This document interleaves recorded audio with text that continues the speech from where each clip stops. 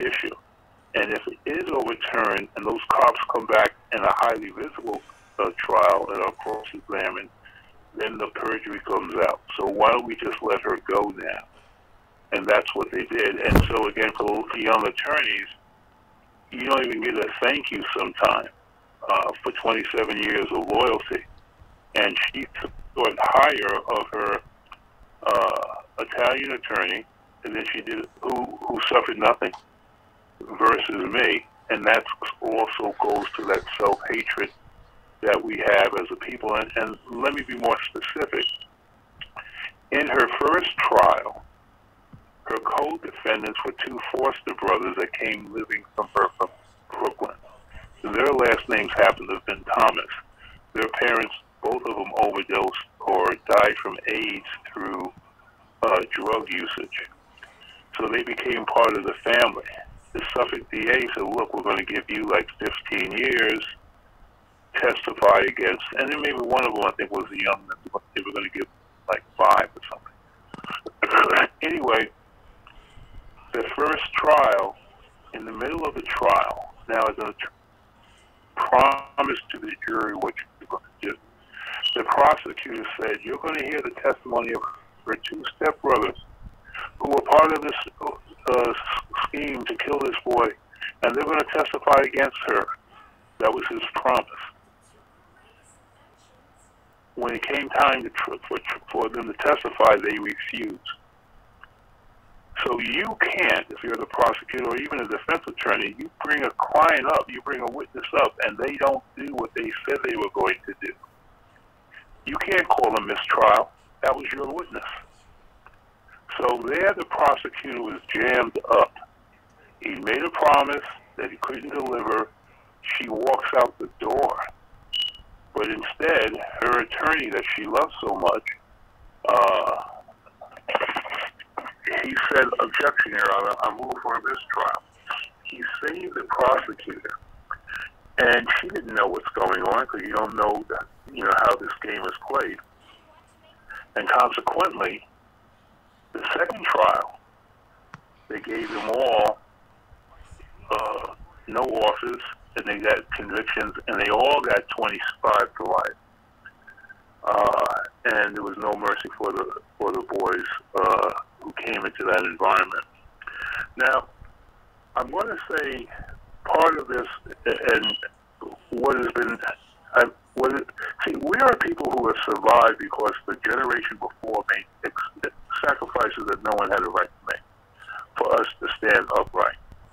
So I just looked at myself in the continuum of making that stance for the next generation. And in fact, I was a founding member of Suffolk County's Black Bar Association that has the nerve to call itself Amistad, the warriors that killed it to get their freedom. These Negroes want to be around white folks so bad I don't even get it. But nonetheless, you're fighting for the next generation, and you're saying we want to be treated the same. Now today, the Nassau County Republican chairman, a guy named, it'll come to the minute, Cercio, he was caught stealing $900,000. Let me repeat that. $900,000 from his clients. So that's grand larceny. That's punishable for 5 to 15 years in jail. And so you probably want to know, well, what did they arrest him on charges for? Did they go as crazy as saying that he should get a misdemeanor? So they didn't charge him at all. And today, because he doesn't have a criminal record, didn't go to jail, he's now the Nassau County Republican chairman, and he makes $120,000 a year at that job. But he double dips. He also is the president of OTB, and together he makes about $305,000 a year, having stolen $900,000. Kenneth Littman and husband, was convicted of tax fraud. Same 10th Judicial District Grievance Committee, they put him and reinstated him even though he was a felon. As I go to year 27. Kenneth Littman, in my case, he was the head prosecutor in the state of Nassau County District Attorney's Office. He charged the murders. He was their Michael Jordan. When I left the district attorney's office and was getting all this business, a guy from the district attorney who had been assigned to me, I didn't notice that when I was there, but he had been a young man. He'd been assigned to me, and he calls me and says, "Glenn, there are a bunch of new assistant district attorneys we hired. You need to be there because they're the ones that'll give you your plea offers. I'm going to come there and introduce you." I said, "No, I got a friend's birthday party." He goes, "Glenn, you don't do it. You need this for your business." So I went. His name was Chris McPartland. And Chris McPartland was engaged to be married, but he had a side chick in the office. And the side chick, and he didn't wear any type of ring. So she thought that, hey, this Georgetown lawyer was digging her. And then finally and it was all over the office boasting, after an intimate moment with her, because he had many, he said, "Hey, we have to stop this." And she said, "Why?" He said, "Because I'm getting married in 5 months." And she had a mental breakdown, went into a psych ward. That's not funny, psychiatrist, etc. But long story short, Chris invited me there. This is a full room of law enforcement. We did that wedding dress, the electric slide. 2 weeks later, I get a call saying that this woman from the nut house has in fact said that during the electric slide, I hit her breast, and they arrested me and had this guy, Kenneth Littman, the head prosecutor, prosecute me, the guy that does murder, for a misdemeanor charge. Well, as it turned out, Kenneth Littman's wife had just given birth. She was unavailable to him sexually, and so consequently, he solicited I think she was a 16-year-old girl, while he was a district attorney, for weekly, sexual involvement, and paid her. But she had been so humiliated about it, she was a teenager and still in high school, that she told the Nassau detectives, and they put it on tape. And this guy it was all in the newspaper, Kenneth Littman, Littman, Jewish guy, no arrest, no nothing. Glenn, I need to interject the point here because we're going to do this in 2 parts. Next Thursday, are you available? Yeah, I can make myself available. Okay, let's do next Thursday at noon. This is the Jan Van Miller Talk Show. And this is a saga, as I said in the very beginning. And usually we open up for questions, but we're going to forego that for this production.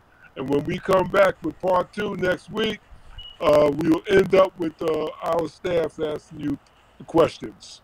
Sounds fair. And if I could just ask you to ask me whatever happened to Glenn Ross Kuzrock. And I want to talk about him as we compare the treatment between black and white attorneys here in the state of New York. Excellent. I want to thank everyone for coming. This is the Van Miller Talk Show. I found my voice. I spoke with Van. She's on the recovery. We wanted to bring her in today, but she needed a little more rest and strength. And we're moving forward, everyone. Wmcjltv gave us an update on Keck. Frickson, you'll edit everything into the first part 1 from the beginning to the end. Take us out when you're ready.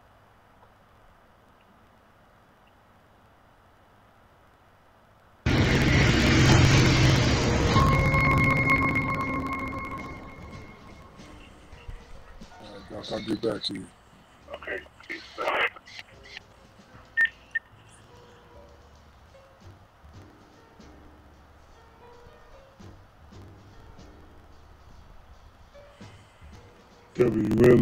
WMCJLTV, Jazz Lovers Television Network.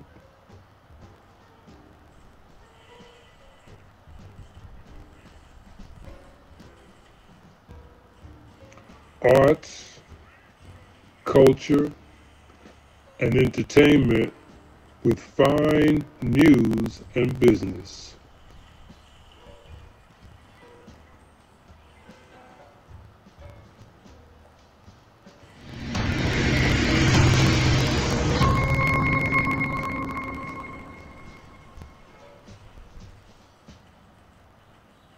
WMCJLTV.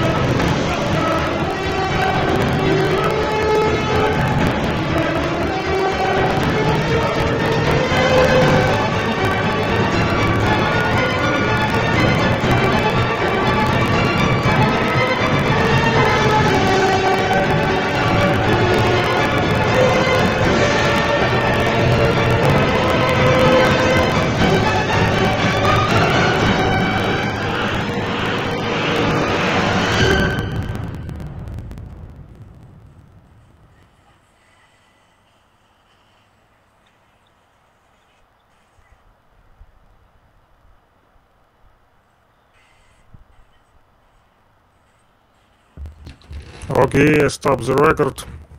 We will make some additions. Thank you, man. Thank you. Listen, Great to so see next you. week we're going to bring them back. And the outside government, the Nazis, Ukrainians, she's among 300 other people, and the Nazi government for assassination by a government, she said, and put those 300 young people with billions of dollars in military aid, you go on channel, or to kill, honestly, children. Tell you that story. So, to kill a 15-year-old girl, right? This is not just a happy targeted for assassination. Y'all watch and the outside government. Y'all watch the Nazis, Ukrainians, she's among 300 other people, and the Nazi government for assassination by a government. She said, and put those 300 young people with billions of dollars in military aid on channel or to kill coming out of our community. Children, talk to you about before I do. So, 15-year-old girl, right? This is not just a targeted for assassination. Y'all watch and the outside government. Y'all watch the Nazis, Ukrainians, she's among 300 other people, and the Nazi government for assassination by a government.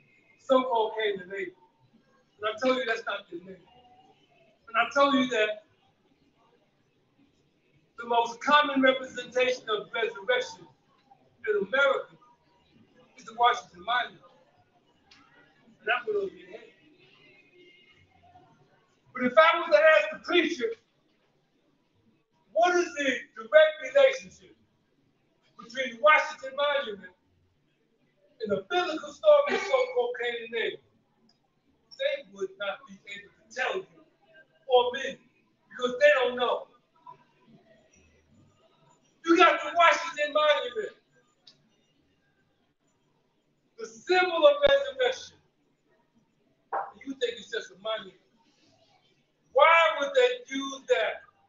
It comes out of our language, people. It comes out of the doing the chair. Oh, he's talking about God. I gotta go. But you've been lied to. You think your name is Cain angel. It's the star of Set. Set is the root word of Satan. But they call him Cain. And you say, well, Cain was jealous of Abel. No, he wasn't. And see, when our people get this award is based on truth. The truth that it is not the 50th anniversary of hip hop. The truth that will, you shall know the truth, and the truth shall set you free. What is the first? What is the perfect prophecy of self-discovery? The prophecy of self-discovery is written on the walls of the pyramid. It is the first commandment. Well, the 10 commandments, oh man.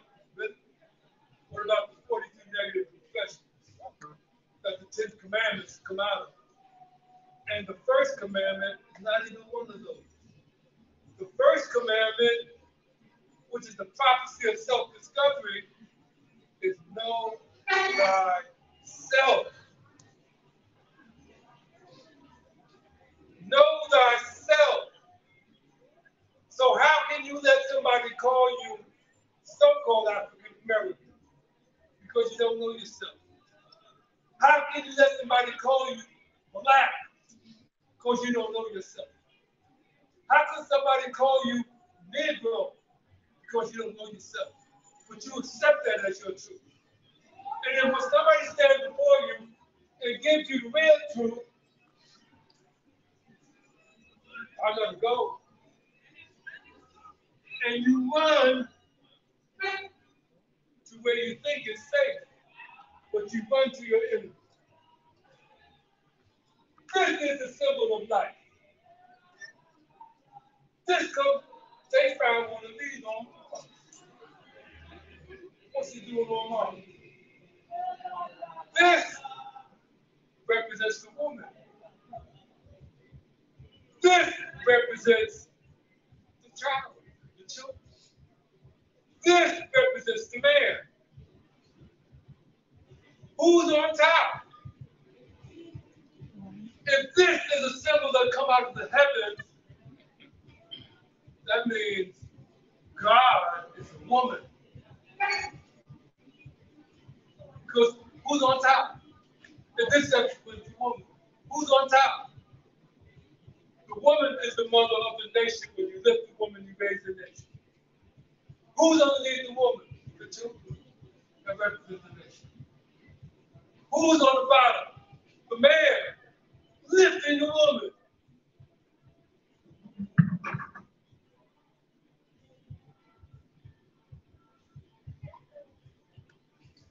On this day, I'd like to present the 5 elements of hip hop humanitarian knowledge global ambassador award from the World Media Coalition, Jazz Lovers Television Network, the Roku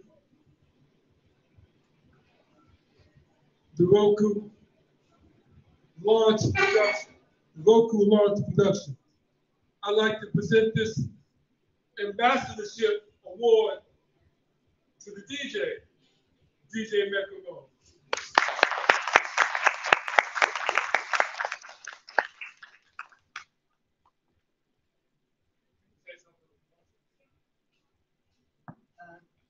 Greetings. I don't have much to say. I just want to say thank you so much for having me.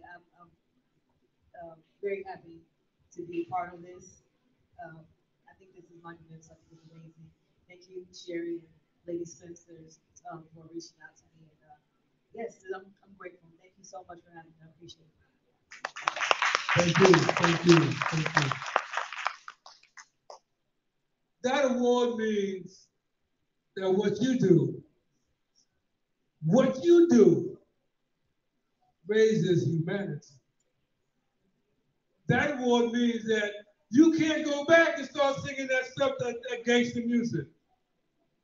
That award means that you can denounce women and children, destroy our community with that music. That's what that means. That award means that you are opposed to the rap war of genocide being perpetrated and fomented on our community to destroy knowledge, which is the most important element in hip hop. This next award, I'd like to present to dynamic individuals who happen not to be here, but has sent his representative. This award goes to Dr. Cecil Jenkins. Dr. Cecil Jenkins is a protege of Marvin Gaye. Here to accept this award is Shelley. On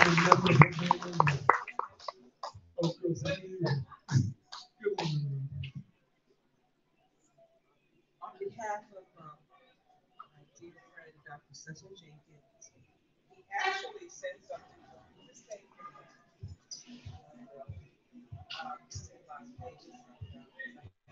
here today. Can you hear me now? Can you hear me? Dr. Cecil Jenkins said, according to the Holy Bible, he wants to thank our Heavenly Father, Jehovah, and his Son, Jesus Christ, his children and family, all of you, Makakubu Ali, and his 5 Elements of Hip Hop Humanitarian Awards. It is with honor and appreciation that I am so humbled in accepting this most prestigious award. As the protege of Marvin Gaye, taught by him hands-on, and brought into his family as a surrogate younger brother, mentioned in his life story, Marvin saved his life. I would be remiss if I didn't mention our nonprofit that Makapugu, Terrence Cox, and so many others across the world are in support of. And then he said, if you'd like to support Taking Back Our Children, email us at tbox2024@gmail.com. Thank you with loyal love. Dr. Cecil Jenkins. Thank you.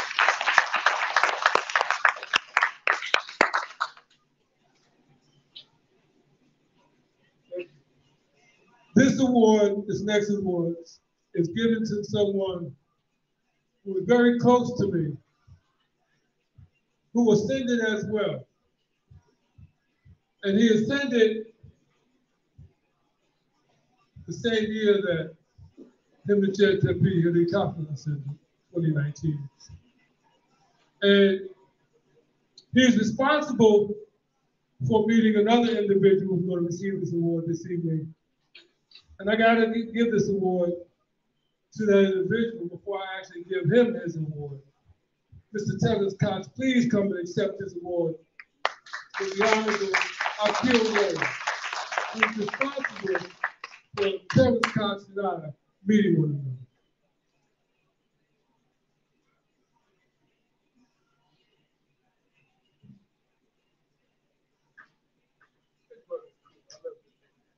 I'm flying to California in about an hour and a half. I'll be very quick. My name is Terrence Allen Cox III. Akil Rose is gone on. He has made his transition. But Akil Rose brought us together. Akil Rose was one of the few people that impressed me and influenced my world. For those who Google me up, I'm not impressed and influenced by many.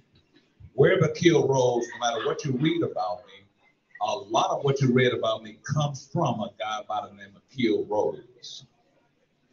A wonderful man. Very few people in their lifetime will leave here and impress people, especially impress me. And that's how I was able to run across this great guy and his great vision.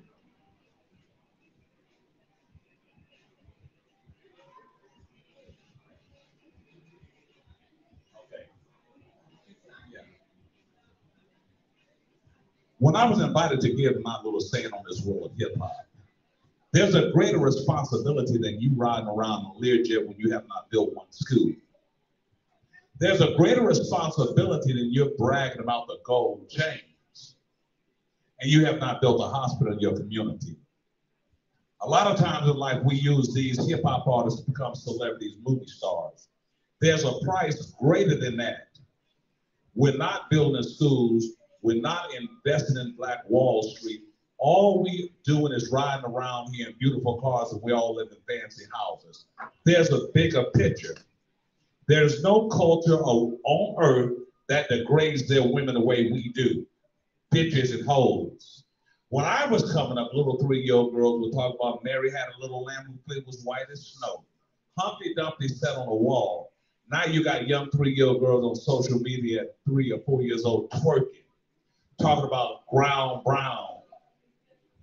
booty hole, pink coochie. In our culture, we think this is normal. There's no part of this is normal. So when he called me about this, I'm a Frank Sinatra guy. I'm a Doris Day guy. I listen to gospel music. The kind of lyrics that I hear on a daily basis, we as Blacks should be ashamed of ourselves. And we think this is normal. You got little sexy red running out there pregnant with a bastard child about a son, the husband in jail. And today on TikTok, she was talking about her nigga ain't shit. And we think that this is normal. Well, don't be surprised till I use the word shit. It's on the radio every day. Not in my household. Not in my household. You don't curse, you don't twerk, you don't tattoo, you don't do any of that. Now, people think I'm weird, but not in my household. We're celebrating 50 years and everybody's making money off of hip hop, but it's affecting our people. We done turned our little girls into hoochies. When I was coming up, women wore dresses. They had manners. They allowed a man to open up the door. Now, some people say my delivery may be wrong. It may be wrong, but someone has to say something. You got all of the female hip hop artists showing their behind and twerking, showing their tits, and we Black people, that have made it, we think this is normal. You have our kids disrespecting the mother, and we think it's normal. An old lady walked to the door, and a young 15-year-old boy don't have enough training to open up a door for your own women that gave you birth. But we think this is normal. Atlanta is one of the greatest chocolate cities on earth. We have the largest homeless population. But the rappers run through here and pass out 10 turkeys, and they think they've done something. But there's a price to be paid. Because see, as I told one rapper, when your little girl gets 10 years old and you walk in there and she's giving some 40-year-old man a blowjob, then you want to call the police. But you didn't leave the right track for her when she was coming up. I am Terrence Alton Cox. They've written 1,000 articles on me. I have books at Amazon and Barnes & Noble. While we're celebrating 50 years of this buffoonery, we did this. Look at our women. When I came up, women were ladies. These little girls today, some of them are so ratchet. Our women are masculine. Our boys are feminine. And it's coming from the lyrics of this music. But nobody wants to say anything because everybody wants to be around the celebrity. Everybody wants to be seen in the mix. Nobody wants to stand, look at the preachers. You can't say nothing about nobody because everybody wants to cancel culture you. Somebody's got to stand for something. I speak all over the country, from the islands to Canada. Our young kids are the worst. They can't read, they can't write. And now you all get on social media and say, Mr. Cox said that, I don't give a damn. Because this ain't happening in my household. There's order in my household. We think that all this is normal, how our kids are raised, to disrespect their mother, to disrespect their daddy. What world does this make sense where 84% of every black household don't have a man in there? Everybody wants Michael Jordan is worth $1 billion, but you don't merit that. Get you somebody to work at Walmart and get your house in order. We allow the lyrics of this rap and the time that I've been on this earth to change the world. For you young people, black women were the best dressed women in America when I was coming up. I came up in the church. All the men stepped out looking like this. You follow me? There was a sense of respect. All races respected black women.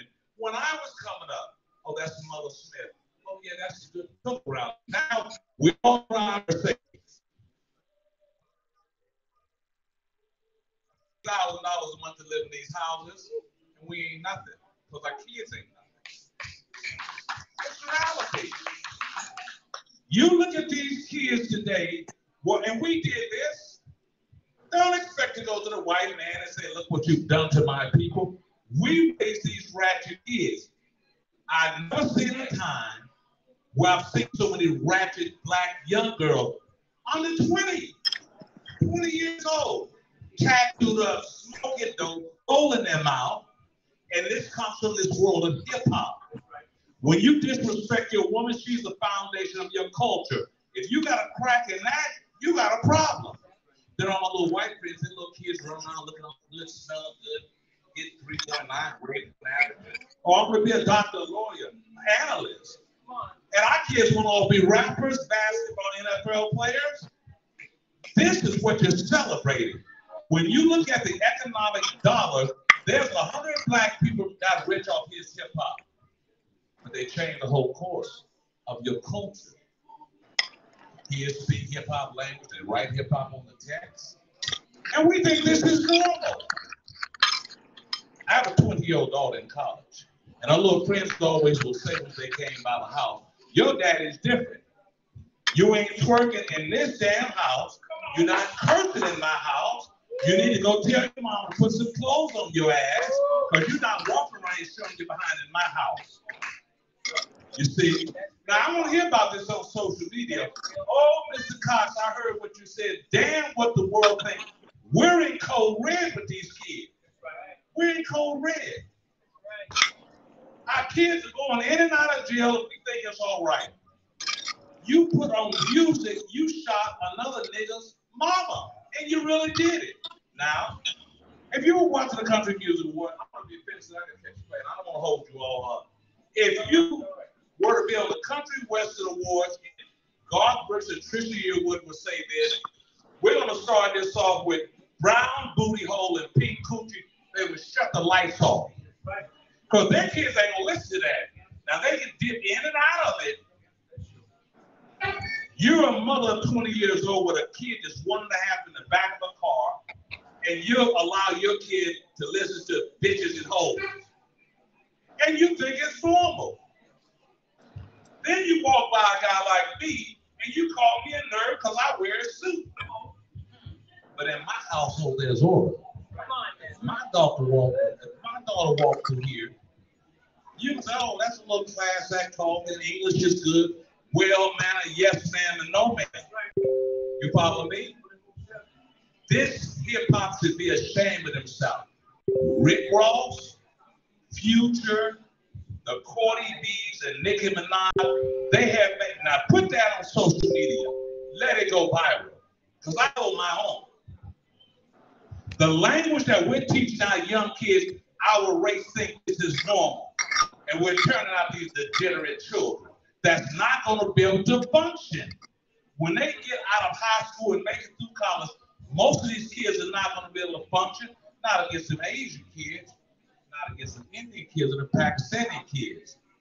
Now, you can let your little daughter twerk her ass all you want.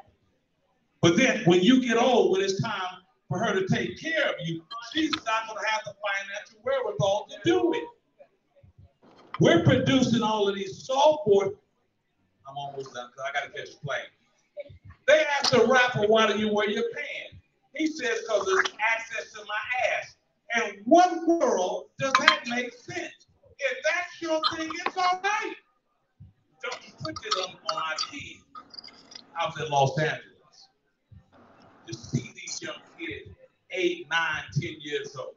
Ain't shit gonna be shit because they're managing shit. Okay, y'all can get upset with me. The world can get upset with me. We created this. We created this. All my African friends from England, Australia, their children are normal. When you talk about breeding these American children, we did this. We don't let these people gooseneck us into thinking that this language that we hear on the radio is normal. But, ladies and gentlemen, I am Terrence Alton Cox. You can put that on social media. Any heat that I get, I'll take the heat because I'm a normal citizen. My household is normal. I take care of my 88-year-old mother. My daughter will ask me, yes, sir. No, sir. In this household, you ain't doing no tattoos. You ain't doing no piercing. Now, when you get grown and get married, in your household, you do what you want to do. But while you're here in mine, with that said, there's a price that we have paid in this country for this world of hip-hop. I did not mean to take up your time. I've got to run. I got to be on the West Coast. My brother, I appreciate that. And I hurt my right knee. That's where you see me stumbling a little bit, okay? I've got to go. Let's give him a hand,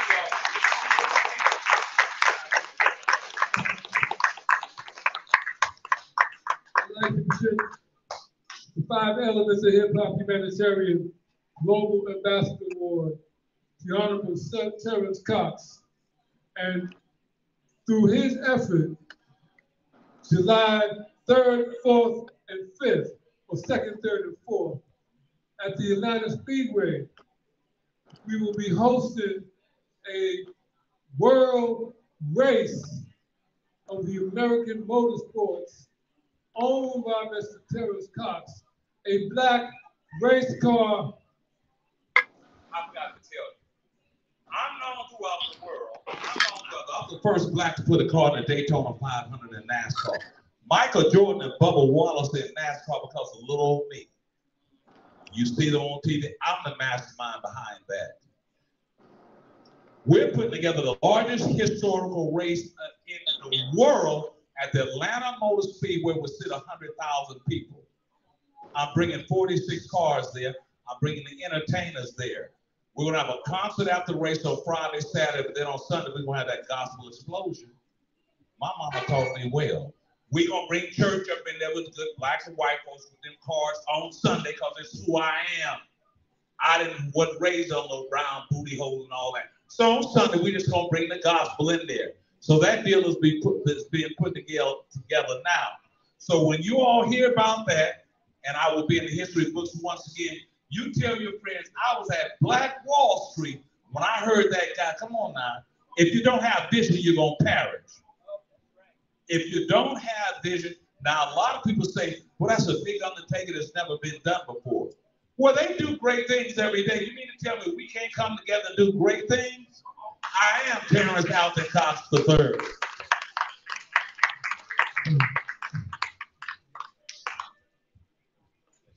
And just so that you know, folks, the World Media Coalition, Jazz Brothers Television will be there covering this event on our local platform. So be there with us, folks.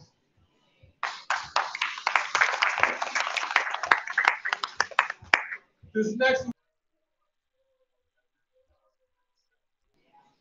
I want to share with you, I've known this sister all our lives. She is the head of Lady Spencer's worldwide female DJ corps. And the reason why I've known her all my life, because she's my sister. I want to give her the World Media Coalition 5 Elements of Hip Hop Humanitarian Global Ambassador Award to my baby sister. All right,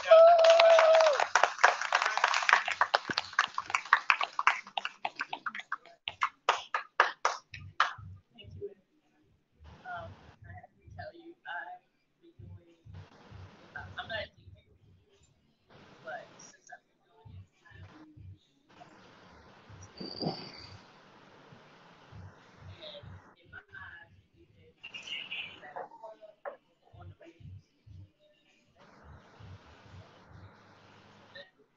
Can you hear me now?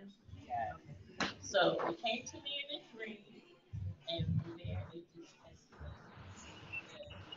My back to continue with the young lady right there, which is my youngest daughter, to continue to do this. So that's how we have a podcast. Thank you.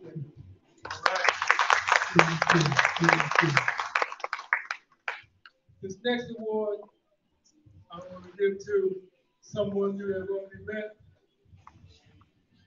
Wmcjltv High Priestess, Joseph Maria Ahmed, will receive the 5 Elements of Hip Hop Humanitarian Knowledge Global Ambassador Award on this day, December 3rd, at the New Black Wall Street, in commemoration of Black Wall Street on this biological event or set.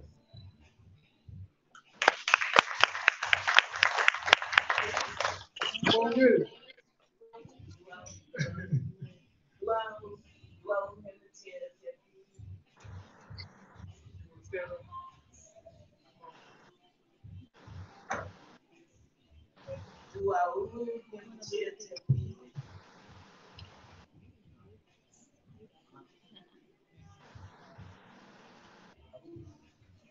And I am so grateful to be here to see this.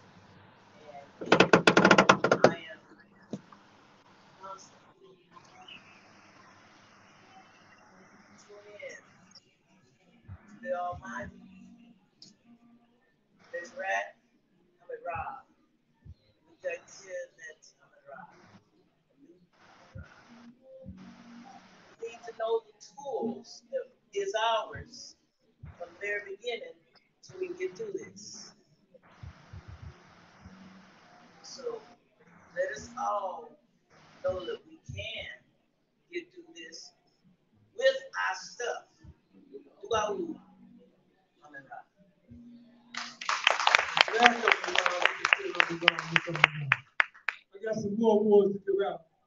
But before I do, I want to bring on some entertainment. Now, you already heard the theme song, but now you're going to hear it live with the Jerry and Dixon Hip Hop Jazz Ensemble, with the rap component being done by Jamie Simon. And I want to bring on the artist who did that, Nadine Gracie.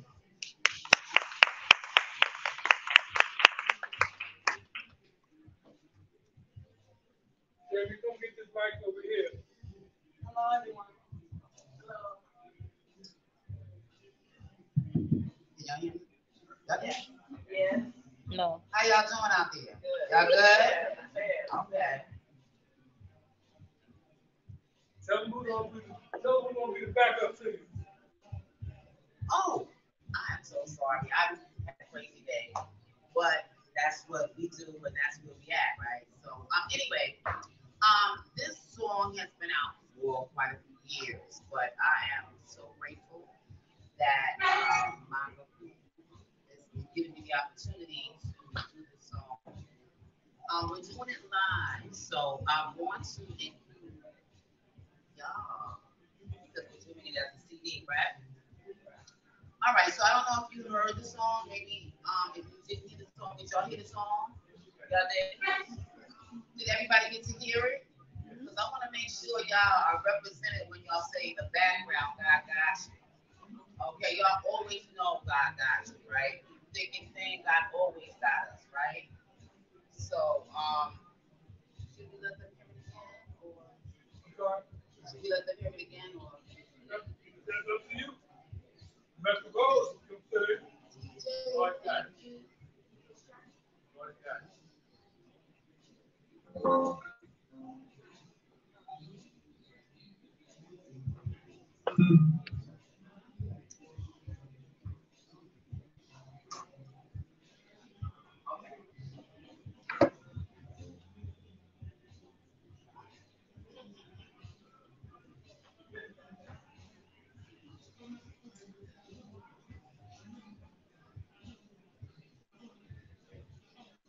First song you played, man.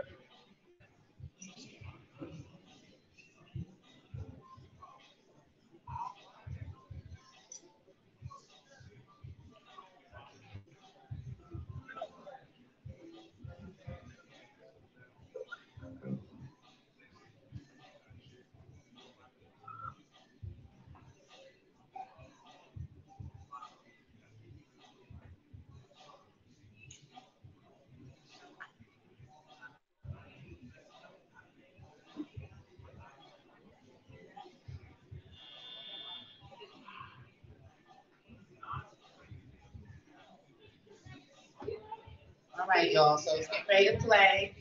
Listen to your background, because y'all gonna be doing the background. It's real easy. God got you. That's it. That's what I'm gonna be saying the whole time. Okay, so I want y'all to get into the groove. It's a nice little tempo to it. If you want to stand up, you know, like you do in church or wherever you are, giving honor to God. So here we go.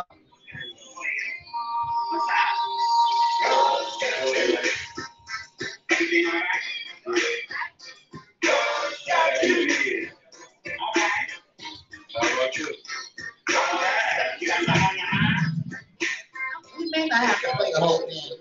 Y'all think y'all got it a little bit? Okay. All right. So we're gonna let the band. I'm sorry. You gotta sound over there. Thank you. So my sidekick. What a rap. Oh, we're meeting for the first time. We're doing this unscripted. So if we make mistakes, so be it. Let's just keep going. All right, let's just have fun with it, y'all. And I hope y'all enjoy it.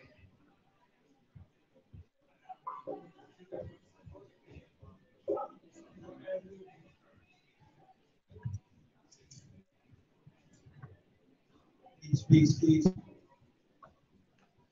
gonna add rap lyrics. Hip hop jazz ensemble for the Jerry and Dixon. Before we do that, let me tell you who you got over here in this cowboy hat. Every time I met him, the first time we met was right here. He was walking in to do Black Wall Street. I was walking in, he was walking out, and that connection has been established. This is Joe Lasprilla, the lead singer of the Coasters. Jerry and Dixon. And Jamie Simon, and Michael Cooper on the other. Take it away.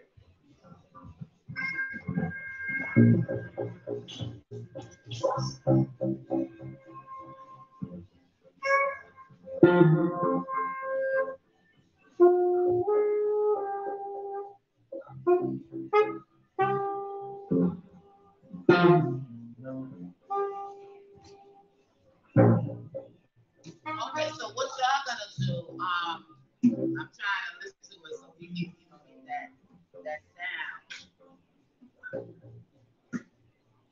Oh, come in thirsty, God got you. So you're gonna see God got you. God got you. Y'all feel it? Come on, y'all. God got you. Come on, God got you. God got you. God got you. Okay, now. You don't have to worry about a thing. For you're chosen. A child of the King. Don't let Satan steal your blessing. Stand on his word. The joy that it brings is the hope of his glory.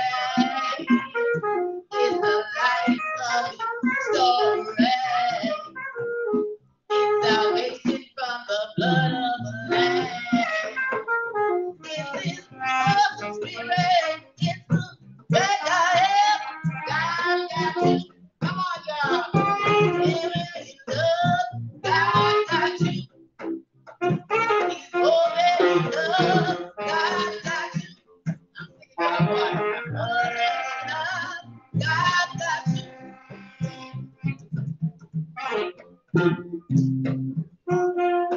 I can feel it in my spirit. I can feel it in my soul. I can feel it in my mind. I can feel it in the cold. When I'm down in the road, God got me on my own. And I'm still 10 toes when I'm riding down the road, and I gotta control. So I keep with the load, and I got it with the load, and I put it in the bone. Then I put it in the open overcoat, so I'm rolling, and we had to get it go. So I pray and I thank God for every day that I put the work in, I put that grind in, complete that time and never ever stop me. God got us, yeah, God got us, no hard feelings. God got us, no hard work. God got us, no hard energy. God got us, no hard labor. God got us, no hard times. God got us, God got us, God got us.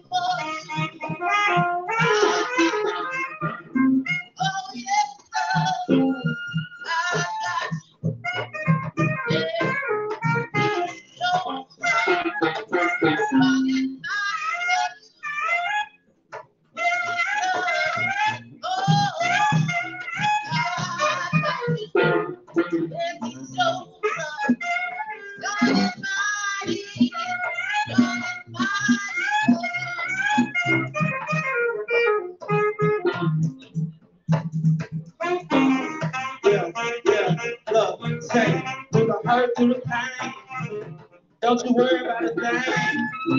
Through the hurt, through the pain. Don't you worry about a thing. Look, through the hurt, through the pain. Don't you worry about a thing. Praise gotta maintain. Praise gotta maintain. If you riding down that lane, don't you worry about a thing. Don't you worry about a thing. When you riding on that lane, and you think it's insane, don't you worry about a thing. God got you. Don't you worry about a thing. Yeah, God got you. Don't you worry about a thing. God got you. Don't you worry about a thing. God got you. So don't you worry about a thing. Don't you worry about no bills. Don't you worry about the rent. Don't you worry about the don't you worry about the gifts. Don't you worry about it. Don't you worry about a thing. Don't you worry about it. Don't you worry about a thing.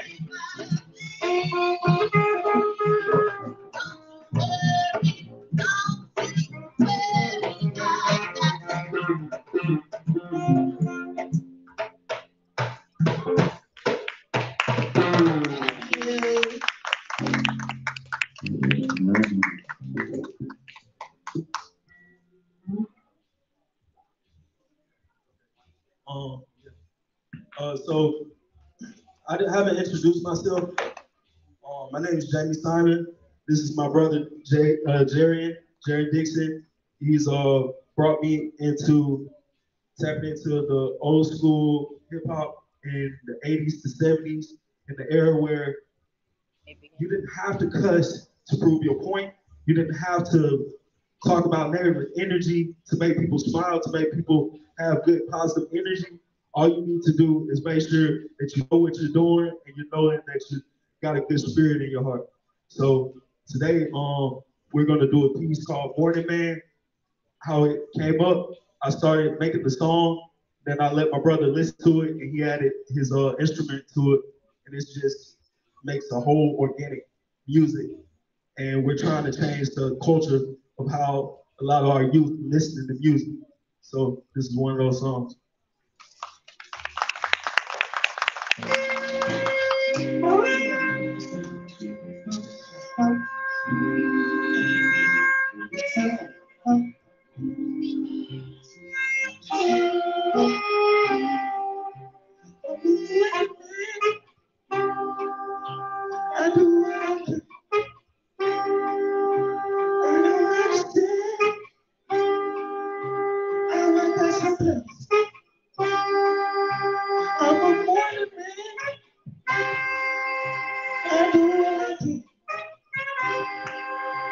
They don't understand. They don't understand.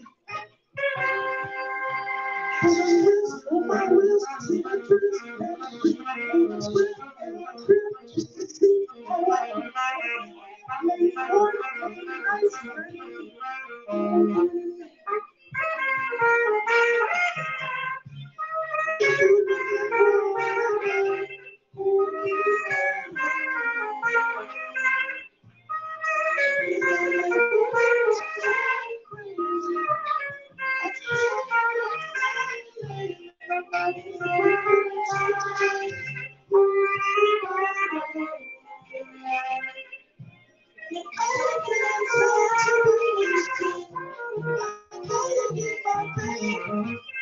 morning, nice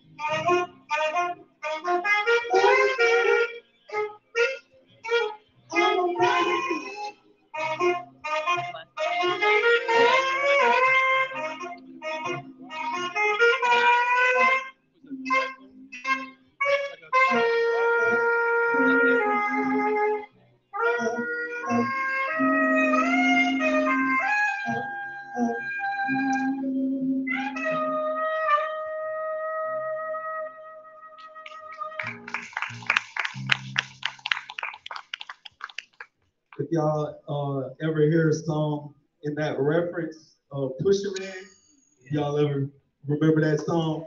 Just did a totally whole different mix to it and respect the culture at the same time. So make sure y'all tap in with us and give us some advice on some of this song. Thank you.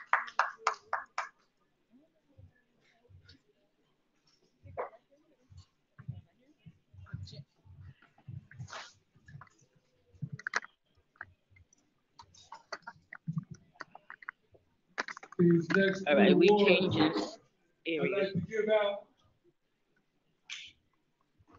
the 5 elements of hip hop, humanitarian knowledge, local ambassador award to Miss Nadine Bracey. Brother Jamie Simon. And my personal saxophone player who plays by ear because he's visually impaired, Honorable Jerry and Dixon. Please come.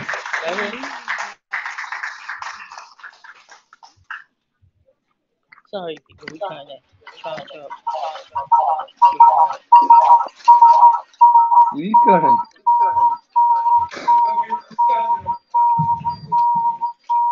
If y'all still got some battery left on your phone, I want to thank y'all for coming down. We ain't finished because I got somebody that's going to give you a very powerful message, Mr. Vincent White. And I got a vendor over there, Ms. Cheryl Charlie Walden, Alio Bay, who's got some very significant healing information, which we all need, Juice Plus. So she's going to have a chance to do a quick presentation as well. I want to thank y'all for being who you are, This is international production. And we're going to go to the meeting of the mind shortly. But I want to make sure these three people got their award together. Let's give them a round of applause, please.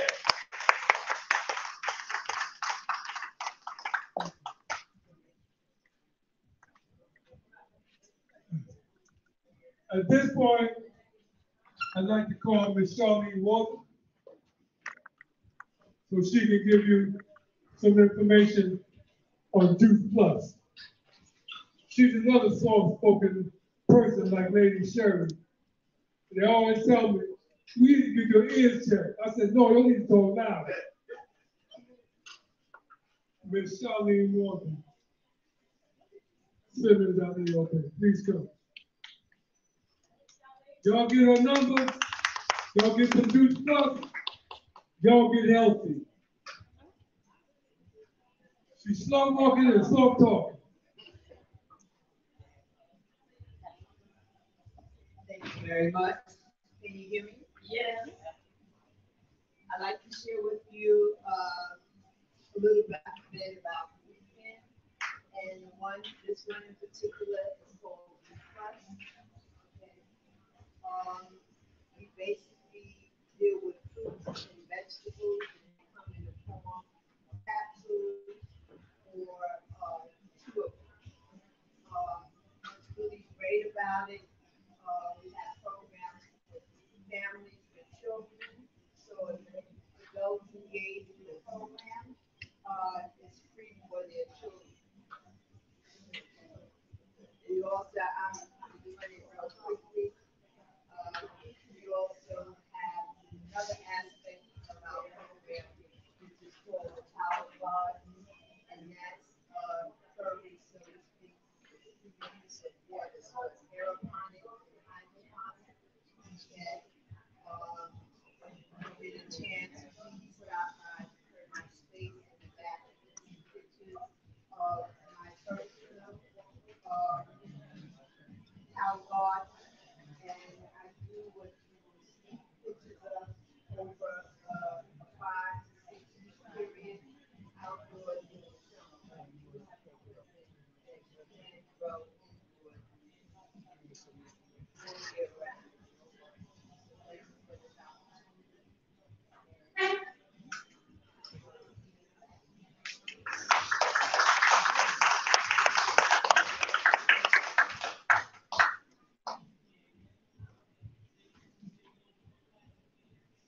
I'll get her card, get her number, get some Juice Plus, and get healed. I'd like to bring up, before I do that, I want to acknowledge a good friend of mine, also a television producer, my brother and colleague, Mr. Michael Campbell, Black on Purpose Television.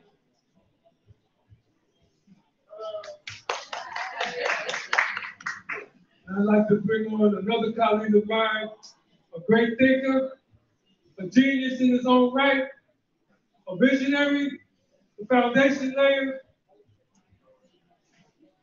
a tremendous spirit from the heavens and earth angels, Mr. Vincent White.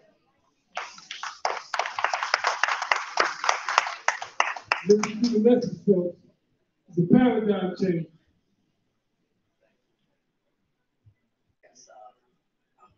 Dr. Vincent R. White, CEO of Cutting Edge Technical Solutions Technology. The way said it, we are a smart zero infrastructure.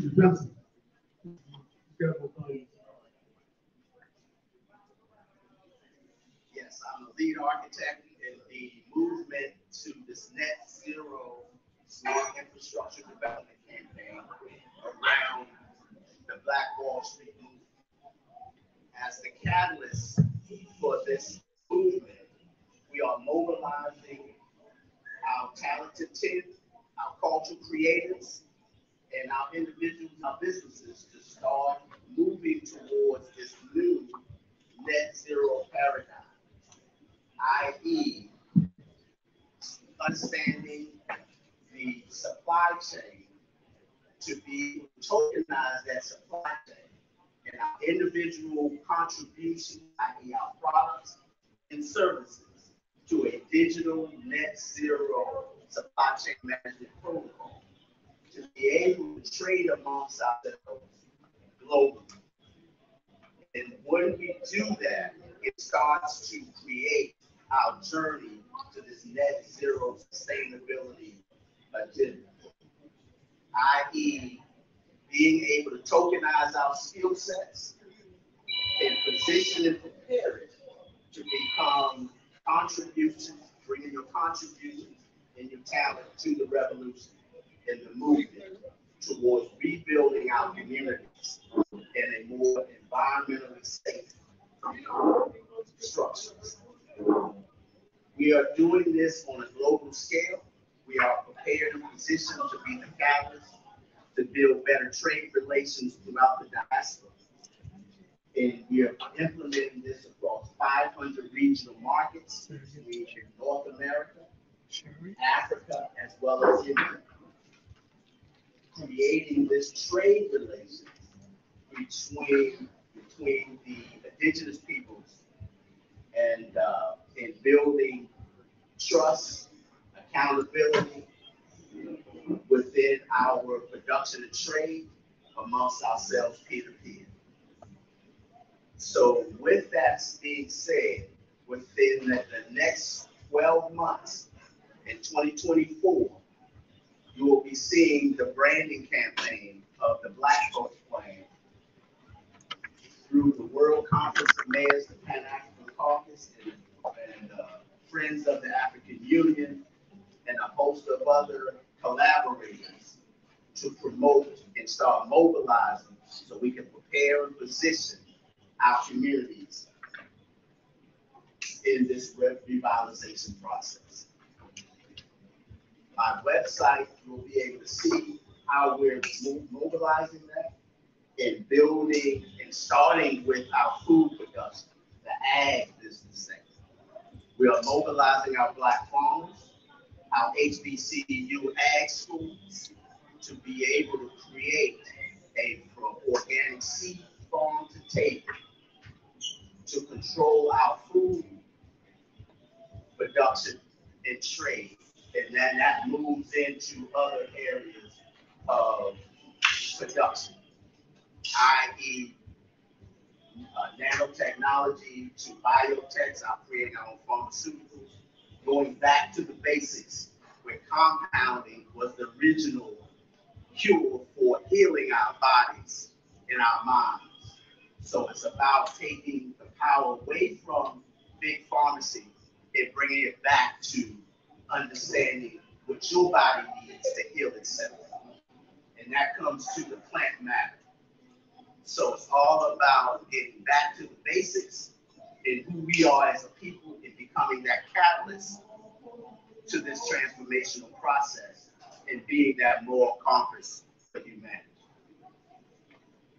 So that is my piece, and I'm glad I had the opportunity to be here with you guys and really add my energy as we move forward, and I look forward to collaborating with all of you as we move forward into the new 21st century, 22nd century plateau, where we are taking control of our intellectual skills and talents as it was before the Europeans came in and started whitewashing his history and not ours, as we were on these shores before they came as traders and not conquerors. And now we're going back to our original place on this earth as being that catalyst for informing and preparing humanity to live on Mother Earth.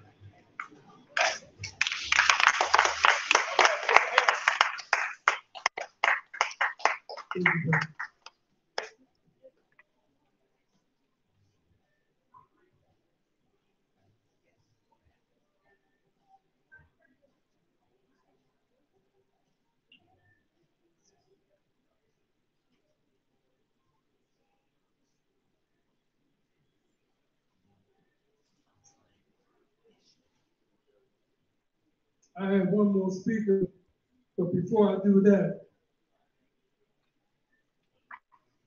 I want to read off the list of names of the awardees.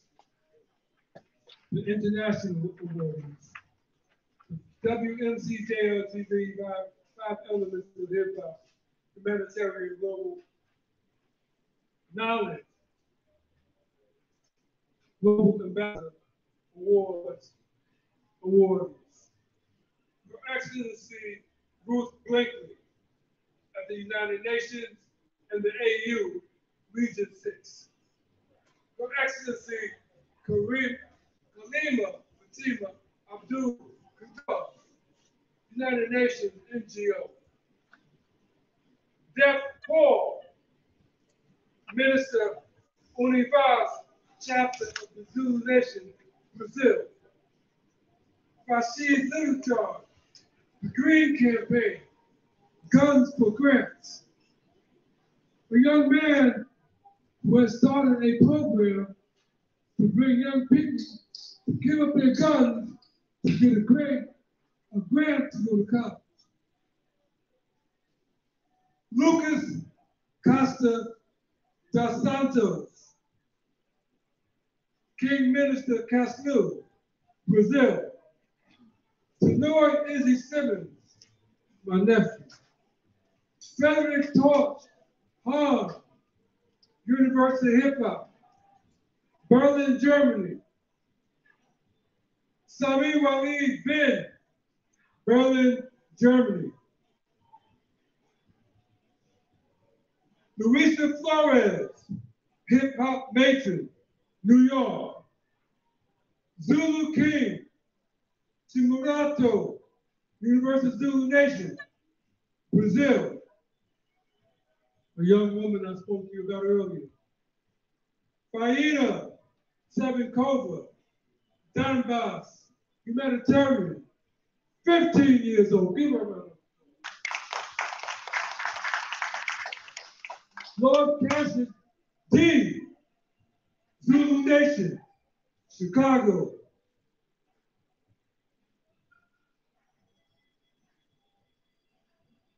Wmcjltv, Patas Sakur, Ostar, Dana Williams, Boston. Susanette Silva, Ali L. Bay, Professor, Georgia. Marcus Jones, Black and Brown Movement, Brazil. DeFranco Brooks, Black and Brown Movement, Brazil. Hamilton Ferreira, DJ Parker. Felipe Hinda Abul, DJ. Paul Dio, graffiti artist, New York City. World Media Coalition, Humanitarian Knowledge, Global Ambassador, 2023 Ambassador Corps, worldwide. Give them a hand, folks. This last speaker, very powerful woman, much respect. Alina, please come, give your message.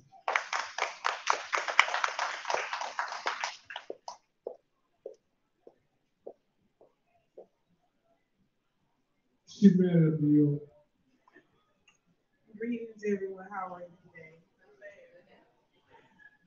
I came to share a poem that I created last year. It's called Infinite Creator, because that's what we are. We're a reflection of each other. I am an infinite creator, and so are you.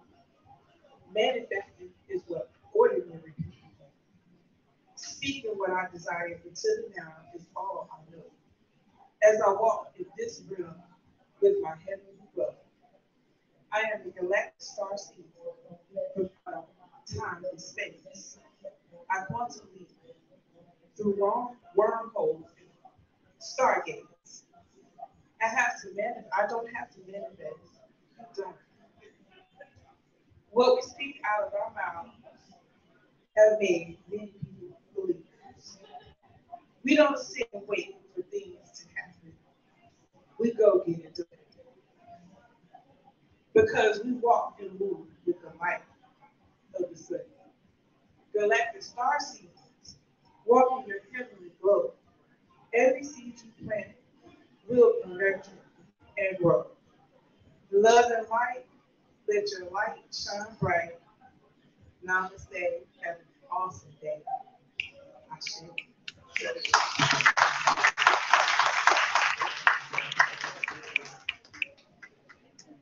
I'm sorry, I forgot. Right. Put another hand. Sherry, I'm sorry. Jasmine was supposed to get the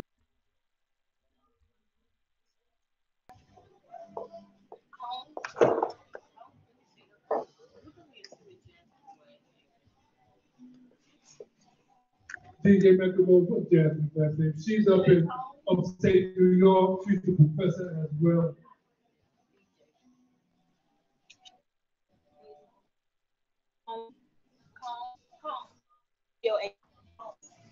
Jasmine Cole.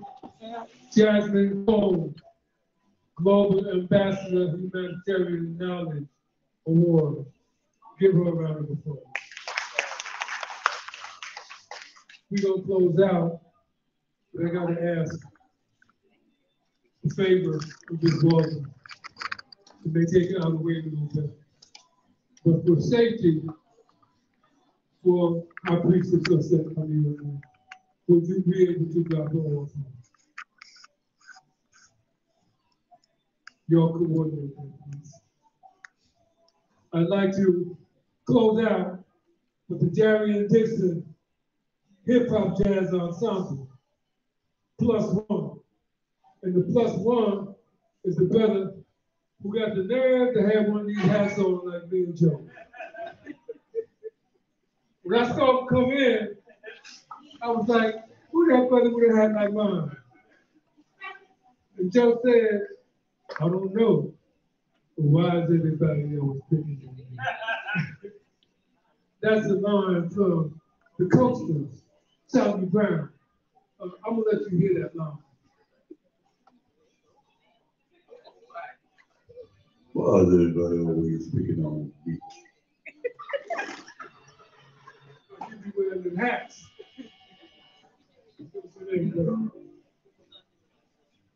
Cisco Hall, the Cisco Kid. All right, man. Jamie. Jamie gonna give us some hip hop lyrics. Jeremy gonna give us some saxophone. The Cisco Kid was a friend of mine. He's gonna give us a visit. And Joe Last Williams, the leader of the Coasters, gonna give us a bass line. I'm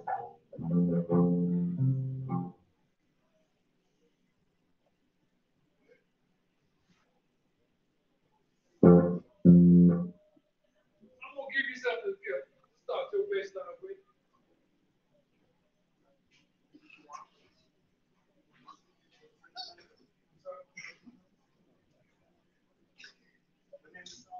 So the song is Mark Cooper's reading this.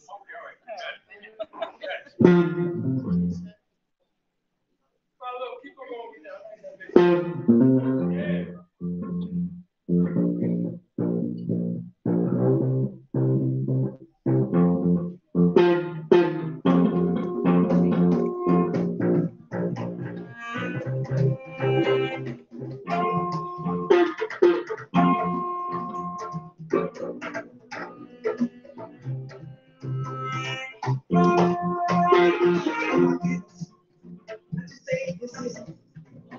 Boy, just like a river, holding that I don't even tears deeper in it. But you gotta pay attention. And you gotta be the weakest to see the hypervision of your living. See, I work my time, and I'm putting that grind. But I'm just young. I didn't know I was tired, and I started that grind. And I picked up in time, and I never stopped. So I had to keep trying. Money it's done. Getting out from the ones. Yeah, we won. Full up, full ball.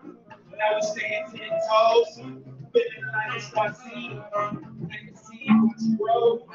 I'm taking two of my heights. I'm taking two of my heights. I'm taking two of my heights. I'm taking two of my heights. I'm taking two of my heights. I'm taking two of my heights. I'm taking two of my heights. I have two of my heights. How we did it. This is how we did it. Different recipes in the bowl. This is how we did it. This is how we did it. 24/7 every day, man, I work in consistent. And I put it, I did it. And I tell them I did it. So the living proof that I'm living proof that it's a living. And I go in consistent. And I find my business. And I had to go get it. Staying 10 toes on the road. Hope you don't lose control. 10 times and you gotta get out. Then you stay on the road. But maintain why you staying on the road. Hope you don't put your shoulders up. Hope you don't even fold. Gotta stay in control. God is in control. The higher is in control. When you take control for your people. It's under you. It's under you. That means you live in proof. You speak spiritual. I take it to a height. I have to a height. I take it to a height. I take it to a new height. I take it to a new height. Hold on. This is on the road. Hold on. Wait. Stay sound on the road. Hold on.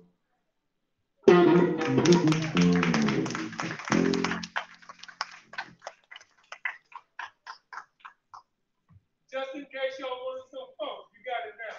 I want to thank all y'all for coming out. I want to thank the heavens for the energy and the spirit.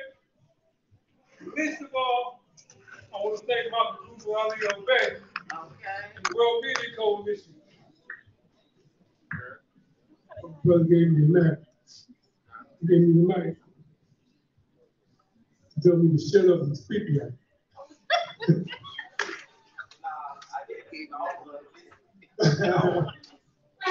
I want to thank Jamie. I want to thank my man Jerry. I want to thank Becky Rose. I want to thank my sister Sherry. I want to thank. Why is everybody always picking on me? Why is everybody always picking on me? Shout out to General Jordan's biggest leader of the coasters. I want to thank the Charlene Walton, Ali Obey. I want to thank Nadine Bracy. God's got you, baby! World Media Coalition Jack Douglas Television Network, live at the New Black Wall Street, Stonecrest, Atlanta, Georgia. The World Media Coalition bringing you the 5 elements of hip hop humanitarian knowledge global ambassador award, the golden anniversary, 50 years, Universal Zulu Nation, 49th anniversary of hip hop, meeting of the minds. Thank you.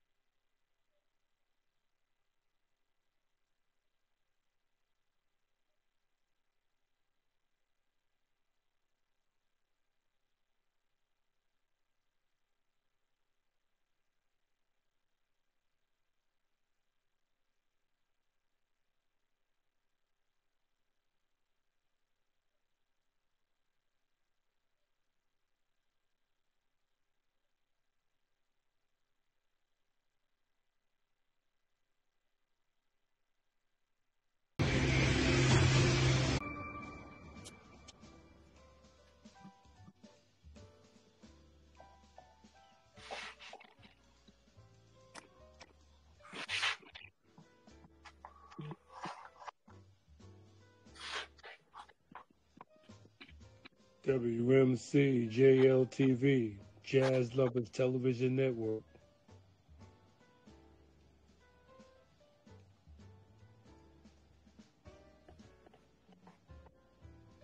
Arts, culture, and entertainment with fine news and business.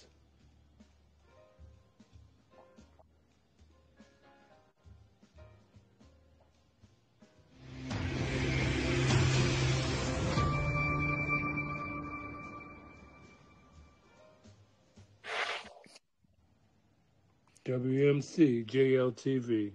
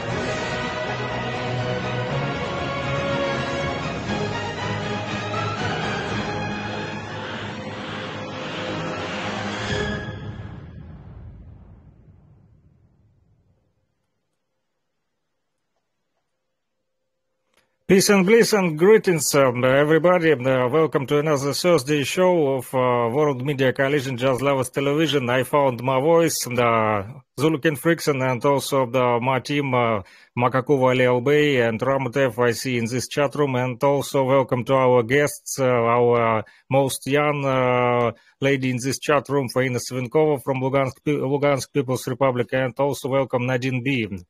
So greetings, everybody. Yes, definitely. Makakuvu Ali Obey, the World Media Coalition, Jazz Lovers Television Network. Thursday, November 2nd, production of I Found My Voice, the Van Miller Talk Show. And Van is still recovering. Joe is recovering. And we want to welcome everyone to the platform as usual. And I want to sing Happy Birthday to You.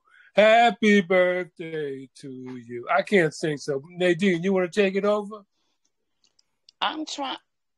I don't mind, but you know what? I'm trying to. Can you guys hear me? Yeah, we hear you. I'm trying to get my. Okay, there's the camera. Okay, I'm trying to get everybody on here, but I can't seem to go back. But anyway, happy birthday to you. Happy birthday to you. Happy birthday. Happy birthday, Faina. Happy birthday. Much love, light, peace, and harmony. Thanks. I will be translate if you give me some time. Фаина, как ты понял, думаю, это тебе поздравление вот с днем рождения от Макаку, вот, и Надин спела такую замечательную песню, вот, поэтому рада тебя приветствовать, вот, в очередном нашем стриме, да, вот, таком международном I Found My Voice, то бишь у меня есть голос, и сегодня твой голос мы тоже рады слышать. Спасибо большое, что позвали. Okay, Faina said greetings and thanks to you all for invite she on this productions. So greetings. Yeah, so we just want to say it's always a pleasure to have you on our platform, Faina. Всегда рада видеть тебя на этой платформе, вот Макаков говорит. Спасибо большое.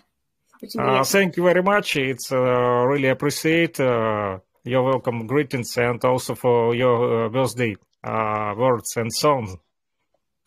Well, I also want to say that you wrote a very, very significant article And you also made a very, very significant greeting to the people of Palestine. And Faina said, "Hello, Palestine. Peace shall surely come." Окей, Макакову отметил твои вот, значит, заслуги и твою, значит, важную роль в плане донесения информации до людей из других, да, частей нашего земного шара, в том числе и говорит про письмо, которое ты написала вот Палестине. Вот, расскажи немного об этом письме, почему решила отправить его.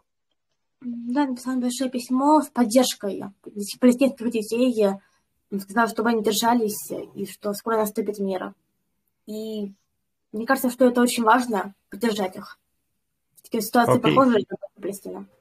Faina said that she's trying to support kids and children in Palestine, and she writes this letter for the children in Palestine because she is also only 15 and she is also a kid, and she know what is war about, because we have war from 2014 and long 9 years we continue struggle. So she trying to support young kids from the Palestine who today also in crazy time.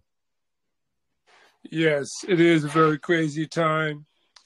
The unfortunate situation in Palestine was brought about years ago when the British designated Palestine the territory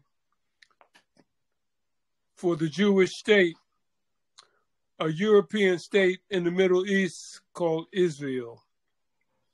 The land was occupied by a people who were at peace and had a thriving society. And through the 1947 Balfour Agreement, through the United Nations, the land was confiscated and given to the current occupants and renamed Israel. So that conflict is a long enduring conflict. And the press always has the narrative that Israel has a right to defend itself. But what about the people of Palestine? What about the Palestinian people? Do they not have a right to defend themselves? And I'd like Faina to read the article that she wrote, the letter that she wrote to the Palestinian people. Окей. Макаков говорит вот как раз-таки про тот конфликт, да, который назрел в Израиле, и это было заметно еще не только сегодня, но и несколько лет назад. Да, и да, в том числе он окунулся в историю и рассказал о том, что еще в далеком 1947 году было подписано соглашение ООН, согласно которому, да, и, в принципе, была конфискована, можно сказать, вот эта вот земля. Вот, в том числе и у палестинцев, да, было образовано вот в свое время государство Израиль, да, и, значит, постоянно в средствах массовой информации, да, мы часто вот все время наблюдали один и тот же нарратив, согласно которому, да, показывали, что, мол, Израиль должен защищать свои границы, там, и Израиль защищает себя, свое государство, суверенитет, но в то же время никто не говорит по поводу палестинцев, да, и что им тоже нужно, оказывается, защищать свои тоже интересы, свою землю, свои, да, отстаивать права. Вот, и поэтому на это тоже нужно обращать внимание, и Макакову предлагает тебе прочитать твое письмо, если есть под рукой вот детям Палестины. К сожалению, под рукой не будет. Под рукой не будет. Faina have no letter before your screen, but we can find it in the Telegram. If it's important, I will try now to find in your Telegram this letter. Попытаюсь найти в твоем Телеграме это письмо. Вот. Тут много поздравлений. Many greetings with birthday in the Telegram of Faina. And also see Макакову greetings with birthday. Does she want to read it? She have know this letter before her computer now. Oh, okay. Let me see if I can. Is that the Donbass Insider article? Yeah, I think it is. Okay, hang on for a minute. Let me see if I can find it.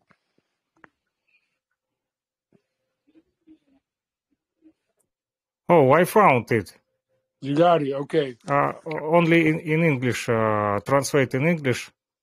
Some friends help Faina translate in English this letter. If you're not angry, I will be read this letter. You want to put it on the screen? Yeah, I want to put it on the screen and we can read it also. Okay, let me give me some time, please. Make screen. It's a very important piece of work that she's done. And the unfortunate thing about the whole conflict in Palestine is that there have been people on college campuses who have spoken out and stated that the conflict is because the land was taken and given to the group of people who inhabit it now. And those people on college campuses who spoke about that have been ostracized, they've been fired, they've had job offers rescinded. So the current state of affairs is that there is no free speech right, no Second Amendment right for free speech to criticize Israel for the conflict that has been going on for over 50 years. So you can't criticize Israel, but you can criticize the Palestinians. You can't criticize Israel and call them terrorists, but you can call the Palestinians who are on their land, who are imprisoned on their land, you can call them terrorists. You can say that Israel has the right to defend itself, and you can deny the Palestinians the right to defend themselves, even though they are on their land that is currently occupied, and they are in a concentration camp and being bombarded by Israel, but you can't criticize Israel for what they're doing to the world with the Palestinians conflict. And let me read this.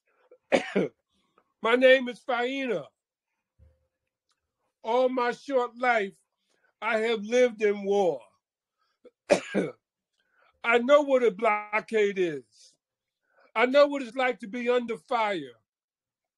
I know how it is when people are dying, not for a way, but you hold on with all your might because your whole family needs water. I know what it is to realize that old people and children have been and are being killed by weapons supplied by the West, and you do nothing.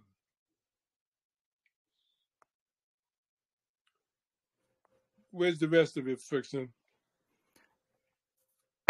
Peace will surely come. Okay, let me see. Oh, I screen not all part of letter, right? Okay. Okay, give me some time.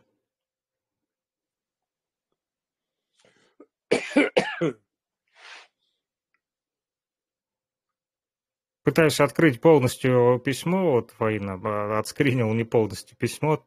твое, пытаюсь вот открыть полностью. О, I found it on the Donbass Insider, на Donbass Yeah, Insider нашел. Yeah, there you go. can you see it? Let me expand it. Mm-hmm.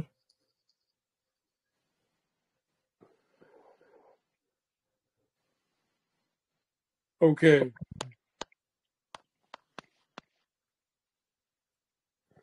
I know what it is. I know what a blockade is. I know what it's like to live under fire. I know how it is when people are dying not far away. But you hold on with all your might because your whole family needs water.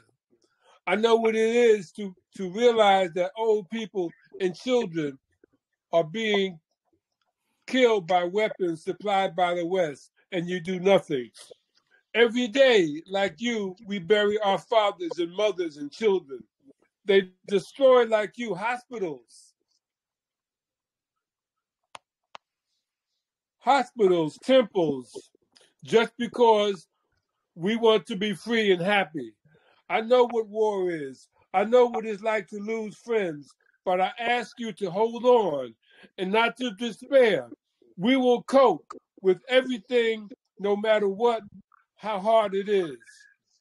In Donbass and Lugansk, there is the Alley of Angels. There is a memorial there dedicated to the children who were killed by Ukraine.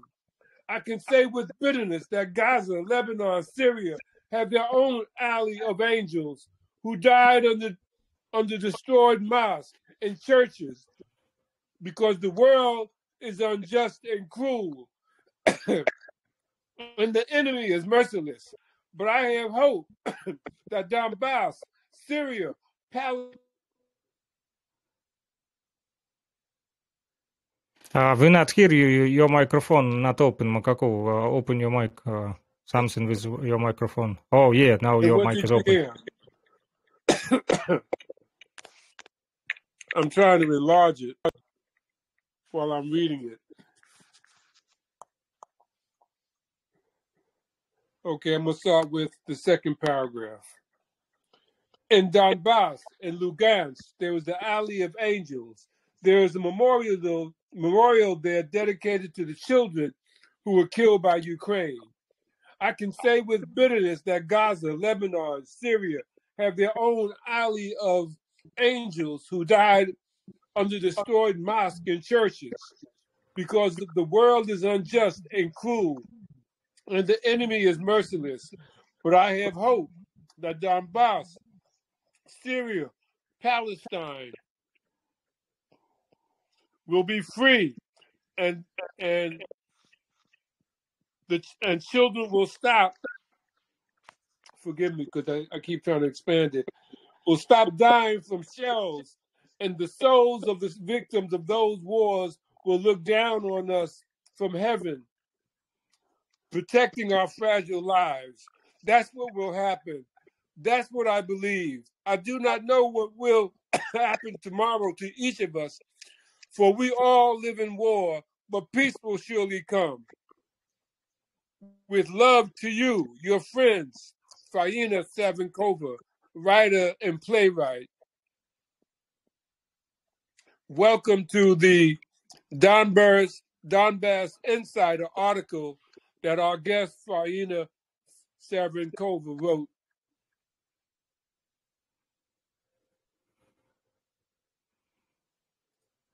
Вот, да, такое письмо, значит, твое прочитал Макакову, да, ну и попутно, значит, до того, как прочитал письмо, да, еще рассказал вот о чем. Значит, он говорит о том, что, значит, сегодня многие, да, опять же, повторюсь, в СМИ, да, отстаивают, там, показывают нарратив того, что Израилю нужна поддержка, но в то же время люди, которые, наоборот, да, пытаются поддержать Палестину, да, и пишут, значит, критикуют, да, действия Израиля, да, те, имеется в виду там те же бомбардировки, да, и концентрационные лагеря, да, и так далее, значит, то этих людей сразу либо увольняют с работы, да, там, значит, вот идет давление на них, оказывают, вот, и постоянно говорят только, опять же, в одни ворота, бьют голы, что, мол, палестинцы террористы, а Израиль защищает свои интересы, да, ну и, значит, в то же время никто не говорит о том, как же все-таки палестинцам защищать тогда свои интересы и свою землю, когда их просто вот бомбардируют, да, и держат в концентрационных лагерях. Вот такая вот тема. Вот, отметил он твою статью, вернее, твое письмо, да, которое было опубликовано на источнике Донбасс Инсайдер, вот, прочитал его, плохо было видно все-таки, несмотря вот возраст уже, да, и буквы маленькие, поэтому пришлось увеличивать текст, и поэтому не сразу прочитал. Вот Макакову. Окей, Макакова, I translate what we talked before. Okay. Does Faina have any comments you want to make right now?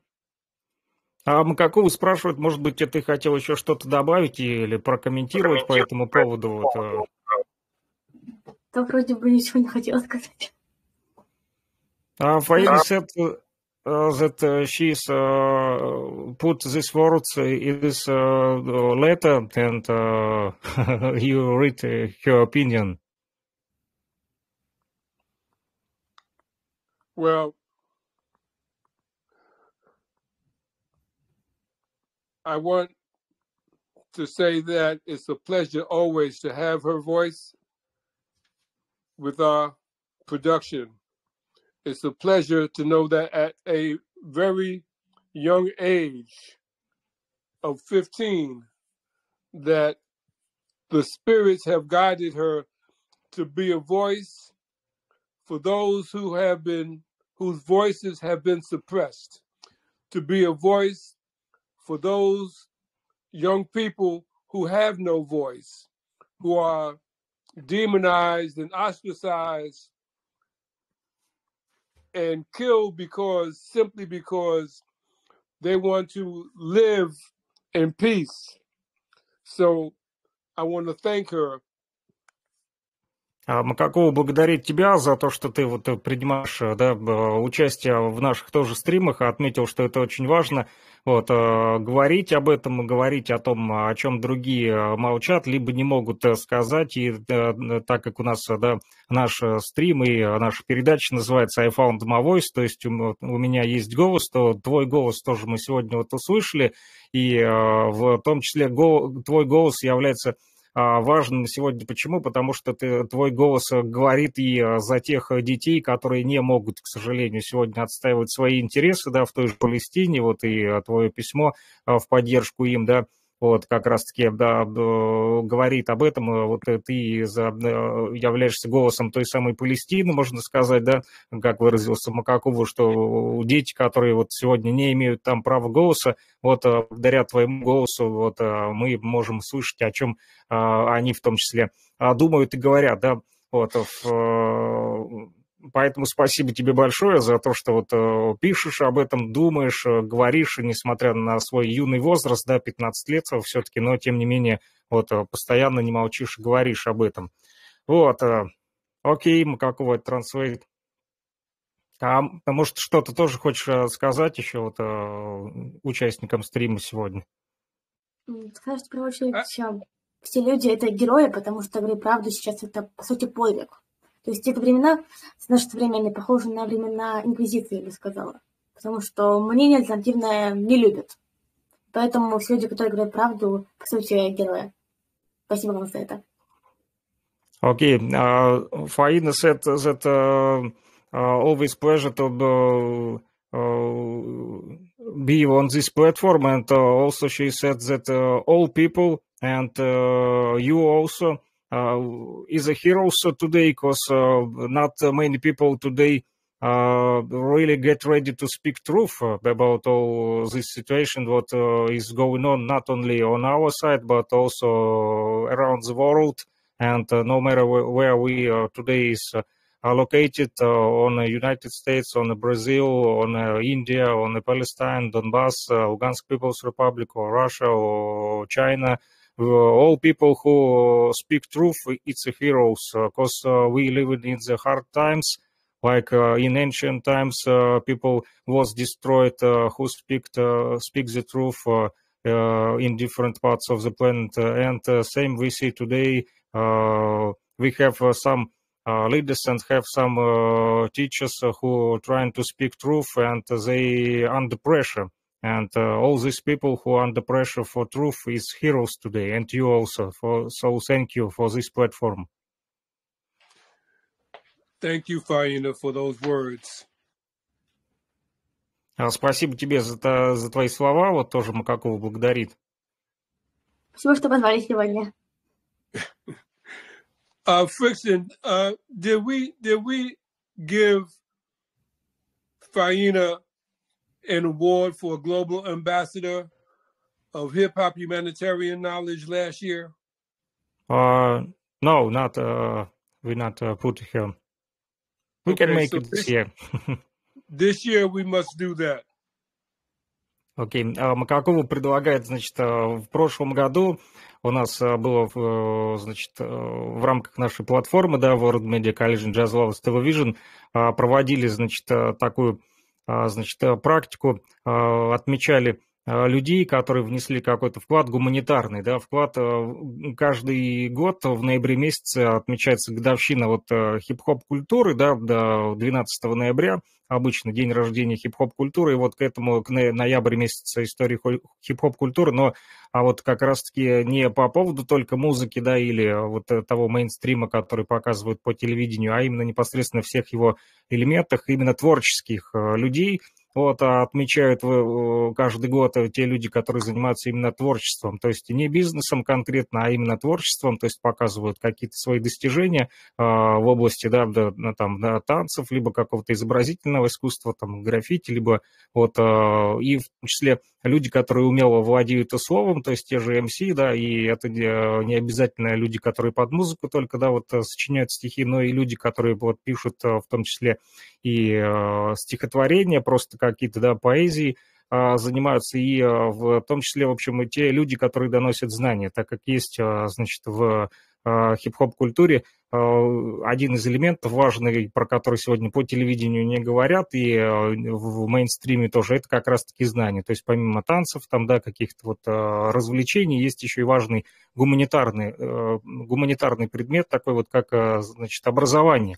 Вот, и, значит, по этому поводу в прошлом году в рамках вот празднования, да, вот этого вот гуманитарного годовщины, значит, хип-хоп культуры в плане гуманитарных, да, предметов, в том числе, значит, отмечали мы в разных частях земного шарика нашего, да, людей, вот, которые так или иначе внесли какой-то вклад значит, в укрепление дружбы между народами, да, и которые занимаются как раз-таки поддержкой друг друга, в том числе и с помощью творчества. И вот в прошлом году там ребята были из Африки, из Уганды, в том числе из Индии, вот Сидхант Тивари, наш товарищ, да, который тоже частенько у нас в стримах бывает, сегодня обещал появиться, но вот в дороге был, обещал скоро присоединиться.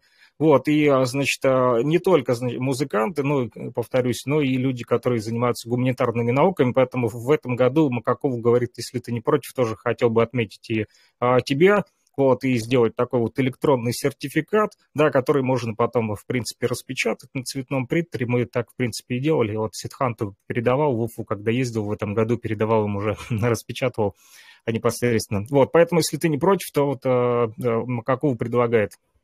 Я была бы очень рада. Спасибо большое. Okay, Makakova, Faina said that she is agreeing. It will be a pleasure to get this in this anniversary.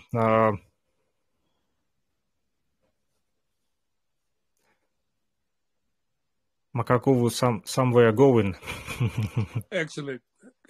I'm uploading a video. Oh, okay. Can you hear me? Yeah, we hear you. Какого загружает тут видео по ходу дела? I'm actually uploading a video. I'm trying to upload a video to see. I want to share this video in the production. Okay, I see some videos. It's about 4 videos.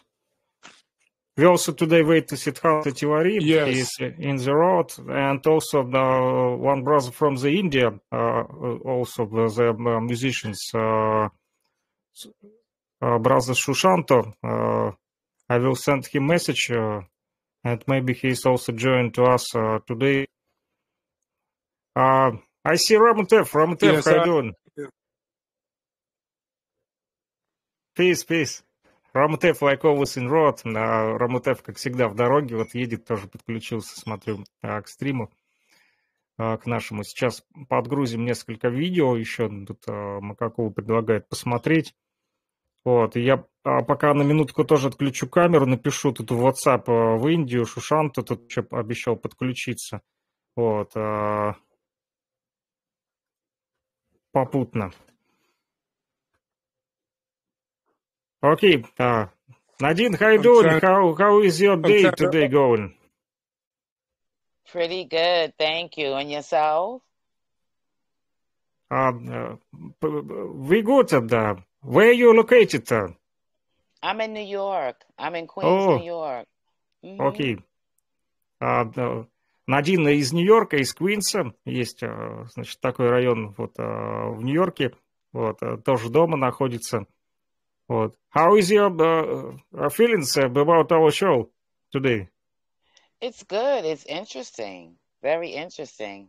I'm so glad that Faina was able to join us and let us know, let me know what's happening. She's so brave and courageous at such a young age.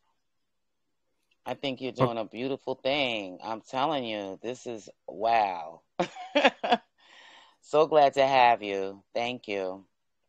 Надин благодарит тебя тоже за участие, с удовольствием слушает сегодняшнюю нашу беседу и отмечает, что несмотря на твой возраст, значит, ты достаточно храбрая, вот, потому что вот говоришь о таких вот взрослых вещах, да, все-таки 15 лет, и не каждый сегодня в таком возрасте задумывается и вообще там пишет письма в Палестину или вообще говорит, да, сегодня об этом. Вот, sent some messages to India in Shushanto with us. How you doing, Shushanto, brother? Okay, he out. Maybe rejoin to us.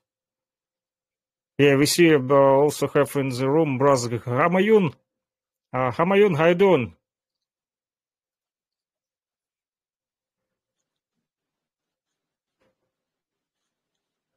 Hamayun not answer.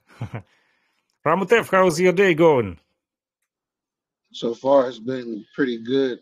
Started very early, but for the most part, it's been very smooth. It's interesting. In her letter, it's very interesting what she put in her letter because it's like for myself, I'm the astrologer of the group, and with me seeing a lot of what's going on and these like how you say chess moves that they're making, it's very interesting when it comes to that what the elder was speaking on when it comes to the free speech when it comes to speaking on we're allowed to speak about this particular one, but we're not allowed to speak about this one. And when I started like pondering in my head, I was just like, well, I know why that's the reason, because when it comes to in the realm that I deal with, it makes a lot of sense of their little spiderweb net that they put over the world, and they have certain groups of individuals who also practice the same thing that I practice, and they're making sure to keep people misguided. And from that misguidedness, there comes with these set of rules, and those set of rules are displaying, the very nature of, their so-called, holy war, and then trying to make it relevant as much as possible when there's no such thing in my books. There's no such thing as a holy war when it comes to on a physical plane. When it comes to energetic, that's where the war is at. To to unite a lot of our consciousness into obeying this particular set of rules is what's keeping us in this funk. It's what's keeping a lot of our family members and just human beings in general. They keep us in this cycle where we just constantly have to bury each other because they want to make sure that their so-called prophecy is fulfilled. And if I wanted to, and I'm not, just boasting, but I'm being very serious. If I wanted to, I can literally uncover all that stuff that they're doing, literally, and literally show, the billions of people that their little rules and things are set up is the main reason why astrology, in a sense, is very powerful. And I'll end it there. Окей, thank you. Рамутеф, у нас обычно он, значит, говорит на языке астрологии, потому что вот он изучает глубоко эту тему и копает постоянно вот там истории, рассказывает, связанные с тем, как вот мы живем и как на нас воздействуют планеты, да, вот, либо звезды, вот, и он говорит, что с удовольствием тоже сегодня послушал вот наш разговор, да, и то письмо твое Палестине, которое прочитал Макакову, и задумался в том числе вот о свободе слова, да, о которой сегодня много все говорят, но не всегда которую мы видим и которой мы можем пользоваться, да, вот, и говорит о том, что интернет сегодня стал такой вот площадкой, да, где мы вот выражаем свое мнение, да, но в то же время это нельзя назвать полностью в интернете, что есть свобода слова, есть просто определенные, да, группы вот, людей, да, сеть, он вот и сравнил это с паутиной, как у пауков, да, то есть сеть – это интернет, всемирная паутина, вот, и в этой паутине есть определенные, значит, группы людей, которые, значит, одни говорят одно, вторые говорят другое, да, какие-то группы людей могут там обсуждать какие-то темы, в других группах это не обсуждается, вот, в третьих группах вообще там, да, игнорируют эти разговоры, либо да, пытаются протолкнуть какие-то нарративы, да, и вот получается, что не все люди получают возможность даже в том же интернете, да, получить именно информацию, и, значит, свобода слова не всегда недоступна всем, вот, и поэтому, значит, он сравнивает это вот с игрой, как в шахматы, да, и говорит о том, что мы сегодня видим, в том числе, если говорить на языке астрологов, да, то как святую войну священную, да, пытаются развязать между, значит, если коснуться физического мира, да, а не астрального, вот, который он изучает, в том числе, это вот эта вот священная война, о которой говорят сегодня, там, пытаются, вернее, ее превратить в священную войну, вот этот вот конфликт между Израилем и Палестиной, хотя на самом деле, да, все намного вот проще, и говорит, что вот мы все живем так или иначе по определенным каким-то правилам, которые установлены у нас там в семьях, да, то есть в одной семье, значит, свои правила, в другой другие, но никто не ходит в чужие семьи устанавливать свои правила, да, и навязывать кому-то. Это вот неправильно так делать, вот, поэтому в каждой семье свой уклад жизни, особенно это касается и территорий, на которых мы живем, если на разных территориях, ну, как у нас говорят, да, в чужой монастырь со своим самоваром не ходит, да. Так вот, значит, и вот об этом и говорит, в принципе, Рамутев, что, значит, согласно его вот книгам астрологическим, да, то он видит это вот как и такая священная война, которую пытаются навязать людям, чтобы был не мир, а наоборот, значит, дразнят друг друга и затевают конфликты, войны, чтобы мы уничтожали друг друга, хотя вот он против этого, естественно. Okay, Ramutev, translate some your visions, because Faina not speak English. Yes, I'll try to help you understand your words. And thank you very much. No, thank you. I appreciate it. We lost Makakovu. He is with us. There's no question you want to ask? Can you hear me? Yeah, we hear you. Maybe some have questions to Faina. We can ask her.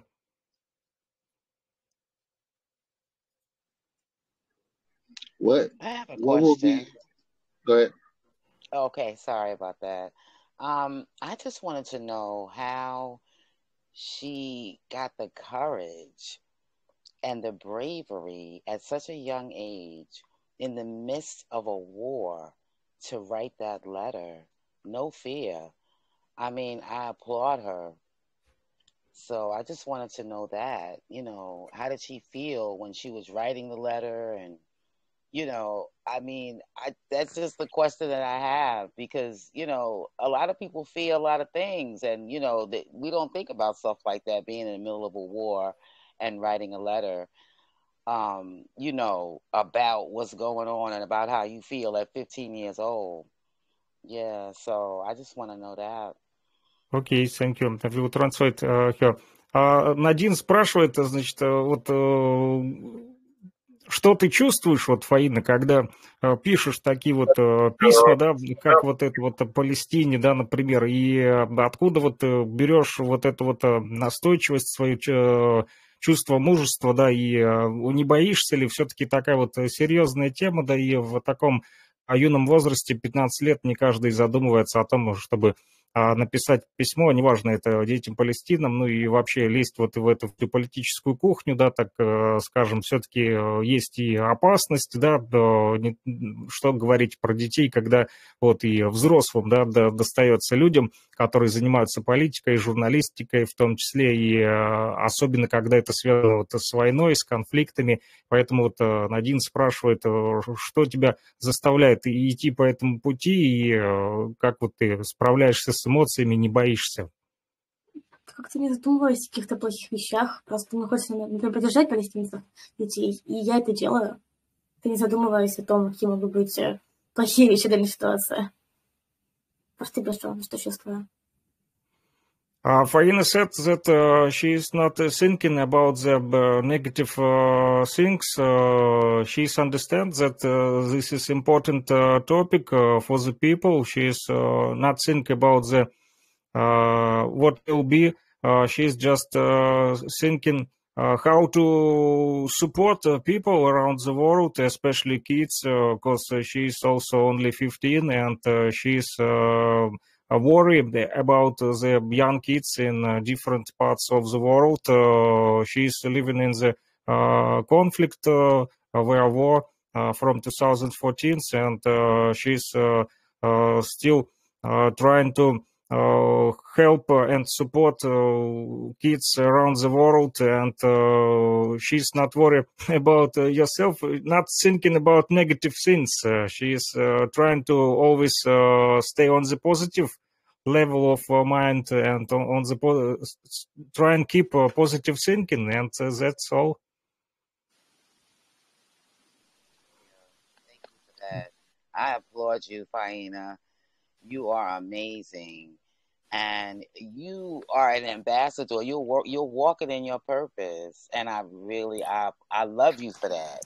I love you, what you're doing for your country, what you're doing for yourself. You listening to your intuition, and you just doing your thing, and I really, really appreciate that. Надин говорит, что вот с любовью относится к тебе, вот за то, что ты вот выражаешь свои чувства, эмоции, да, переживания, вот, и, значит, являешься, как она говорит, можно сказать, амбассадором, да, вот, который поддерживает людей в разных, да, регионах, не только нашей страны, но и вообще по всему миру, вот, и поэтому гордится вот тем, что познакомилась с тобой, вот, и отмечает вот такими словами. Спасибо большое. Я очень рада это слышать. Очень приятно. Thank you very much, Nadine. It's really great to hear your good words of support for Faina. It's always important to get some support from different parts of the world, because we have a distance and different territories, but we speak truth, and this is good. I see Joe Williams with us today. Joe Williams, greetings. Yeah, good morning. I have to apologize. I was out with over 30 kids in Al Dusler at the Hawk game. We had to take all those kids last night. They won. The Hawks won at the stadium, at the Atlanta Stadium. There, it was. Oh my God, man! It was thousands and thousands. And I just waking up, my body was just. When you're dealing with a lot of kids, I mean, lots of kids in the family from the church, it was just tiresome. It was I hadn't been to a game like that in over 8 years, so it was like a new experience for me. And I was there with them, and they was up and down, and we was way up to the top. They gave out they had passes for my church there for the kids, and I had to be there as deacon and security and all the other stuff. But I just want to say to Faina, I just got on there. What you're doing is beautiful, guys. And forgive me, I'm my body. I'm human body, because I healed over the surgery. Now I'm getting much better. So my body was just tired from all those kids last night. But I just want to say I'm on here, Makuvalia, be all y'all, and Wmcjltv and you, and just what you're doing. Bless you. I'm gonna stay on here till y'all get off. I'm gonna stay with you. Forgive me. I love y'all, and Fahina, you were just doing a beautiful thing. You're such a beautiful person. Bless you for what you're doing.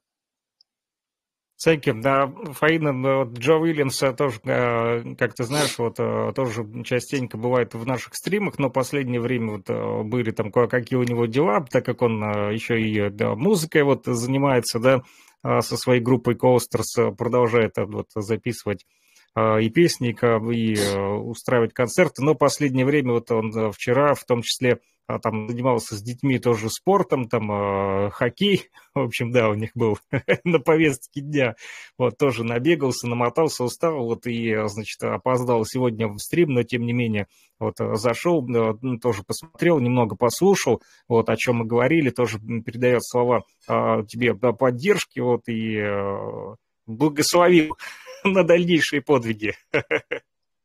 Спасибо большое. Thank you very much, Joe Williams, the words, good words, for good words of support for Faina. Always glad to see you in this platform. I try to now also join to us Shushanto, musician from India, but he is not answer. Text me on the WhatsApp, but I answer him.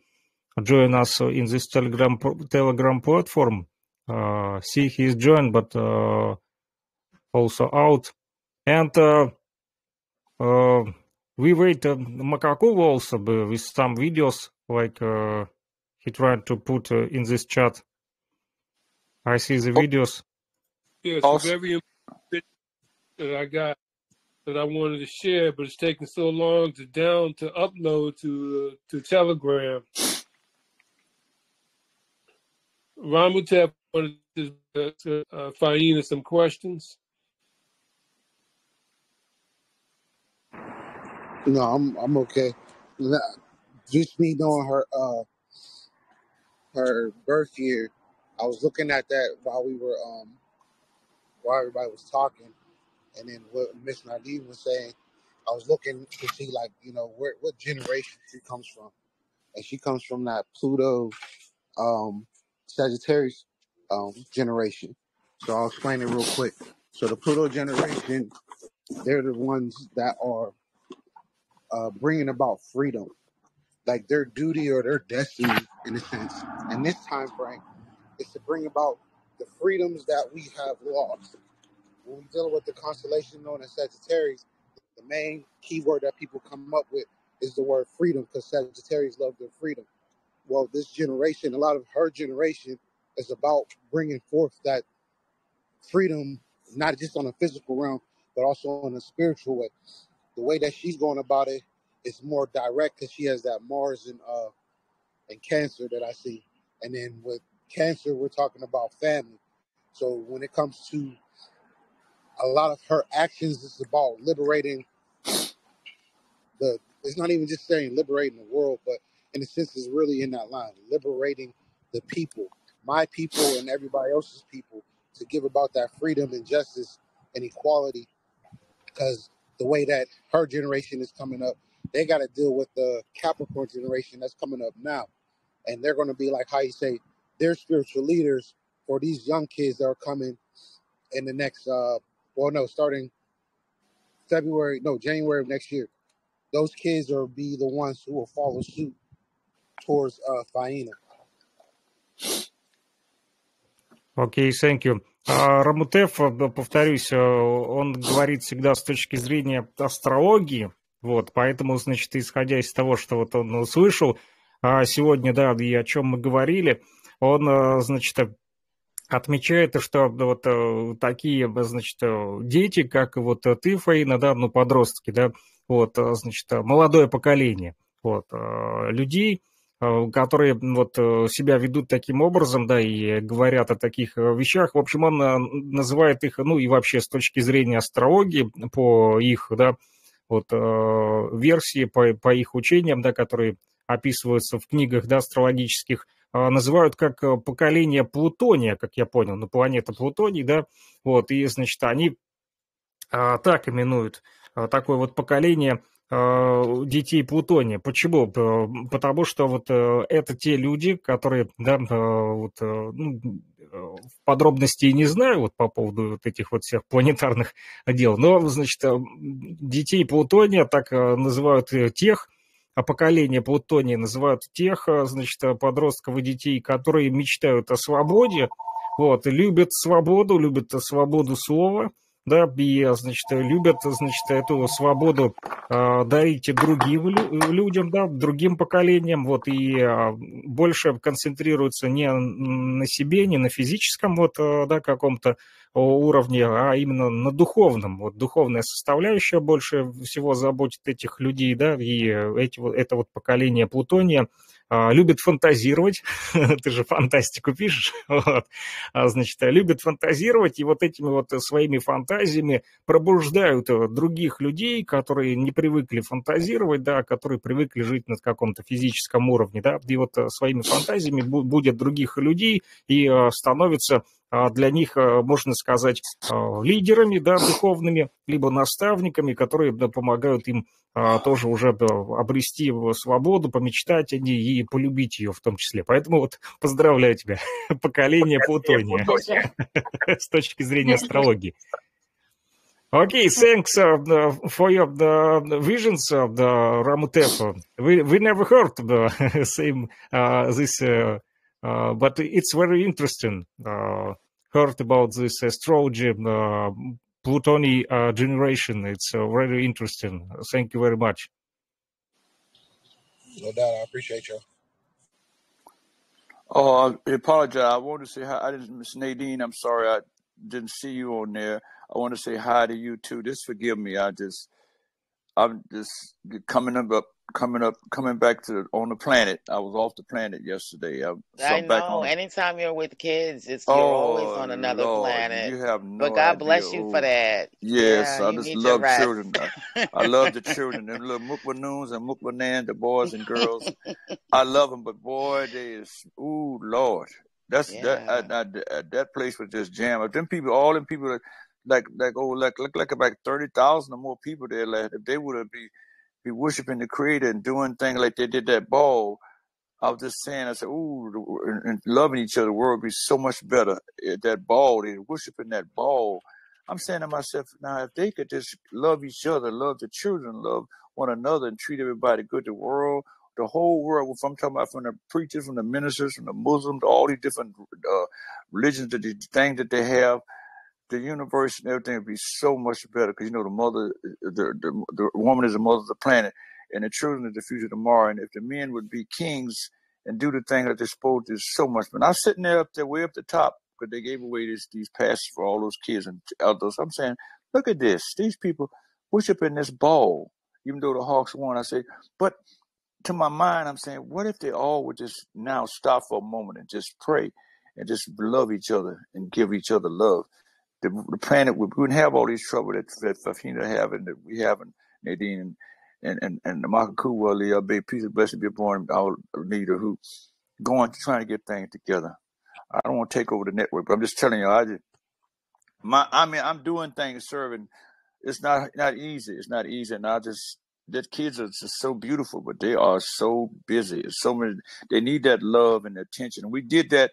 And the day before that, we had the thing with the block party. There was thousands, kept on coming to the block party there. I was security that night at the place.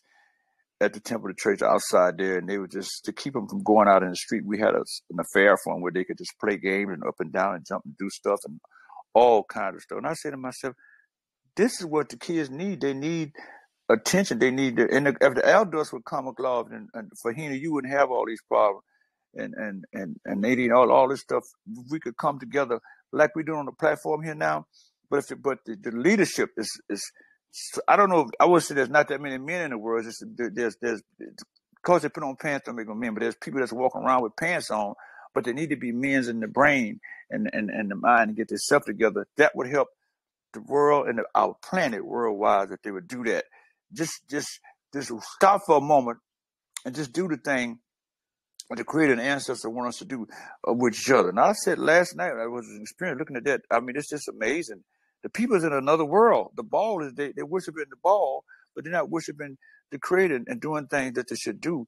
So I try to be a part of it to do the right thing. But I'm only one person, and I actually ought to keep your prayers too. Also, for me that I may be strong, keep my mind together. That my mind, because I'm 54 years married and 5 great grands. So to keep my mind together. And try to worship and try to do things and give help. And I'm only a phone call and text away, everybody. So I just, that's all I have to say. I love y'all. Okay, let me translate some your words. Джо Уильямс рассказывал, значит, о том, что он вчера был со своими детьми, да, вот и на хоккейном матче в том числе, в общем, побывал как на другой планете, да, потому что вот все мы заняты постоянно своими какими-то делами, всем нам некогда, да, вот, и иной раз забываем про свои семьи, поэтому вот он говорит, что когда находится время, да, вернуться вот к детям, к внукам, то это да, как другой мир, какая-то да, другая реальность, да, в которую попадаешь, и ты тогда уже счастлив на 7-м небе от счастья, вот, доволен, и он говорит о том, что как раз-таки люди, которые сегодня должны быть лидерами в обществе, как раз те, которые показывают, как должны быть правильно созданы, да, вот эти вот семьи, и как нужно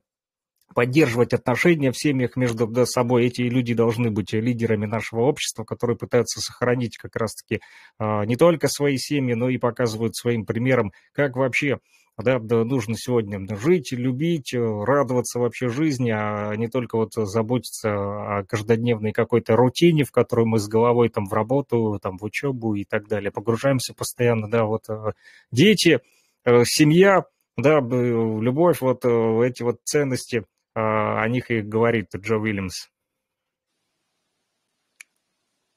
Faina have some few days ago birthday, a day of birthday. So Joe Williams, she also have some relatives, some family, friends, party. So this always good to keep family members together. Frickson, pull up that video I just posted there, please. You mean last video?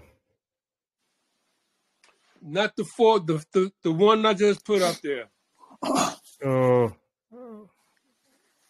Where we can see voice of the messenger. I just put it on Telegram.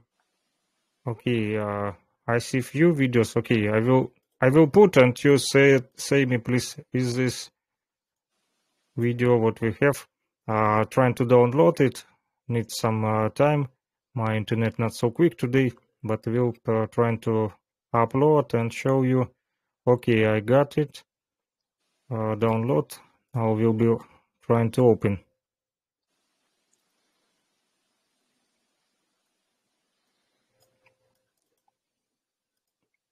Окей.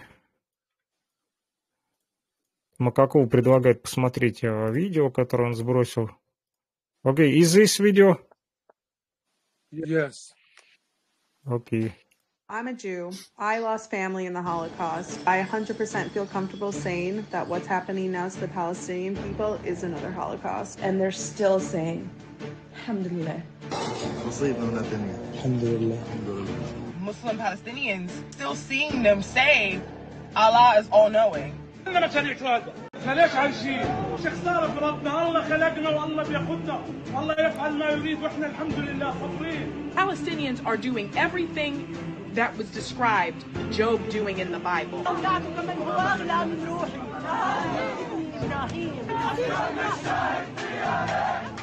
I've not seen any footage of Palestinian people cursing Jewish people or Israeli people. These are people of God. I know these people were blessed by Allah Himself. Yeah, hold faith is such an indomitable hope. They don't give up about this life, okay? The only thing these people fear is Allah. That's it. If this is the campaign to get nations to be Islamic, it's doing it. I've been shocked to my core at the faith Muslim people have. What is happening in Palestine has opened my eyes to the beauty of Islam. That's something that people don't get to see often. Definitely not here in the West. Into the Bible, asking logical questions, we're not allowed. When I read through the Quran, I see logic and divinity brought together. The result of that is on social media, I have seen so many people picking up the Quran and reading it. Through, this entire thing with Palestine, so many more people are learning about Islam. So many more people are reading the Quran. You're gonna have a lot of people turning to Islam soon. It's happening again. It's like all these people. I see Quran book club. I see people deciding to convert to Islam because they're like, well, what is really going on here? I just bought my first copy of the Quran. I got the Quran. I started reading the Quran. It's my day 2 in reading the Quran. So I gotta know.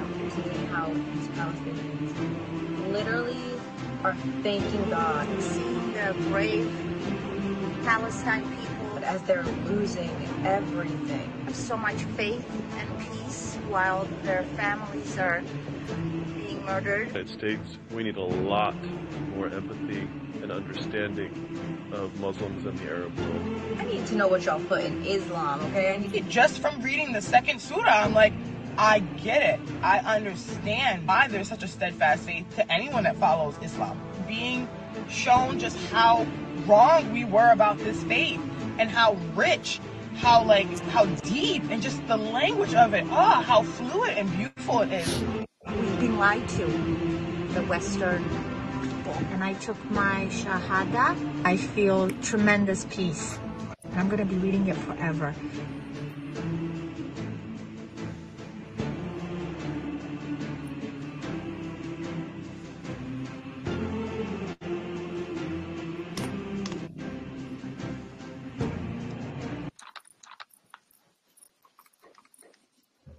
Okay.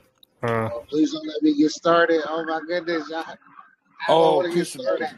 Oh, blessed Rahman Rahim. I just want to read a scripture here from the, if y'all don't mind, from the Holy Quran. This is from the surah here. It says here in the Holy Quran here where it says, and remember when the Lord said unto the angels, I am about to create man from dry, ranging clay, from black mud raw into shape. So when I have fashioned him in perfection and have breathed into him my spirit, fall ye up in submission to him. So the angels submitted, all of them except Iblis. Y'all know him as the devil, Yazil. He refused to be among those who submit. So what's happening here is that you're seeing that what they're saying, that as time going by, that as it's being, even in the book of Revelation, when the creators, when you go in the book of Revelation, regular King James version, from the first chapter from the first chapter down to the 13, 14, 15 verse, when it said he's creating man from about Jesus having hair like lamb wool, feet like polished brass that burn in the furnace. Now, if you take lamb wool and burn it in the furnace, you know what color it is. But the whole thing with this is that the people have been misled so much with the religions and different things, and money got away from all that. Now the truth has been revealed, and we all, a few on this line, we see that the Creator and the ancestors, things are happening. The earth is spinning over 1,000 something miles per hour. The sun is 93 million miles from the earth, and time is at hand. And the mothership, the plane, this big thing that's happening now, that's going on now, is getting change, is getting ready to go now. So this is just the beginning of what's going to happen. and from your King James, from your Bible, from the books of the dead, from the Holy Quran. So this is what we're doing now. We're a few assembled. He said he'd be in the midst. So this is very deep. Thank you, Mahakuba, for your leadership. Doing the chair, thank the Most High.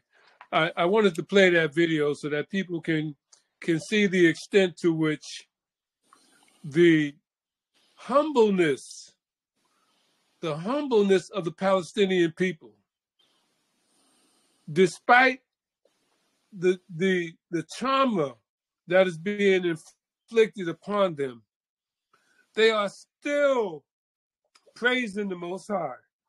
Alhamdulillah. Alhamdulillah. Praising the Most High. Thanking the Most High. Strengthening themselves over their faith. And in spite of all of that, the people who claim to be so righteous, the people who claim that their God is a just God, are the ones who are being the most demonic.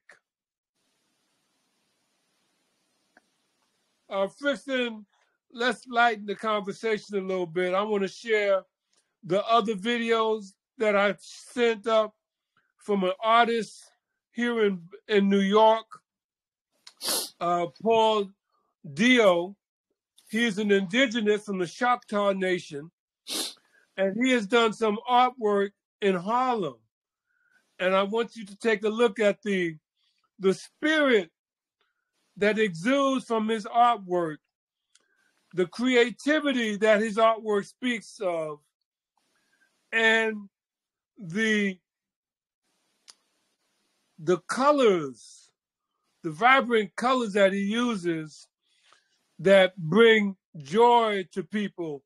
Play those 4 videos, Frickson, please. Okay, give me some few minutes. We'll translate to Faina, translate what we're talking before.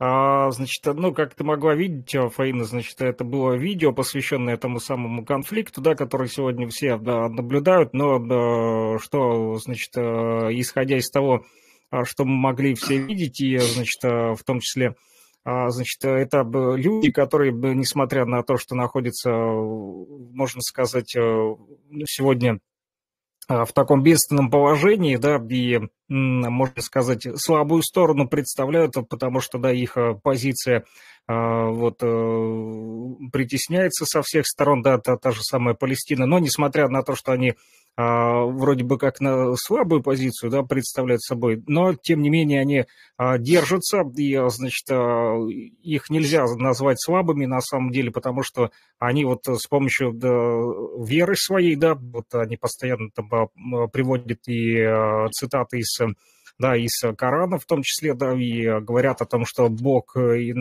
Аллах на их стороне, да, и несмотря на все трудности, они все равно вот будут свободными, да, и вот Джо Уильямс в том числе процитировал несколько строк из священных писаний, причем он говорил не только от лица мусульман, да, но он говорил и про книгу, значит, про Библию, да, короля Иакова в том числе, и про Коран, и, значит, выдержки некоторые прочитал, и там есть, значит, в этих священных писаниях тексты, да, которые говорят нам как раз-таки о этих конфликтах, которые мы видим и сегодня, они были и раньше, да, та самая священная война, о которой говорил сегодня с астрологической точки зрения вот Рамутев, нам, да, вот, и, значит, Макакова в том числе говорит в подтверждение слов Джо Уильямса как раз-таки, что увидели мы на видео людей, которых веру не смогли сломать, да, несмотря на все вот эти вот страшные дела, которые сегодня там происходят, и бомбардировки и прочее, да,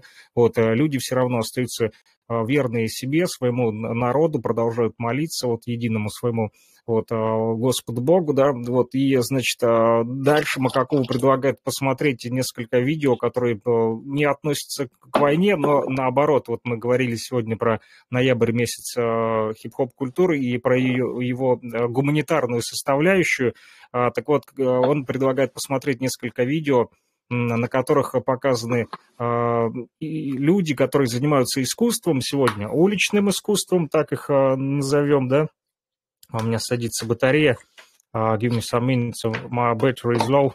I will put some energy. И, значит, на этих видео показано, как люди с помощью искусства, да, вот этого вот самого, могут сегодня сделать нашу жизнь лучше, светлей, да, и украсить ее, раскрасить благодаря вот этим вот ярким цветам, в том числе, которые они используют. И там мы посмотрим сейчас на это уличное искусство.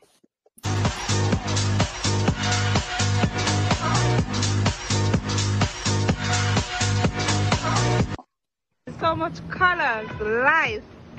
It gives you life. It makes you happy. Yes, and I love it. I will come here and sit here and watch it. Awesome. Thank you so much. Okay. It is beautiful. It's uplifting. And in a time like this, we need something like this to just take your mind away from the stress. Thank God for the person. May God bless the person so they could continue to bring joy to the world. That's beautiful work, bro. Yeah, right on, bro. You the man, bro. That shit is bad. What you like about it, man? It's just a lot of different colors. It's beautiful, man. It's beautiful. It's bright. It's cheery, bro. It's not like the shit you used to in the city, man. That shit makes you feel good. Look at that shit. Think about this mural. I think it's amazing. Like, it shows so much about African American culture and history. Like, it has so many great people. Like, honestly, just by itself, just the artwork is great. It shows so much about who we are as a people. Like, just, like, look at all the people. There's so... Ну вот такие, значит, стены. Это в Гарлеме находится. Вот, и, значит, эти люди там проживают, да, в Гарлеме. И, значит, вот эти вот уличные художники, которые раскрасили стены, таким образом, судя из комментариев, которые люди говорят, всем нравится. И вот Макакова как раз-таки обращает внимание на то, что благодаря таким людям и их искусству наша жизнь становится светлее, позитивнее, да, потому что люди обращают больше внимания на красоту этой жизни с помощью вот этих вот ярких красок, там и попутно представлены, кстати, не просто, да, там, значит, цвета радуги, да, и там красивые, ну, разные цвета, да, вот на стенах, но и да, помимо вот этих вот узоров, да, которые мы видели, там можно было обратить внимание и на стены, так называемые муралы, да, вот как у нас есть, да, в Луганской Народной Республике муралы нашим вот героям, да, вот, и военным в том числе, ну, а там, значит, муралы их лидерам общественного мнения, то есть это люди, которые на протяжении, да, там, истории их, вот, африканской, да, которую называют афроамериканцы, вот их называют, да, но они-то себя считают больше африканцами, теми же маврами, вот, и коренным населением вот этой вот земли, и там как раз-таки представлены те их духовные лидеры, вот, которые помогали им освободиться в свое время, да, вот, от рабской зависимости, от неоколониализма. В общем, все лидеры в обществе там на этих муралах изображены, и вот с помощью искусства они пытаются вот передать людям свою, да, какую-то духовность и свой светлый взгляд на этот мир, вот. Что можешь сказать, как тебе муралы? Очень потрясающе, красиво. Yeah, Faina said it's amazing, amazing arts. She saw on these walls really good pictures. Great artists from the street. Yes, Paul Dio is going to be one of our ambassadors as well.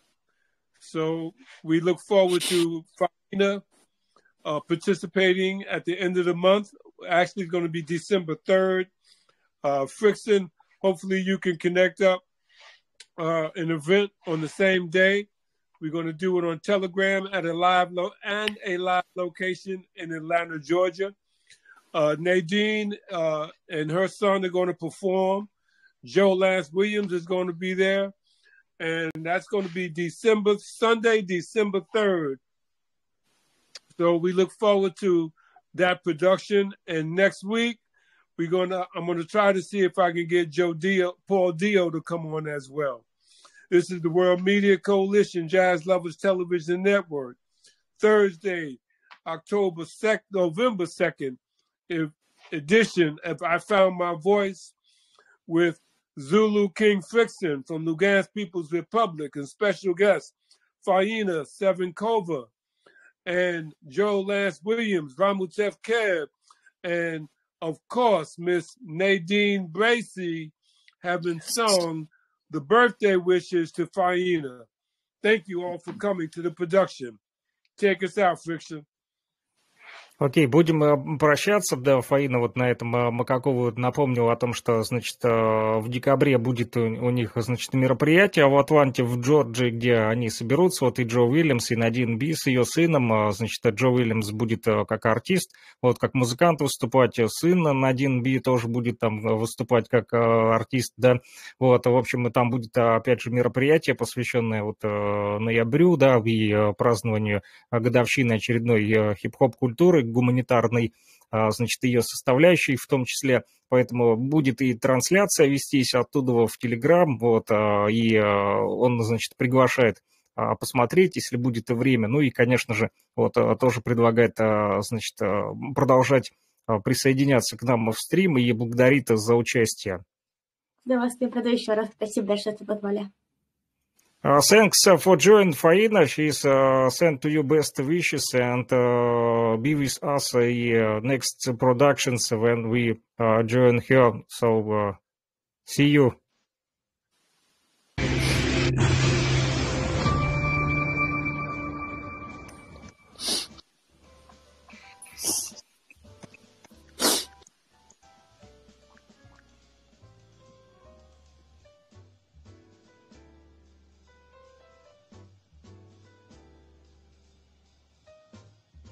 Wmcjltv, Jazz Lovers Television Network.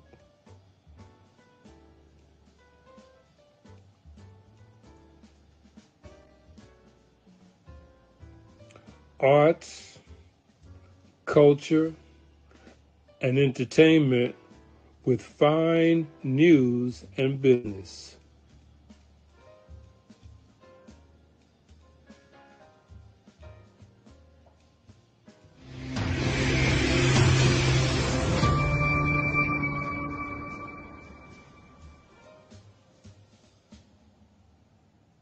Wmcjltv.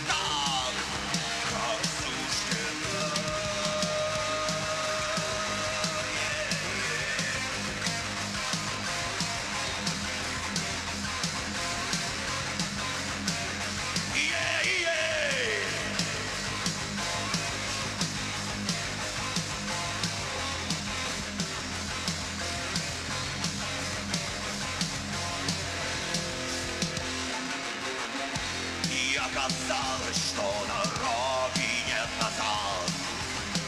Вокруг полно таких, как я. И мы мечтали выйти вместе на парад. Но получилась толчья.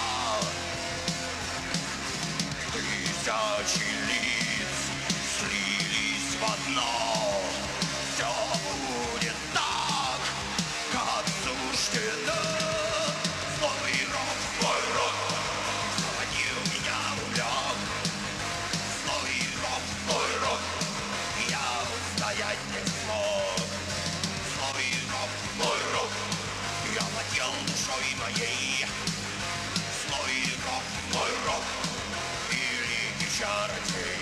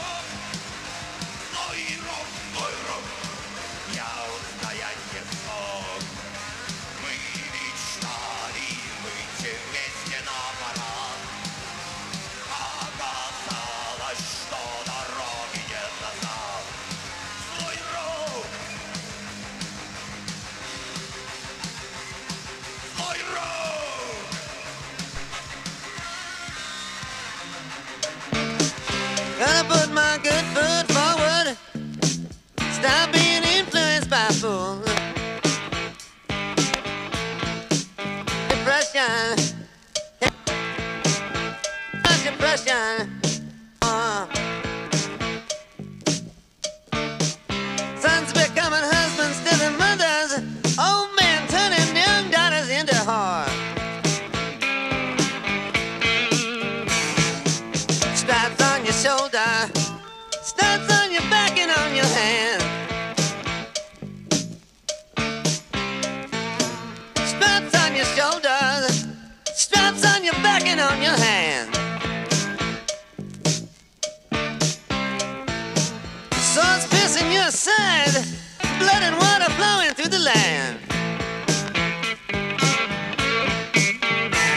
Well, don't know which one is worse, doing your own thing or just being cool.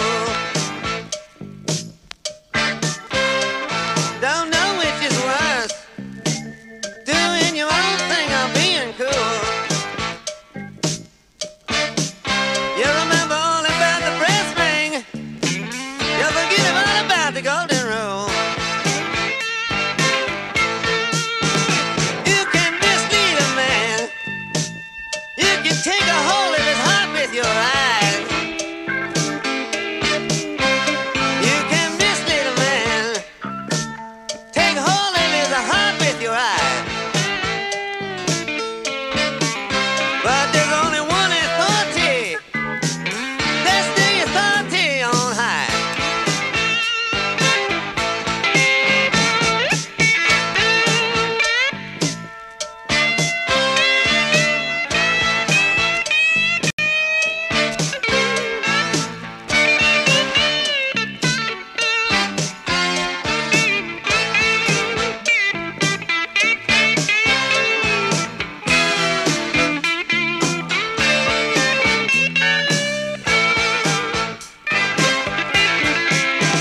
I got a God-fearing woman, one I can easily afford.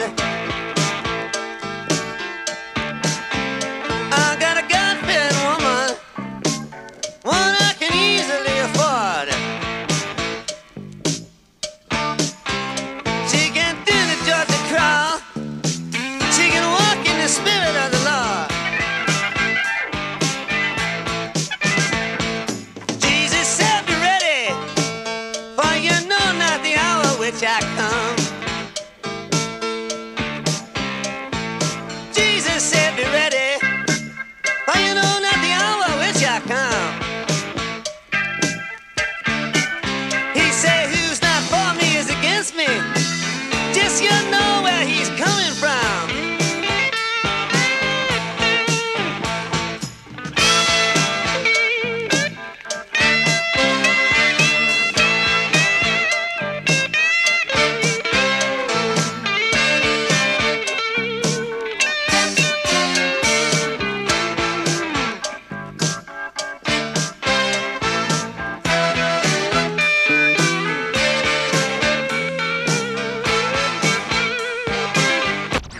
There's a kingdom called heaven, a place where there is no pain of birth. There's a place they call heaven, well, a place where there is no pain of birth. Well, the Lord created it, mister, about the same time that he made the earth.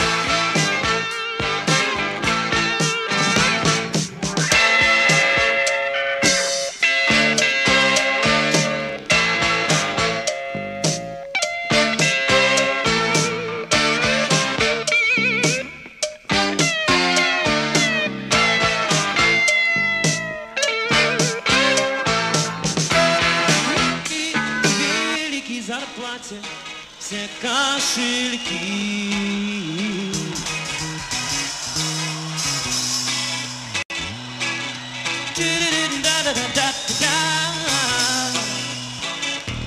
Мне страшно в магазинах, я там чужой. Стоят такие цены над душой. Есть у нас миллионеры, значит есть и бедняки. Надо себя взять в руки. Выше голову, ниже цены, больше поводов жить. Я слышу голос судьбы за опечатанной дверью. Я знаю слезы в ее глазах. Выше голову, ниже цены, ярче знаки любви. Я вымолвил, я встал на вид, я выжил.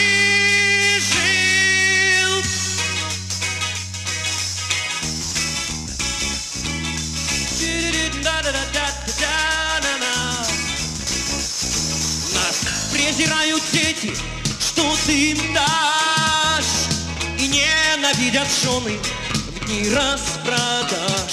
Ставят нас на вид с рассветом и кладут не с той ноги. взять в руки. Выше голову, ниже цены, больше поводов жить. Кто положил мне в карман теплую спинку ментая, я растяну ее на 3 дня. Выше голову, ниже цены, ярче знаки любви. Я вымолвил, я встал на вид, я выжил.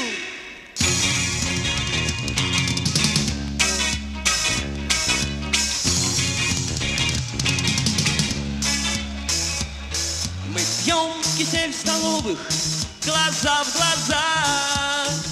Я вижу, возразить мне уже нельзя.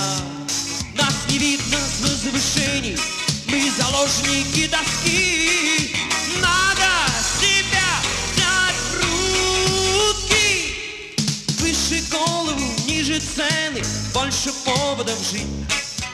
Выше голову, ниже цены, больше поводов жить.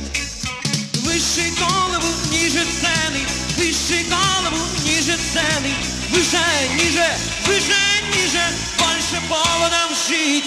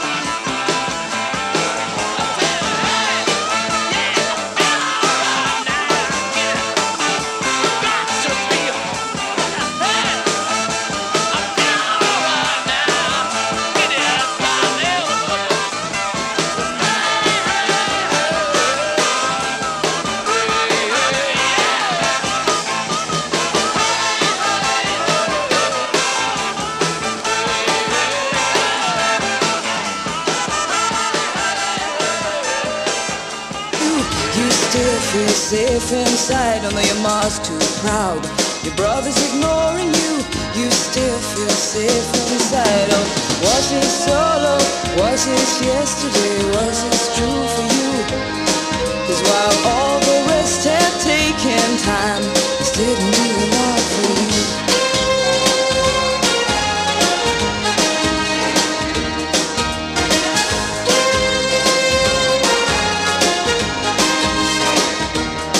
And the corners laced with memories, Tell you how it used to be. Your mother smiles, children play, and all the bad things happen miles away, and strong feelings never bother you.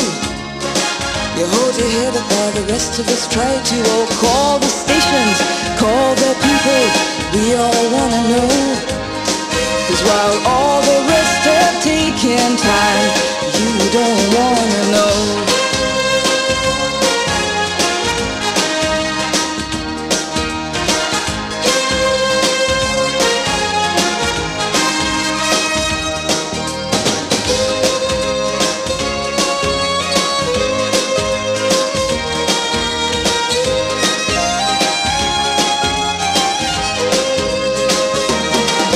There's a good tradition of love and hate.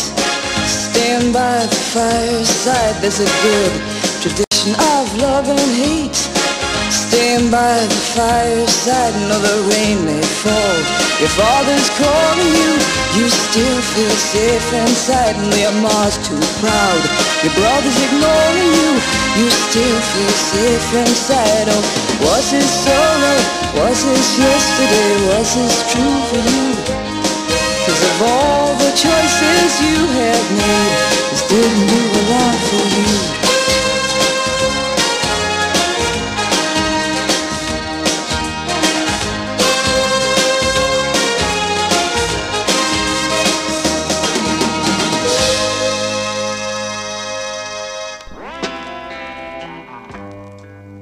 Feeling low down, I'm blue.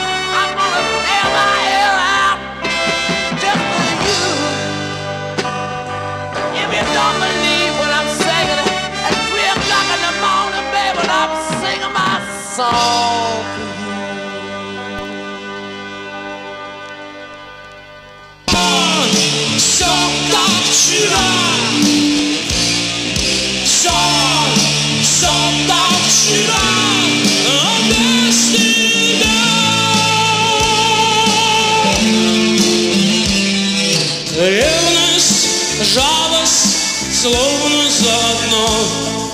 Птицы скорби падают на дно.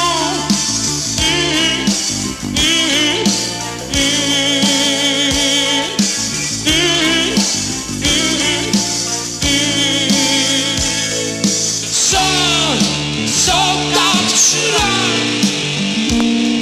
Все как вчера. Все как вчера. Версия.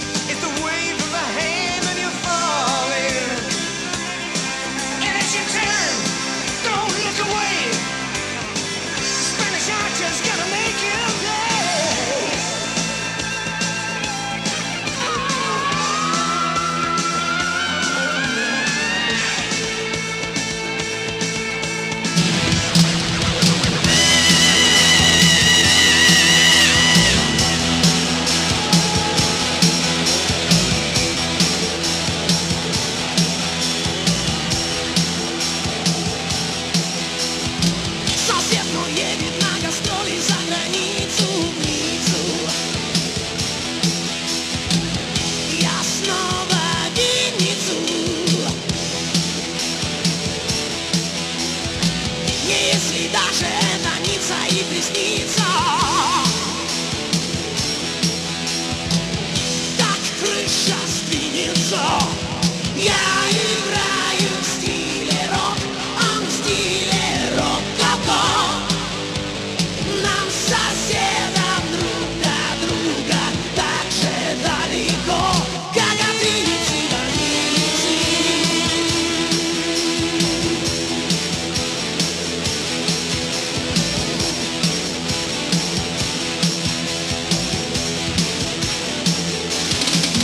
Опять глотаю горькие обиды я,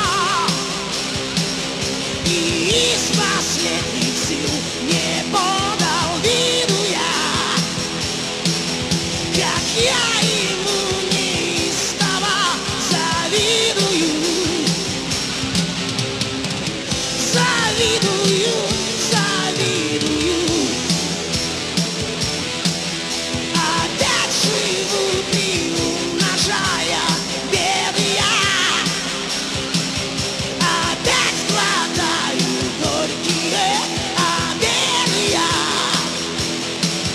а он живет моей тоски не ведая. Ох, не люблю соседа я.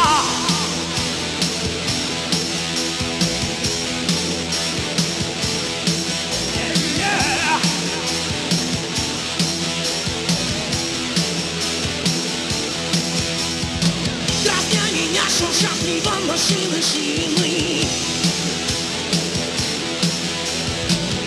Он ездит в «Шевроле»,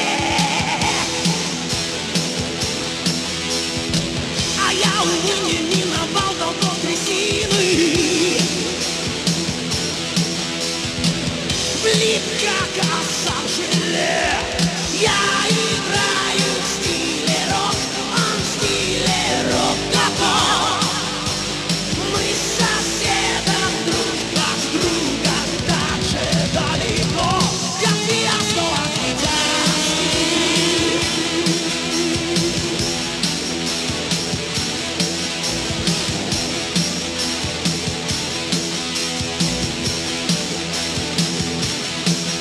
Опять глотаю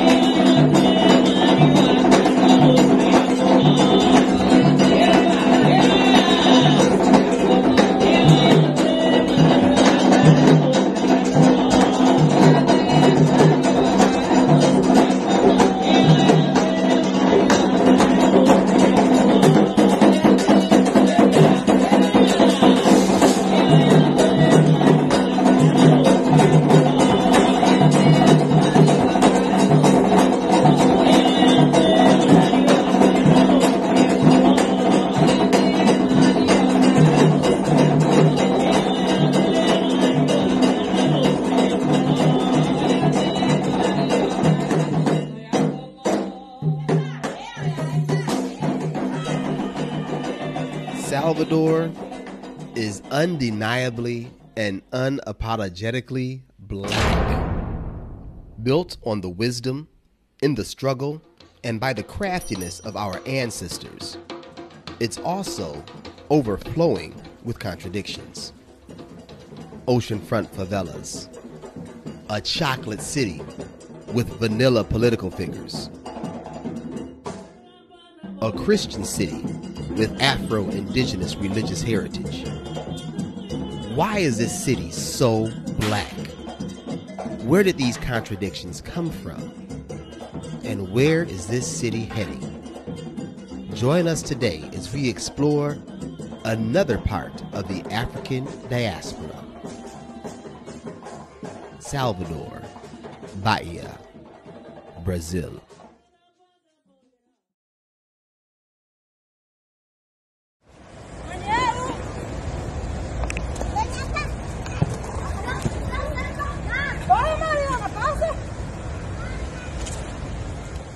Salvador is a beautiful coastal city, a metropolis with 4 million active people calling it home. This city comes alive on weekend nights.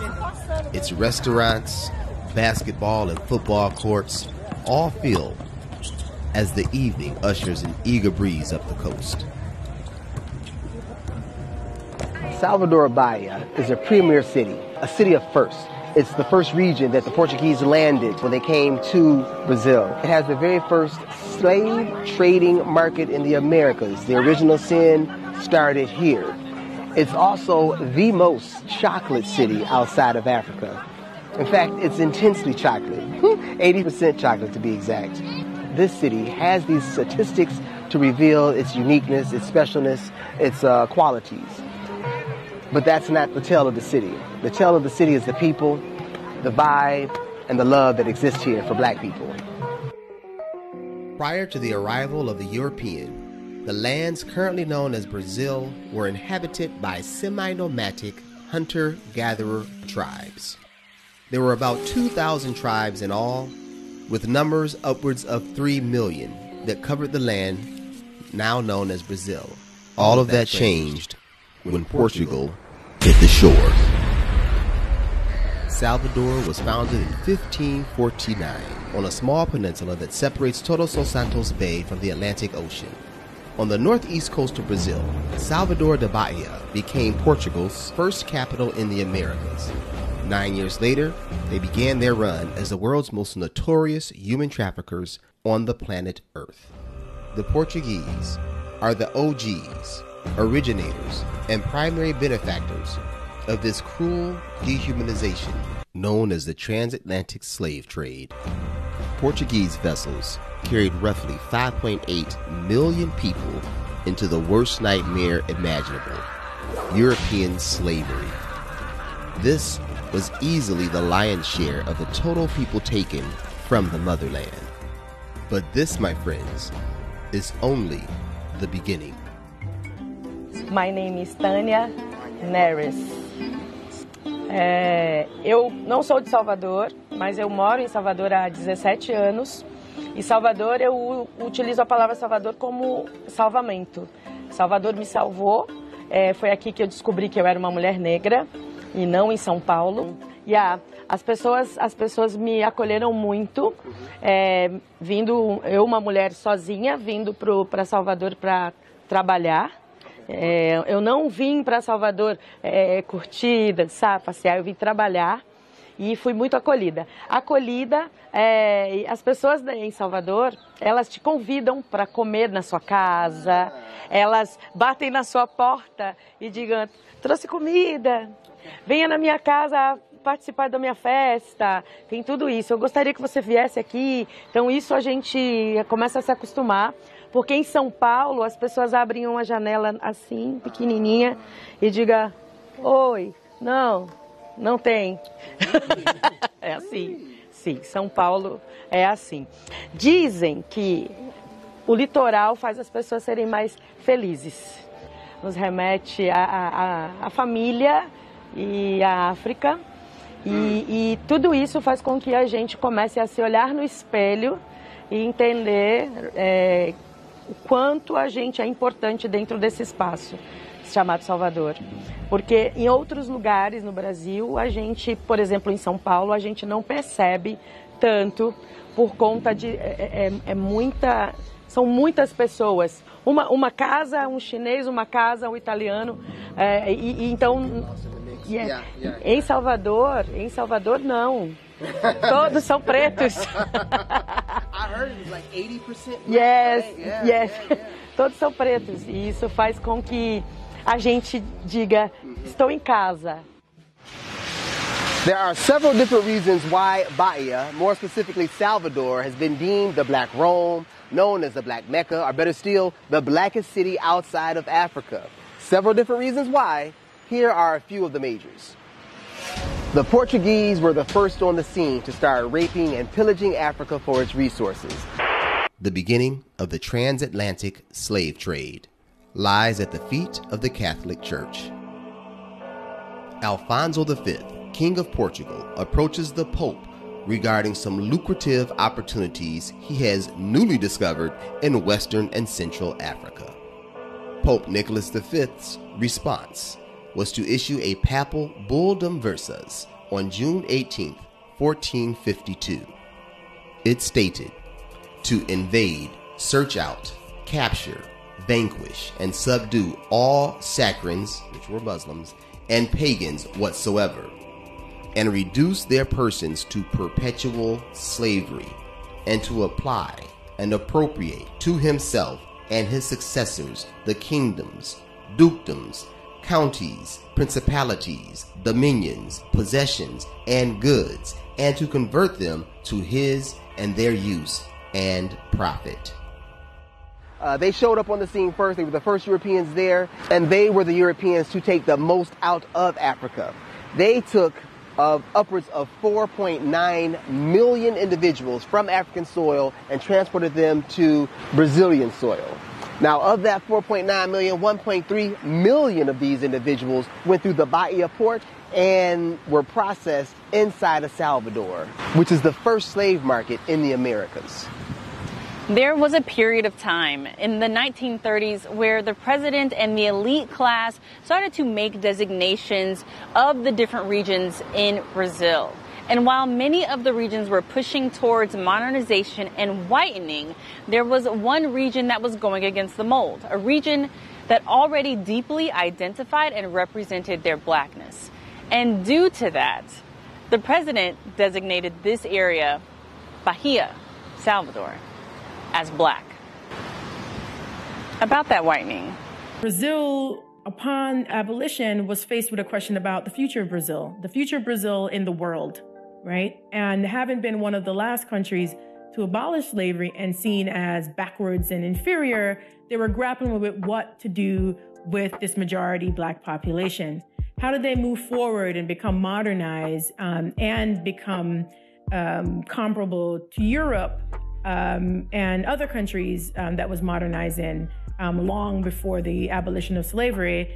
So in Brazil, there was a concerted effort at the level of government, the federal government, to eliminate and exterminate the black and indigenous population through whitening, branqueamento. Embedded in the idea of whitening, of course, is the idea that blackness and indigeneity are inferior. That meant an actual financial investment in the importation of European whites that would produce a new white race in Brazil. People say, but I am in this position because I worked hard. You have said, no, you did. Your cousin gave you the Exactly. job. But we need to explain it to them because they just think it was hard work. It's ingrained. Yeah. That's the same reason why the Brazilians may not consider there to be racism. Exactly. Racism structures everyday life. Everyday structures, institutions, policies shape people's experiences, especially put particular racial groups at an advantage and others at a disadvantage. Salvador is the third largest city here in Brazil. And like most of the other cities, the majority of the black people stay in favelas, which is kind of low-income housing, if you will. Favelas are something that you're going to see throughout different parts of Brazil. In Salvador, you will see them here as well. But what's interesting is how they came about. After slavery was abolished, people had nowhere to go and no money to get there. Eventually, in 1888, slavery was abolished. But no provisions were made to integrate former slaves into Brazilian society by offering educational opportunities or job opportunities. So you have many of them going to the urban areas, to cities, and living in the poorest neighborhoods with the least opportunities.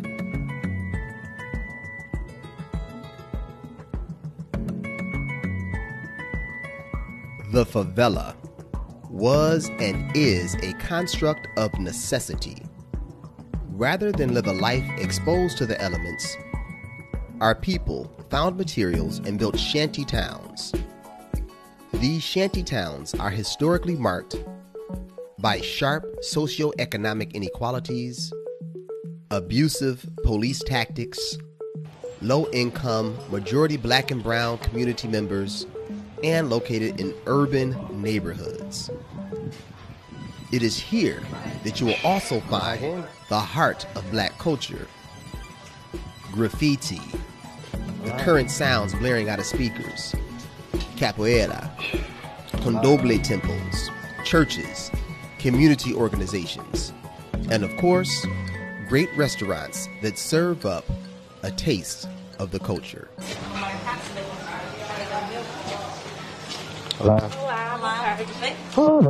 The landscape of Salvador is abundant in its historically relevant, culturally demonstrative, soul-filling icons. Susana's restaurante falls comfortably into place here, serving up a soulful taste of the culture.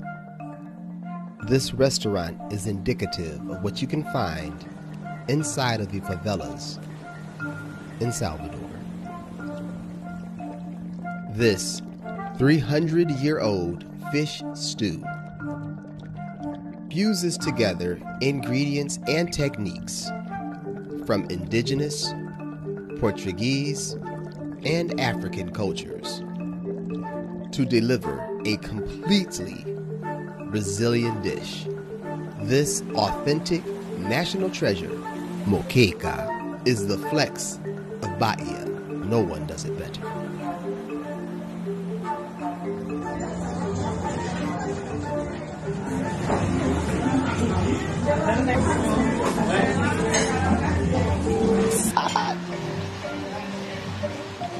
One of the major imports that we found here was black-eyed peas, served in so many different dishes, and we were just quite surprised. Honestly, I wasn't expecting that.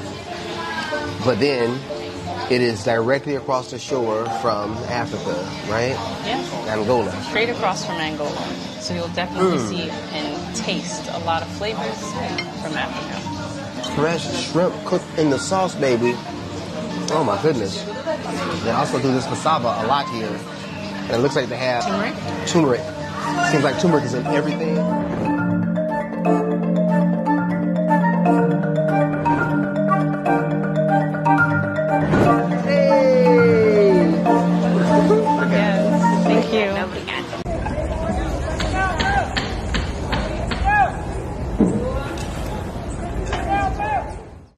If you see your friend at a store or something, how do you say hello? Hello, e aí? E aí? E aí?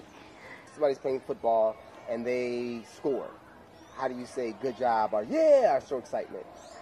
We will say arrasou, we will so good.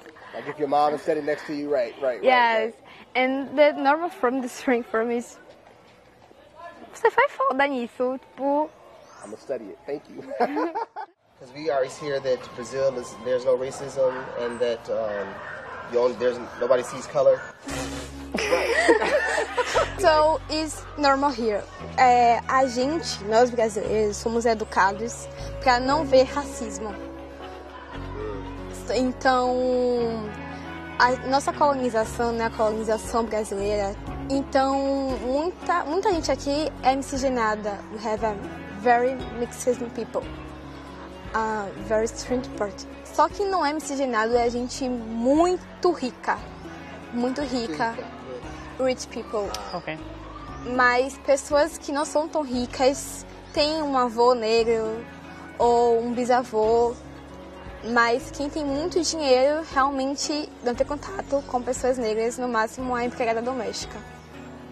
Então, no Brasil, a gente aprende desde cedo que a gente não tem racismo, que aqui a gente vive numa democracia racial em que o branco, o preto e o indígena vivem em paz, sabe? Só que não é verdade, porque o branco, quando ele tem dinheiro, ele vive nos melhores apartamentos de um bairro. O preto e o indígena e outras pessoas miscigenadas, as pessoas pardas, vivem nas periferias, levando tiro de polícia.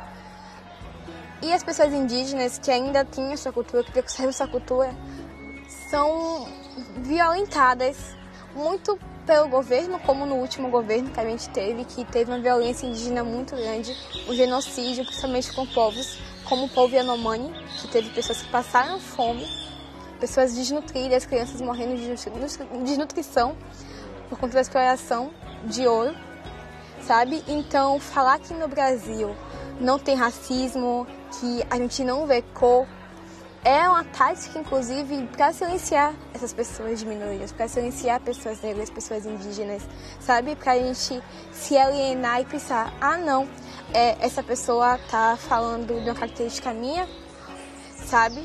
E aí acaba que nos cega dessa realidade, que o racismo no Brasil existe, ele é muito violento, ele mata, e mata muito. Right, so one can say kind of the quick answer to a definition of structural racism is that it permeates every aspect of our lives. It's so insidious that oftentimes you can't see it. There was a moment in the early 19th century where the state decided that we should become more white. We had policies for that. Some policies were like, we need to create and build a common sense that there is no racism here, that miscegenation was something good, that made us a better people, and as much as we get mixed, it's better. And because the mix would be like becoming more white. So here in Brazil, our grandfather or grandmother said, maybe it's better if you get married with a more light skin. Yeah. You're going to have an easier life. So our generation heard that a lot, and but they're starting doing differently. And our father's generation, they started to change it in some way. So, yeah, they didn't. We resisted. They couldn't make us more white. Right. In the opposite, I mean, we are more black now than we were before, than ever. Because you know your roots. You understand what we you bring understand to the it. table. Every year, every research they make, the number of black people is rising. Oh, yeah. And people used to say, I think it's better for me to say that I'm not black, but I'm brown, because maybe I'll have more facilities. And now it's the opposite. No, I'm black. And with Africa being directly across the ocean from here and the proximity between that continent and this continent, there were key areas where enslaved people were taken from. They were taken primarily from Benin and Central Africa, the Congo, for this particular area. People from Bahia were from those areas. Like up to 90% of the enslaved people here came from there. And one interesting thing is that they were transported in groups. So when they made it over here to these shores, they were able to keep a lot of their traditions intact. And you can see this and hear this and taste this in the different customs present here in Bahia today. People from all over Bahia love this dish, acarajé. You could even say it's a dish of the gods. This is prepared as an offering to the Orisha. It's also prepared to satisfy the taste buds of people all over this city. It's a street food that also helped to free a lot of enslaved individuals. Urban slavery was a characteristic of Salvador, where the enslaved would get jobs and split their wages with their masters. Well, they were able to put away enough funds to buy their freedom. And after people actually bought their freedom, they would actually pay for other people's freedom as well in this area. In this region, you see it in the unity, you see it in the religion, you see it in the food, and you see it in the music.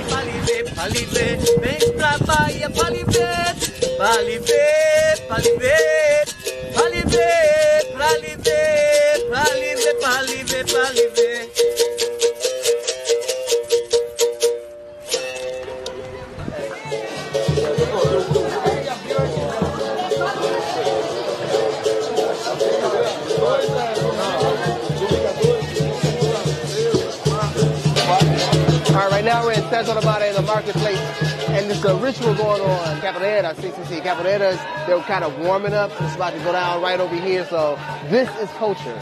And this is the culture of this particular area. A rhythm, everybody's riding, and a rhythm's going to be captured.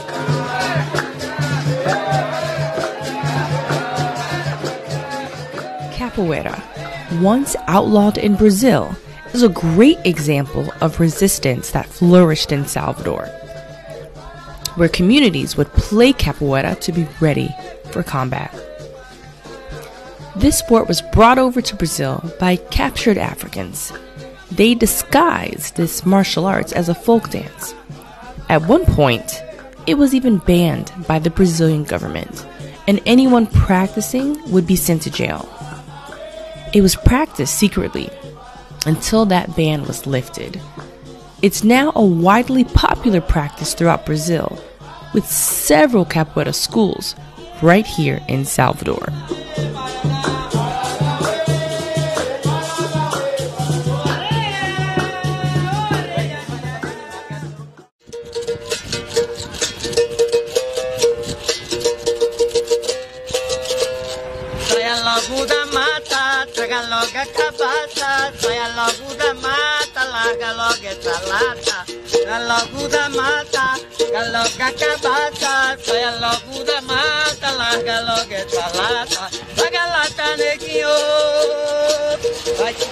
Salvador is a spiritual town. You'll see many different religions living side by side with each other, religions that seemingly contradict one another. Candomblé with its idolatry, the Catholic Church, the Protestant Church, you see them throughout this city. This is primarily a spiritual town. The religion is everywhere. They practice an African religion here, a few different types, and you see tributes to Candomblé everywhere. I mean, in the parks and all the stores. It's definitely been a learning experience of being here and in a place that's kind of steeped in it. You know, it's been interesting seeing kind of how that manifests and what it looks like here in the city. Seeing the orishas, right, or the deities. There's a lake that is on the way to Centro, and it has these orishas. We thought it was some black royalty. I mean, maybe it is. And, true, you know, true.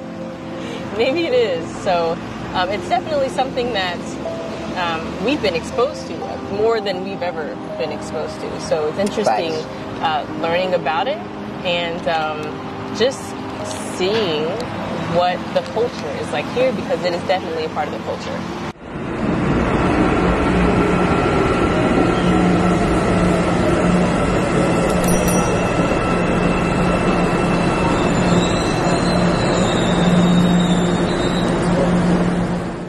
The step that we need to take right now and to the future is to elect black people.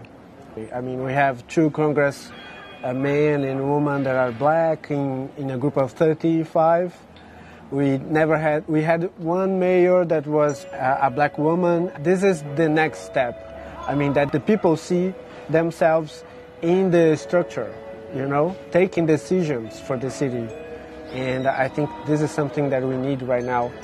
Because we have the infrastructure, we have a good city, we have opportunities, but they are really concentrated in this small white people group that has economic and political power. 2 out of 30. Woo. 2 out of 30. I mean, and it's, we are 80%, 82%. I mean, 82%. At least we should have 82% of the public positions, at least, if not all.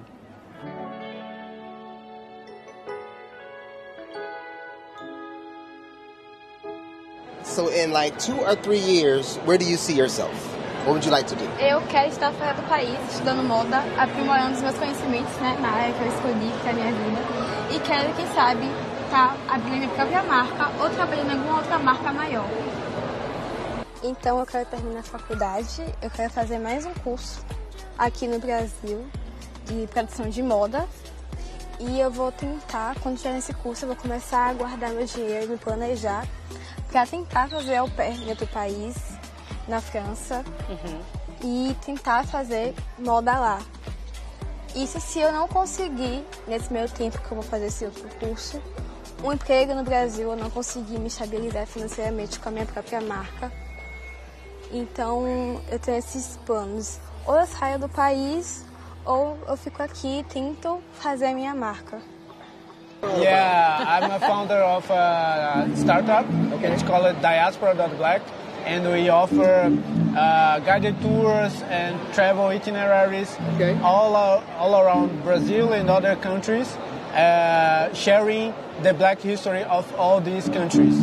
So if you want to travel, if you want to meet in different cities what you can discover about African heritage in this city, you should go to Diaspora.black and discover tour guides and travel services to help you to discover it. What are your dreams? Quais são os seus sonhos e se você fizer isso? Rodar o mundo, ganhar prêmios,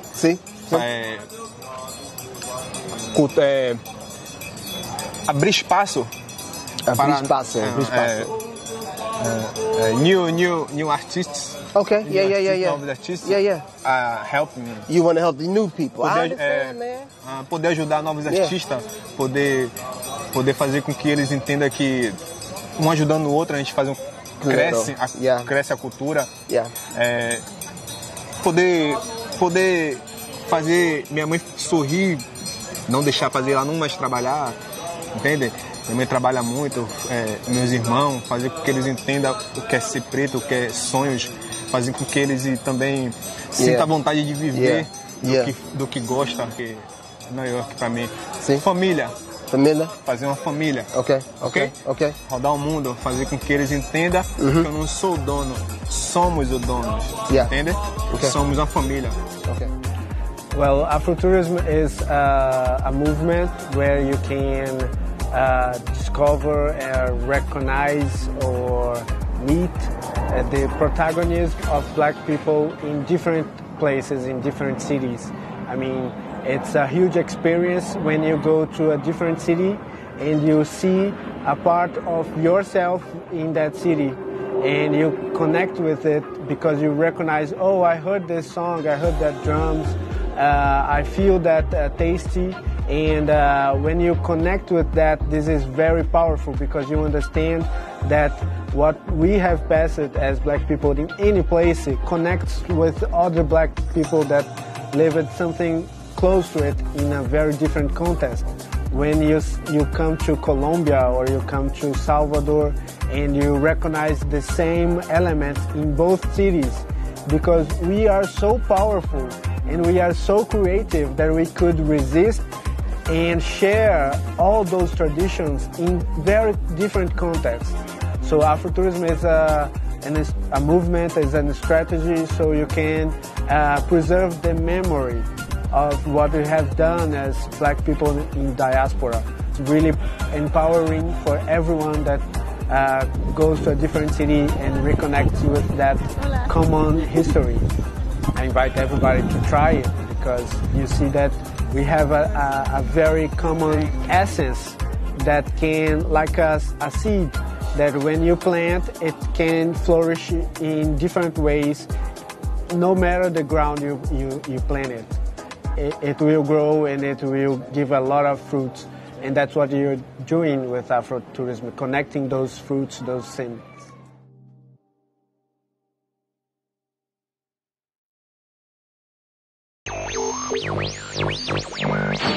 This is a test of the emergency broadcast system. Had there been an actual emergency, your local station, in conjunction with the relevant federal authorities, would have broadcast the following pre-recorded announcement.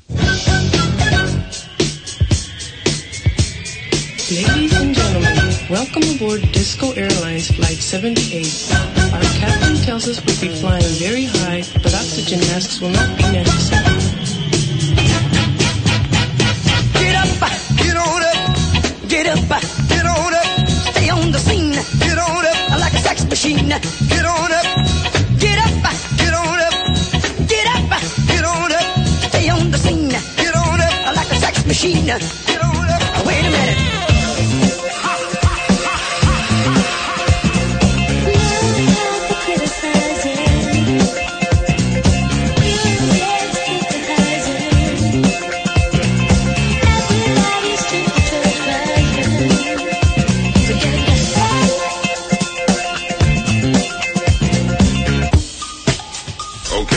That's the brief. It's our first assignment, so make it good.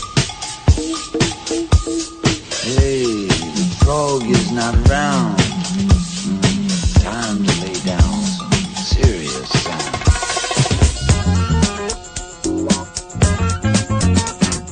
What is a DJ if you can't scratch? What is an MC if you can't rap? What is a beat without a live clap? Well, I can do it all, baby, just like that.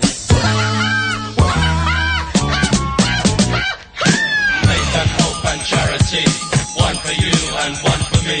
Money doesn't grow on trees, but babies come from ladies.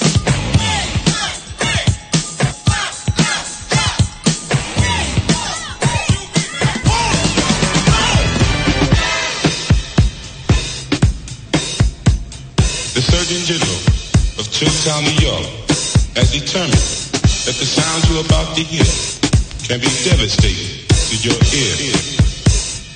Listen to the bass, man.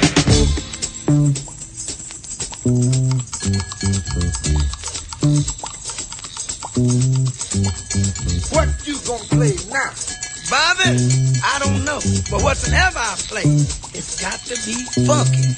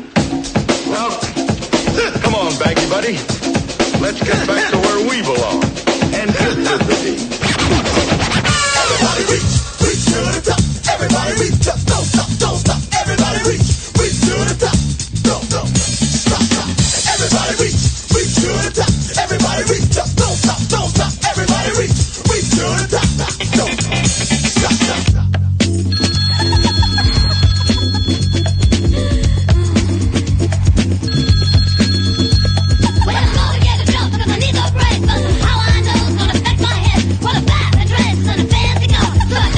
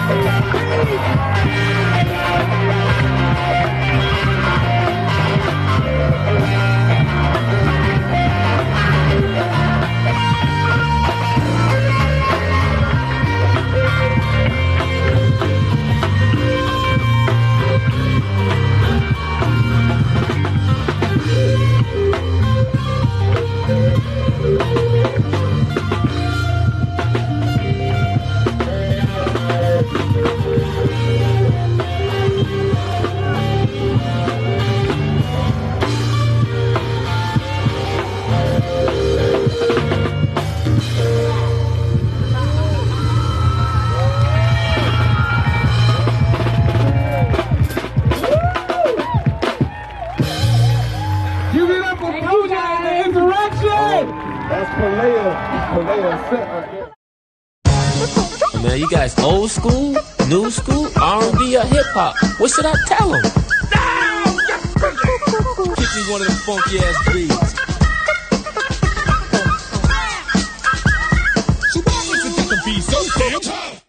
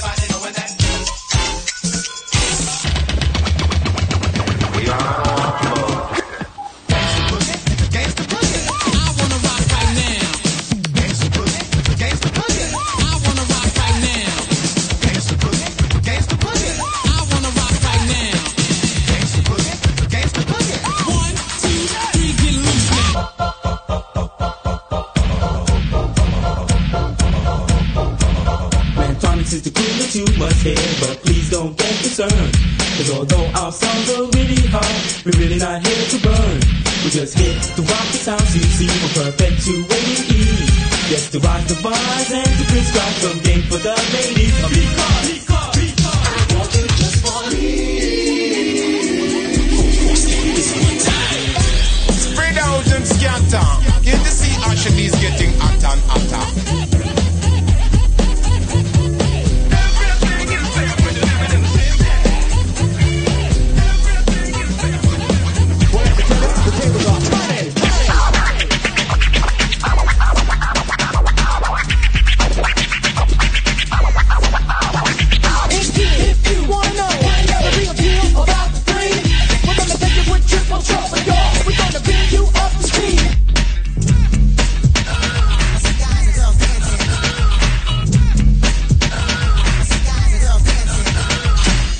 In this particular recording, it was decided that there would be no attempt at any ping-pong gimmickry, but that the recording would actually reproduce with complete fidelity and realism the true sound of an orchestra as they sound in the concert hall.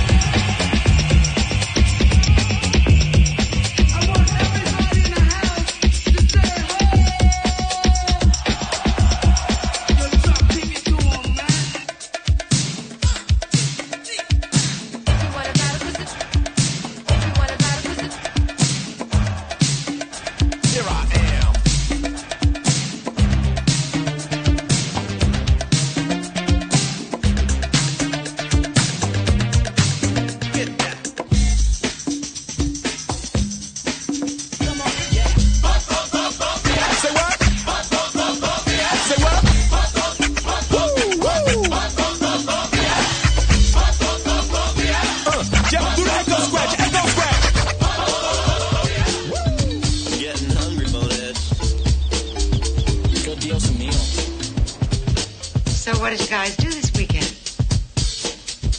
Not much. Just hung around the house, you know. Daddy had this crazy notion you guys might throw a party or do something nutty. Not us. Not here. No way. Countdown, that'd be cool.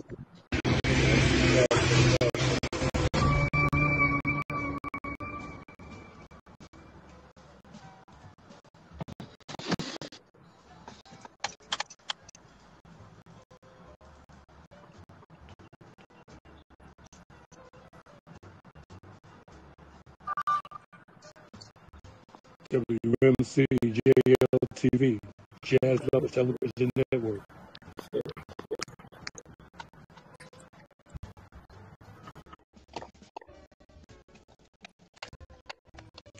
Arts, culture, and entertainment with fine news and business.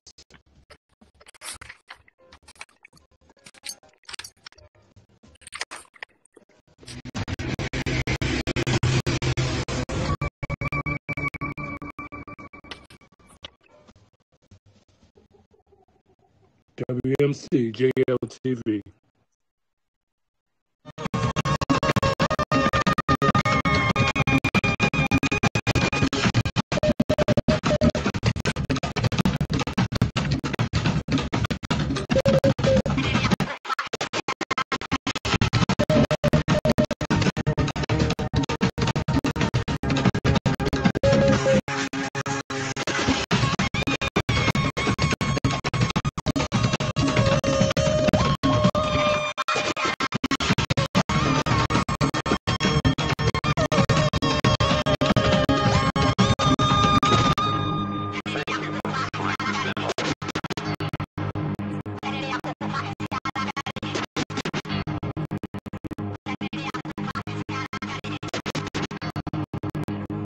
Okay, peace and bliss, Marcus Kids and Queens, like always in Thursday, 12 noon on EDT time zone. We have our worldwide show of World Media Coalition Jazz Lovers television production in Telegram.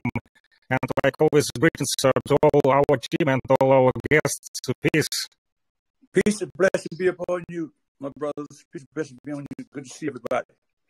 Yeah, I want to introduce to you our guest. It's Eric Margado from Nevada. Peace, Eric. How you doing? Shalom. How are you guys? Thank you for having me on, Fricks, and everyone here that's in the room. Thank you for having me over. Thank you very much.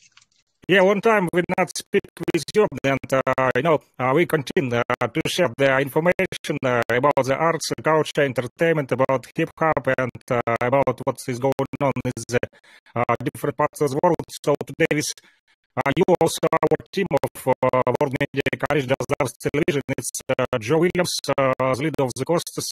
He can introduce himself, please, Joe Williams. Tell us. Yes, Mr. Eric, it's an honor to meet you. My name is Joe Lance Williams, the leader of the Coasters, who sold over 100 million records, Jackie Jack, Charlie Brown, Youngblood, many more. It's a pleasure. It's an honor to have you with us. And it's an honor. We appreciate you taking out your time. It's an honor, Mr. Williams. It's an honor. I see your medallions. I already know you've been in the coast before I was even born. Yeah. I have to. You're the journeyman. I was born in 1970, so you already have history. I can learn from you. You're welcome. Yeah, we also have Ramutef Kebo today with us. Peace, Ramutef. Please introduce yourself. Peace. From the top of my Uncle Esther Jed, Uncle Justin Neb, Ruben Nefike, Panabu Haru, my aunties to everyone. Anuk Ramutef Kweb. I am Ramutef Kweb. I'm a practitioner of divinations. And Eric, it is definitely a pleasure to actually sit down and continue the conversation we was having. Brother, I appreciate you joining us today.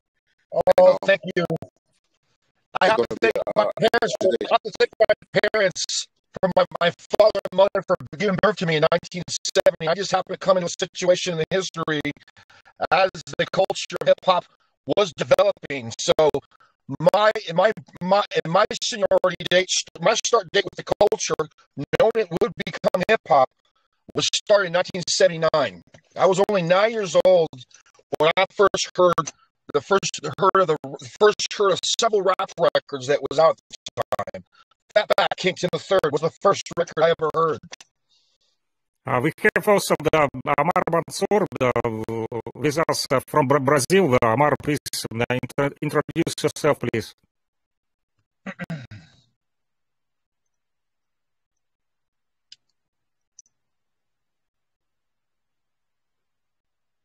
Okay, Amar not here. I think maybe he's busy. We also have in place our part of the team. It's Makaku Ali Elbey, who is now trying to have good health, and also Ren, who starts this show they need some time for the recovery, and then they back to us. But I'm glad that our team have more members, and we can speak and not stop every Thursday. We always live, and today we also not only this Telegram production, but also on the Roku channel live on TV. So let's speak today. I want to ask you, Eric, today we speak also with Joe Williams, leader of the Coasters. Did you heard the records of the Coasters? Maybe sample it? Have I heard which record? The Coasters, the group of the Coasters, rock and roll group. The rock and roll group called the Coasters? Of course. Yes. The Coasters are an awesome group. One of the things I want to say about rock and roll was, I have to first shout out to these groups that are no longer around. The legendary Golden Gate Quartet. Got to reach out to them. They're no longer around. And the legendary Jubilaries of the 1940s. And these groups, and among the others, they helped develop rock and roll. Ike Turner, Rocket 88, records. There are so many. Rock and roll itself. It's unfortunate that Elvis Presley got the. It's unfortunate Elvis Presley. Roger Hampton was another one who was the pioneer of that sound that Elvis adopted. There was another individual by the name of Otis Blackwell. I'm pretty sure, Mr. Williams, you know who I'm talking about. These guys were already, Little Richard, these guys, Chuck Berry, rock and roll was started by the African-American culture. Wasn't, I'm a Jew, I'm Jewish. Of course, we invented the instruments. We designed them. However, we're not the pioneer of rock and roll. I have to say that right out the gate, into the gate, out the gate. Rock and roll, when Run DMC said he was the king of rock, they knew it very well what they were talking about. When Run DMC and Russell said, they all know the history of rock and roll. But yeah, the Coasters have a great sound. I've sampled many 45s from the Coasters. I sampled the whole record. Now, when I started sampling records, I used to use a sampler called the digital sampler, the same one Herbie Hancock used, and it's called the Fairlight CMI, like computer music instrument.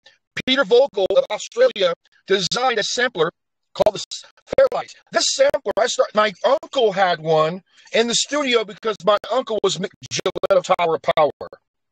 I'm related to Ray Gillette, who played with Dave Brubeck and also played with Cal Jader. And so as a kid, I would go into the studio in San Rafael. And Tower of Power would be there. My uncle would be there because he was a trumpet player. He was also in a group called the Sons of Chaplin. These are records that were sampled by people. I remember several people calling me and asking me, "Hey, can I get permission to sample this record?" I said, "Of course you can, David." I had to ask permission.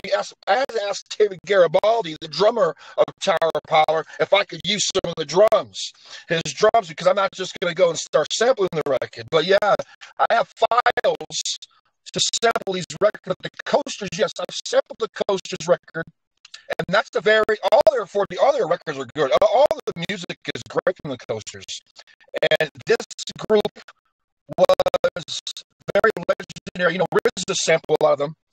Prince Paul sampled a lot of the 45 King sampled them. So there's a lot of, rest in peace for Mark the 45 King. And of course, these are in Set G from Ultramatic MCs also use these records. So when I started, I heard the Coasters when I was a kid. I used to listen to the records. Not only the Coasters, but groups like the Meters, the Coasters, Elevator 13. I used to listen to a lot of rock records. And so a lot of jazz. I grew up listening to Sun Ra. Space is the Place. Johnson Crew got that name of their album in 1982. Space is the Place from Sun Ra. A lot of people don't know that. And so Sun Ra was a science fiction science fiction jazz artist who just came from Egypt. He was a Nubian pharaoh. This is Sun Ra, the jazz artist, and his sound was very unique, and I respected a lot of music that he did. But yeah, so the Coasters is a great record to sample. All music is great to sample. You know, I started off as a DJ, and so I started DJing in about the year 1981. And the individuals that I learned how to DJ from, there's a man by the name of, Mr. Williams, I know you're going to hear some of these names. You probably know these individuals. First of all, I have to shout out to the World's Favorite Supreme Team. Already in the gate and out the gate. C Divine, the Mastermind, Just Lost Superstar. A lot of people talk about these guys. These guys pioneered a lot of the radio shows. Mr. Magic, rest in peace. I used to listen to WBLS, WHBI, and Kiss FM all the same. This is how I got into the culture.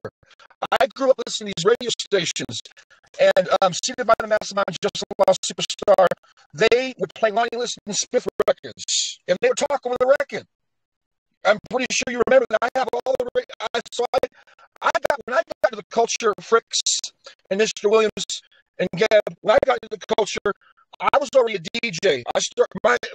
Who helped me start. Who I was inspired by DJ was Grandmaster Flowers.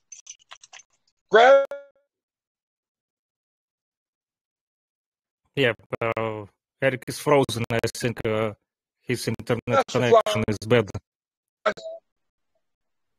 Oh, Dance Master. Okay. I think he's frozen.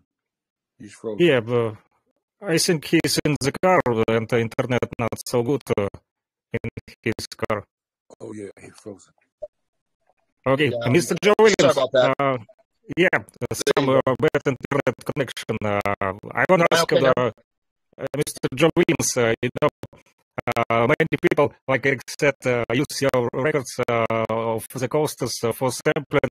How this thinking is normal, the sampling, because some artists don't want their records, some hip-hop makers use for the sampling. What is your opinion of the making and sampling the records? Well, Eric is on point. A lot of the groups like the Beatles, a lot of them use it when Carl Gardner C was living. They use a lot of the stuff on the Coasters.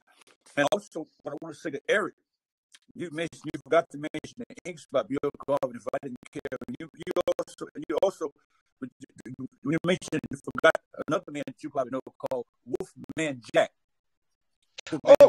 Wolfman Jack, I remember Wolfman Jack. Right. These guys were pioneers in radio. Here's another guy, Hank Spann of WWRL. Oh man, Hank Spann, peace and blessing be upon it. WWRL, Hank Spann, and that radio station right there inspired me in the hip hop culture. Frankie Crocker, WBLS, Hank Spann from the 1950s. He used to rap over the record. He was science fiction. Cool Keith. I'm gonna make you laugh. What about Scepter Records, Joe Simon and Millie Jackson back in the days on Broadway? Do you remember 1650 Broadway, the Ed Sullivan building there? We used to be in there all the time. The brothers had a record company called T-Neck upstairs on the floor of 1650 Broadway. T-Neck. Wow. I have some records from T-Neck. I got records from We was all upstairs. Dale Sanders up there, Heartbeats, all of us upstairs. We used to go there. We used to hang out 1650 and also Ed Sullivan building down there. There was a little place called Chock full of Nuts.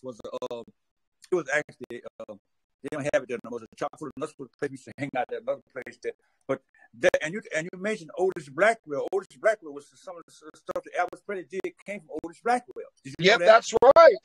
The Otis Blackwell. Now, when I was doing when I did my research on rock and roll, I have to tell you right now, like I keep telling all these cats out here in Rio, Nevada, you didn't pioneer rock and roll. I'm sorry. And when I start playing these records, I play all these records. I got a lot of these old 78 records. I play them, and I'm telling you, rock and roll has been around since the early 1900s. Well, it's not new. That is so true. The answer it's not new.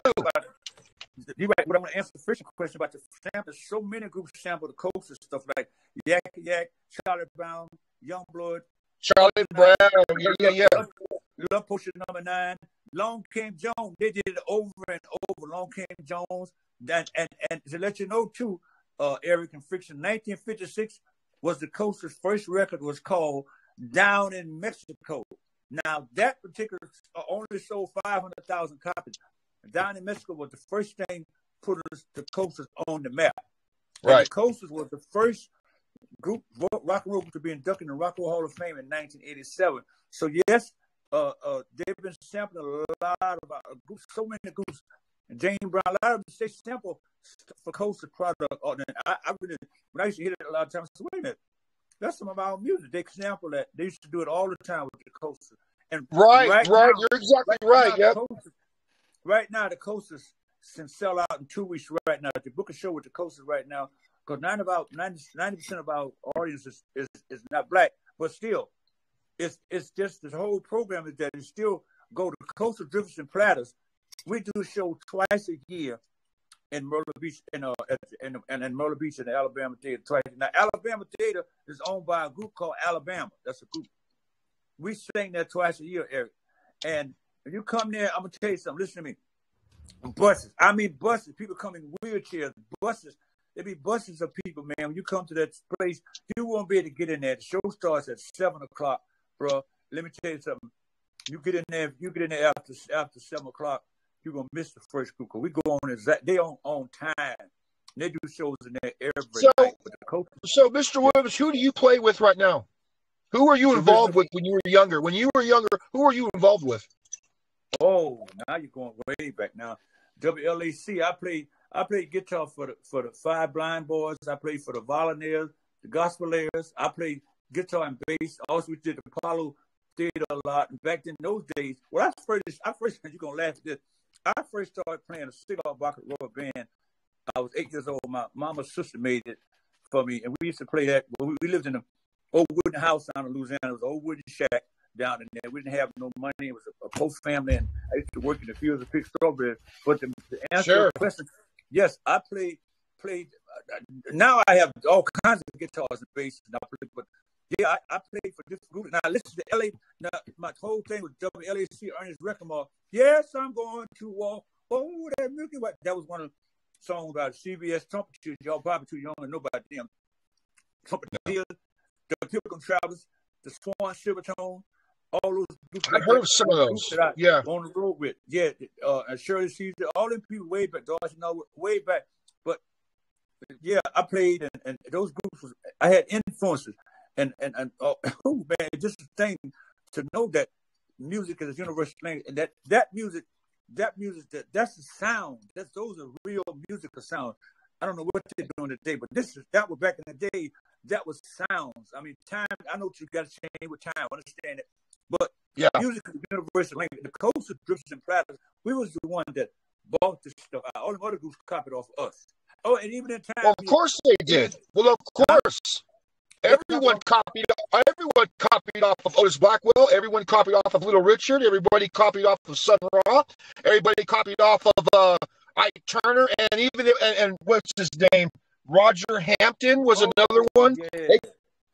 They copied off of him. Listen, African Americans. Now, African Americans started rock. They created the rock and roll music. That's a fact. Originally, and that's a fact. They created all that. And you guys, Jubilaries and the Jubilaries and the Golden Gate Quartet. Let me tell you. Yeah, let me tell you, those groups right there. A group called Harmonizing 4. Oh, I heard of them. With that big bass thing that they had, Harmonizing 4. And also, I want to tell you that I do show with Little Anthony now, because a lot of the Miracle, Little Anthony and his group, we be together because he's mostly by himself a lot of time. But we do show with Little Anthony. He's another pioneer. These people don't realize that these people out there, like we, the one that put that music to what you're listening to now is a copy of what we did. Right. All over the world, all nationalities, they do this stuff. This is what the coastal was. Now, let me tell you something else you probably don't know. to see Geraldine, to see what the people dressing up as Geraldine and things that Tyler Perry and all of them doing. Guess who had that first? You guys. The Coasters. The Coasters had it. A young man by the name of Speedo, who sang with the Cadillac, he did that thing first at the Apollo Theater with this dressed up by, what's that you say? Are you looking for a fight? What's that you say? Are you looking for a fight, brother? All those songs with that scene in the Coasters album when you do the Apollo, that scene with how they dressed like that, that was Speedo did that. Speedo was the one using that outfit dressed up like that. But Tyler Perry and they got it later on. Then he had but they got that from the Coasters, bro. The Coasters, they're the dopest group of all time. The Coasters. People know that. Hey, check this out. I got one for you. Listen to this. The first time ever, the first time hip hop was used on a record, 1963. Oh. I have the record. Yes. Watch this. Watch this. Hip hop. This is what twice it was used in the song. Twice. Hip hop all night long. Hip hop don't stop. That's 1963 by the Dovels. The Dovels. 1964, but yeah, it's like that one around that time. Yeah, you got the Dovels were the first to ever use it. Then the first one was Roy Rogers, 1950. Yeah, Happy Trail to Roy Rogers. Yeah, already used it. Second time was the Dovels. The third time used by a guy named Gil Scott-Heron. Right. No. Where now X-Clan, the rest in peace, DJ Sugar Shaft from X-Clan. Yes. This guy was the first one to take this record, and now you've heard the story where Grandmaster Caz talks about the story of where this hip hop terminology came from. He only tells you a section of it he only gives you the narrative of Gil Scott-Heron where it goes hip hop, right. Hip. Now that was Gil Scott-Heron, and that was the Last Poets. I'm sorry, the Last Poets. Black Soldier. My correction. So Last Poets were the first to actually use that on a record called Black Soldier. Look it up. And at the first part of that record, what happens is that they're chanting this. Now, this was a chant, which I'm pretty sure was used years and probably centuries earlier, but because it was a chant, and I can understand why they would chant that. And so this started. So what ended up happening is that, and then you had Fab Five Freddy in '82 talk about hip hop on one of his records, Fab Five Freddy. Of course, before that, you had then Sugar Hill, Rappers Are Light, Big Bang Hank, Bastard G, and Wonder Mike. They were using it on their record, but they got it from other records. But see, when I was doing my research and the culture of how this term came about, I've read these books. These books, John Chan, I'm pretty sure he has it wrong. I'm sorry, he's incorrect on some of these things. But this showed up long ago, and it was on records already. People were already using the lyrics already. And before it became what it is today, the phrase hip hop was branded as a culture in 1982.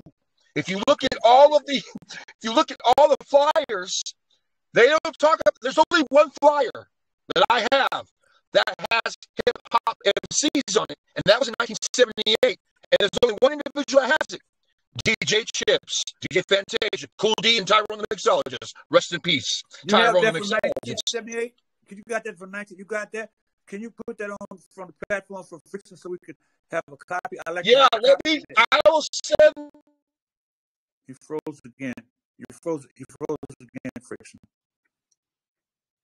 Yeah, but I think he's in the car and they're not so good internet. Yeah, okay. I have some pictures from Eric. I don't know it's this flyer that he speaking about or other, but it's what I have. The 72, the original Grandmaster. Right, original. Grandmasters, yeah. Oh, man. Oh my God! It's 72. See, he forgot, but you know what? Eric forgot one thing. Bob Marley also did the same Buffalo Soldier. That's also was the original thing that Bob Marley did, Buffalo Soldier. Everybody Soldier, right. But Black Soldier was done by Last Poets. They're different. They're the same thing. You're right. That's where he got the name. Yeah. Right. Yeah. Yeah. Now, would you get a So chance, that's send a that great back? record. The one you got. That's a great 1978? record, yeah. Yeah. The one you got to 1978, that's the one I want you to send with that flash. I'm going to send it to Friction. I'll send it off today, and he can post it because it is a flyer. Now you got to remember. Now when I got into the culture, I was 9 years old. In 1980, I started collecting records, rap records. It wasn't called hip hop records; they were called rap records. That's bottom line. And all the records I got were from the radio stations. I didn't get it from the record store. I went to the radio stations, WBLS, Kiss FM. I got every single playlist of Kiss FM, WWRL, WHBI, WBLS, Mr. Magic Rap Attack Mixmaster Show with DJ Marley Marl. LIB too, that did the other music. Exactly. Yep. So I have every rap record that was played in the early 1980s up till now. And I'm going to tell you, when I play some of this stuff, people that's in hip hop today, they don't know about it because they weren't listening to the radio stations when I was listening to them. They were not doing. They were not. That's where the edge is. With me, I listened to all the radio shows back then. I would go and record them every single, and I would go get the record. I'd find out. I call their station. They tell me the record. Mr. Magic used to send me records. Oh, Mr. Magic used to send me records. Yeah. 12 inches promotional copies. And I got all my records from Mr. Magic and Jerry Young from Kiss FM. I got all the disc masters. Yeah. Eric, there's another station too you might have forgot, WBOK in New Orleans, Louisiana. Now, New Orleans had never heard of it. Yeah, well, I know you probably have, but that was another in my home, Louisiana, down there. Like I said, you're older than me. All at New Orleans, that's where I'm from originally. And that's where they had every kind of the rock and roll, the jazz. New Orleans had that music. That a lot of they had the meters. And the meters. Aaron Neville, rest in peace. Aaron Neville was oh my God. Yeah, so yeah. The Neville brothers, that's the meters. People don't know about that. That's the meters. The meters are the best sound. Sissy Strut. That was Sissy Strut on Josie Records. On Josie Records. I don't know if you remember Tile Records down in Louisiana. They had the record company down there with the Tile down in there where they had that in there. In Louisiana, there's a lot of stuff happening down up in there in those days. Right. So for me, when I got into rap, when I got into hip hop, it wasn't called hip hop in 1980. I'm sorry, it wasn't. It was called rap. It wasn't called hip hop. That didn't show up till 82. Then they call it hip hop. Then, and it's interesting. It's interesting how, for some reason, if you look at all the flyers, it says rap disco. Yeah, you know, he froze again. Rap, right now, also, want to really get that Jackie Wilson. All those splits stuff you see James Brown and them with Jackie Wilson came up with a lot of stuff. He did a lot of that stuff. You said back then, it wasn't rap music, but it was similar to what you're talking about. But Jackie Wilson was also one of the pioneers that both had that kind of. He used to jump up and split his legs and do a little spin and stuff. His son, Bobby Wilson, do the show. He looked just like his dad. He did the show with us a lot. Jackie Wilson's son. So yeah, this is what you talk about. It's so historical, man. You're going way back with time. These people don't even know what we're talking about. It was the little 12 inches, which have something called a turntable. Where you put record on there, and it's a dog on there called RCA. It's a dog on there, and you turn it like that. As you turn it, it only play. It has a needle on it. Put a needle in there when you turn it. It played. Now, what happened with that? It only played one song. We used to have the 12 inches. We put in and have a little thing we put inside the piece to go inside there to play. You have to turn it like that. He probably can hear me, but he's froze. But yeah, it turns. It's called. We used to have those back in the days. So yeah, man, you're going way back to that's historic, man. That is real, true history. That's what you call history. The music history that the blacks brought in so much. We had so much stuff back then. I mean, hits after hits after hits. But you remember the turntable I'm talking about? I don't know if you remember that. Yep. The 78. You Yep. remember that? Yep. And you only play one song. I mean, only can play one. Well, you turn it like that. When you play it, the song stop. They go down. You have to change those needles. Man, isn't that amazing, man? Right, I know. Now, the first turntables I ever had was a Technique, the original Technique 1100. I had that. I still have it. I also had a 1200 from 1972. The original without the fader. So the mix I have, yes, I have that. I have two of those. That right there. That's that's the original 1200. That's the same one Molly Mall used, Mr. Magic used, C. Divine the Mastermind used it. So I have two of those. I also have a GLI 3800. By the way, I'm a curator of the GLI mixer because Mike Klasko and Tom Schwartz, I did research on them. Come to find out, DJ Ron Plummer. You remember him? Yeah. DJ Ron Plummer used to work for them. Ron Plummer is the first DJ to have the GLI 3800 before anyone had it. He had the Pro, and that was in the year of 1974. Wow. 1974. Man. And then in 1975, they put it out for sale. But that Sound Exchange was a place that was over there in Oakland. Sound Exchange, yeah. So I know the GLI, the engineers of GLI are still alive. Really? I reached out to them about 3 years ago, and he told me no one ever come, and no one. So I also talked to Frank Rosner of the Rosie Mixer. I spoke to him, and he told me, he says, yeah, GLI was the first to ever have a fader. The first. And the reason why they are, because in Great Britain, I also have a Millbank mixer. The first in 1967 had two crossfaders. The Millbank Disco 3. I have one. I paid $5,000 for it because that's the mixer that started it all right there with the crossfaders, not Gemini. It's sad because Gemini, there was a DJ that used to work, in fact, he was an engineer. He used to work for GLI, and he got fired. They fired him. Richard Long, I'm pretty sure. Yep.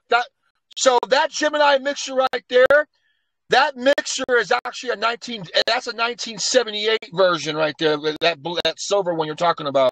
There's a gold one like that too with a copper. Now the GLI mixer, the Disco 3800 is the first mixer ever to have in the United States to have a crossfader. They only made two of them. Wow.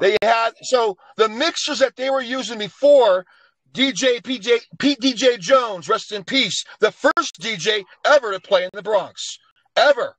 Before there was even a Bambaataa. Before there was Grand Wizard Theodore. Before there was Disco King Mario, named after the original JoJo or JJ, the Disco King, from Brooklyn. So that's the thing.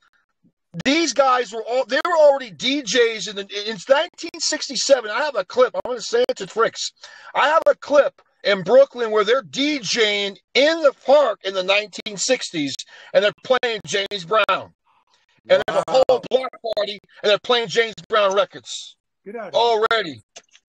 And so the GLI, there's a GLI 3800, the Disco 38. They patterned after the Millbank mixer in Great Britain in the 1960s.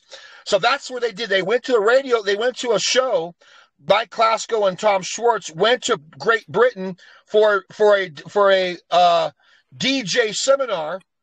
And what they did is the equipment, and they came back and they designed the mixer. Now, Tom Schwartz, who I still talk to this day, he has a model. He has 5 of them. I bought one from him, and it's mint condition. The other one I have is a 3880. That's the larger mixer with the crossfader. Now, in the 50s and 40s, they had mixers, but they were mic mixers. There was no such thing as a crossfade mixer in the 40s.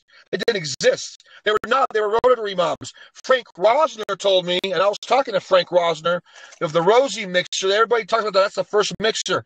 No, it's not. They were mixing before him. The mixers, see, all this equipment, the history of it started in Great Britain, in England. A lot of it did. Now, when I got into DJing, the first mixer I had was a GLI. It was a GLI 7000. And that came out in 1977. That mixer, that 7000 was already out. And then the GLI 1900, where you see Malcolm McLaren in a World Space Supreme Team, that was actually the last mixer that was ever made. So that I have all four of those mixers. I also have the same mixer, the Sony MX-14 and the MX-12 mixer and the MX-8. The same mixer that Flash says to people, Grandmaster Flash, Joseph Sadler, will tell people that he was the first one to actually put a throw switch so they could have a cue system, because mixers didn't have a cue system. See, Pete DJ Jones in 1977 showed Flash how to modify that mixer. That's where he got it from Pete DJ Jones, because Jones was the first. And there's another guy named DJ Ricky Grant who also modified the mixer too. Modified those mixers to put a crossfader on them. So or a cue system so they can hear left and right turntable. So in 1977, Flash from his own interview stated that when it was the time when Pete DJ Jones actually let Flash on his equipment, let Jones let Flash on his equipment, because Jones wanted to give Grandmaster Flash some airplay. And that's when Flash discovered, he's a cue system. This is how he's able to blend records. Well, also, the first person, like I said, Grandmaster Flowers he was the first DJ to ever use two copies of the same record. He's the first one to do it. Flowers was inspired by other DJs. There was one legendary DJ that invented or pioneered blending, and that was DJ Francis Grasso. DJ Francis Grasso is the first. He's Italian Greek. He's the first one to take records, and they called it. Remember William John? Remember back in those days they used to call it changes. It wasn't called mixing; it was called changes. You remember that? Changes, yeah, I remember that.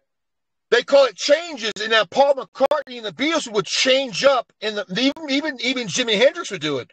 They would do changes in their music live. They would blend in another track, go into another track. It was called changes. Well, they did it. DJ Francis Grasso did the same exact thing with records, and that's where Grandmaster Flowers picked up that style from. He picked it up from that DJ right there, because he was the only one blending records. But those mixers and even samplers, the idea of sampling records goes back until the 1920s and 20s, 30s, 40s, 50s. There was a bunch of people that would take tape and splice and truncate the tape and create sound and repeat the sound and do all sorts of stuff. There was one guy named Bruce Hack in 1970. He took tapes similar to what Madlib does. If any of you have ever heard of Madlib, which I know, Amir, you probably heard of Madlib. Madlib and Jay Dilla and all these guys.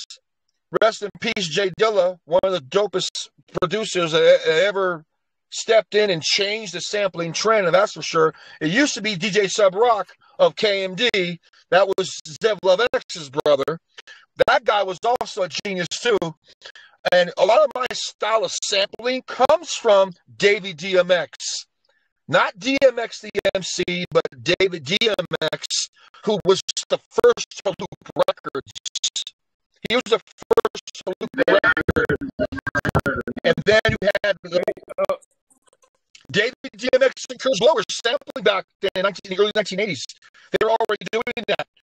And so they got it from a guy named Trevor Horn, who's from England, a group called the Art Village. Trevor Horn was it? It's called Music Concrete. The style of sampling in those days was called Music Concrete, and that style of music has been around for years before even hip hop even got hold of it. And so there was a guy named Bruce Tack who would take a tape, who would take records and repeat the record, but pause mix them, and he would talk over the record. This is the 1970s. It blows me. I'm going to send you guys a record about it. You're going to listen to you and I think you're listening to Madlib. This is where I got my style from. And so I'm a researcher. I'm a PhD, doctoral student at the University of Arizona here in the United States. And so I have my master's degree. I have my bachelor's, but I'm a researcher. And I'm licensed to research. So I go and I interview people, and the interview is called qualitative research method. So I interview people, and I cite them, and I write my papers. So it's unfortunate, though, a lot of history that we know today, like Mr. Williams, like you were talking about rock and roll, it's unfortunate that stuff has not been talked about. And it's sad, because what you're hearing in the Bronx about their narrative of hip hop, which is great. The Bronx has their own heroes, of course. They have Disco King.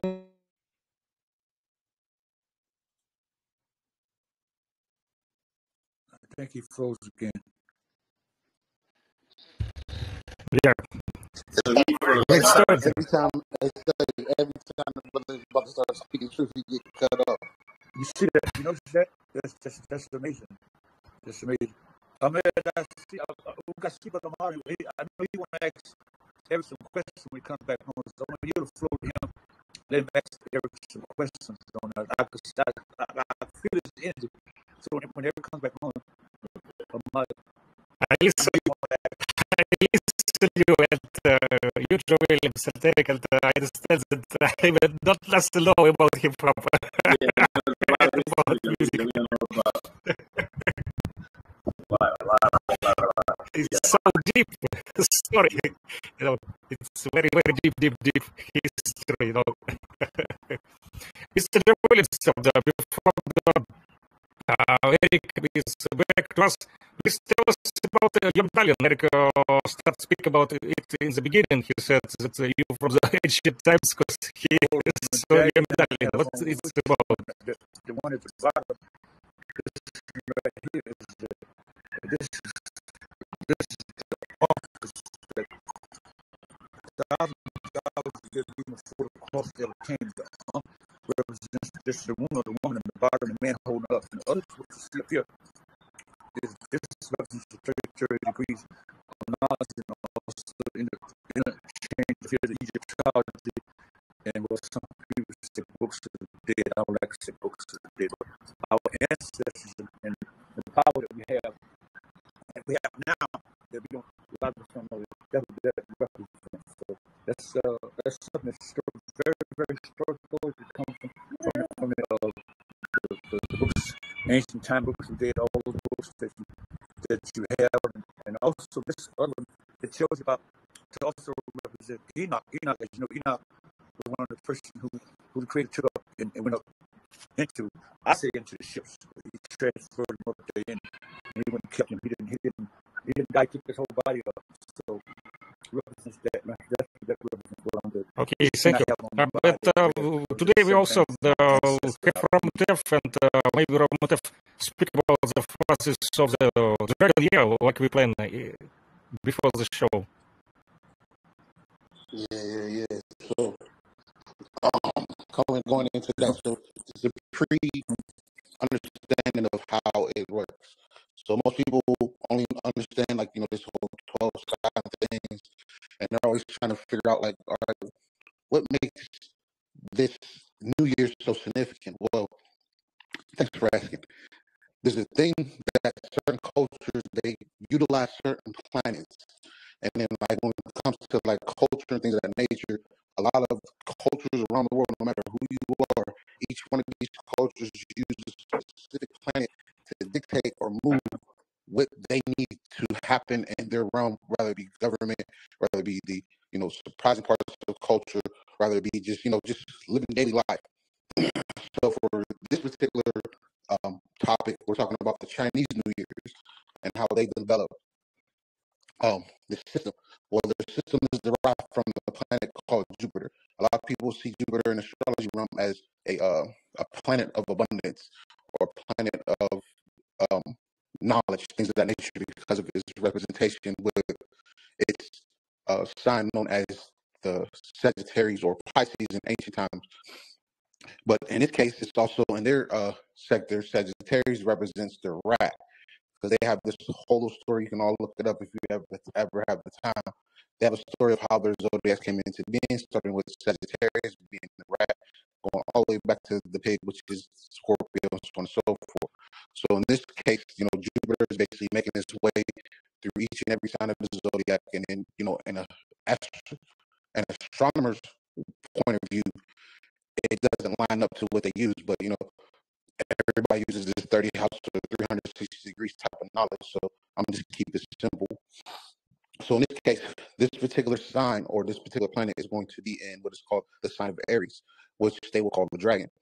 The dragon is something that's like a very powerful symbol, especially in our culture, because when you go into the Asian culture, it's represented very much, and then it's also represented in all around the world in different other cultures like the Mayans or the Incas or the Aztecs or the Cometians and so on and so forth. Norse mythology, so on and so forth. The dragon is something very important. Certain ones are described as a serpent with wings, which has no legs or has no appendages in a sense. There's certain types of different dragons. You have the I can always mess up the word, the werens, which is like dragons that have wings, but they also have talons, and that's it. And then you have dragons, which is on four, or serpent dragons, or the original dragon, which has no appendages. But as you keep going into history, you start to see that it's just a big ass snake. Excuse my language. That has a lot of mystery with it.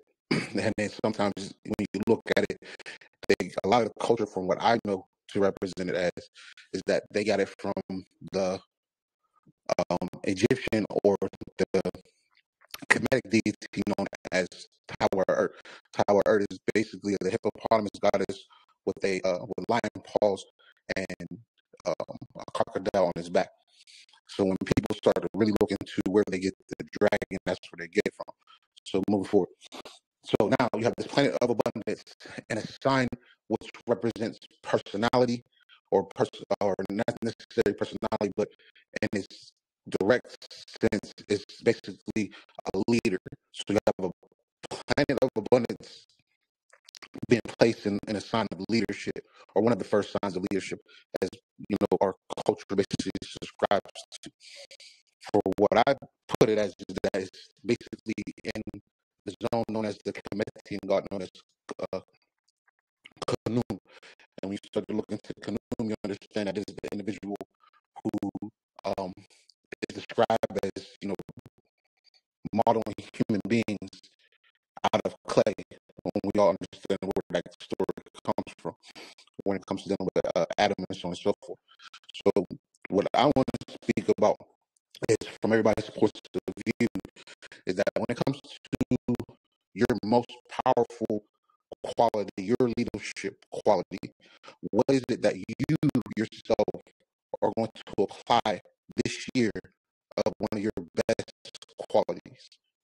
Because that's what the year is basically determined, is that, this is a time or the sign of your best leadership qualities or your best skill is going to be highlighted this year.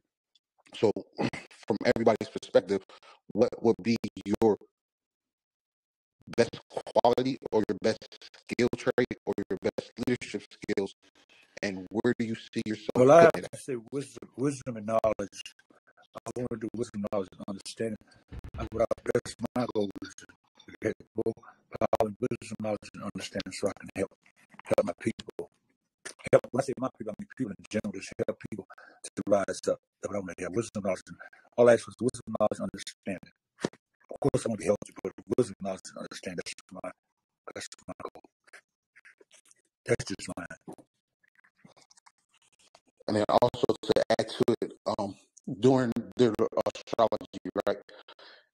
Depending on where Jupiter was at when you were born, also dictates a lot of the connection to what I'm speaking on. So, for example, I was born in 1984.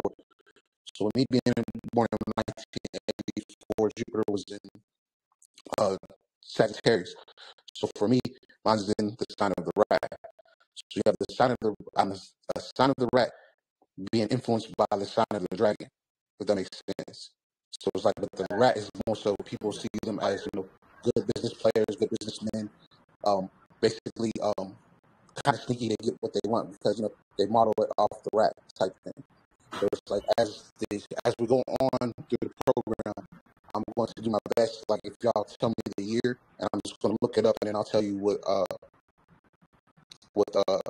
sign you're born with, and then I'll give you the description of it, and then add what I asked earlier about, what quality skills were you going to bring towards this year. I'm 1949.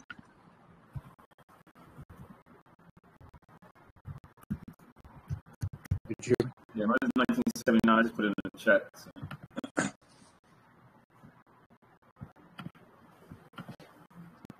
So. Say again, Joe Williams. You said what year again?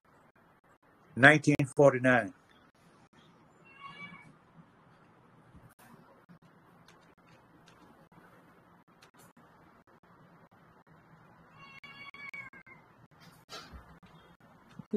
So Mr. Williams, yours is just like mine. You was born in the year of the rat. Okay. And then for Friction, Friction, you will be born in the year of. It's like a mixture. It might be still in Sagittarius, but if not, it'll be the year of the ox. Yeah, I'm 1979.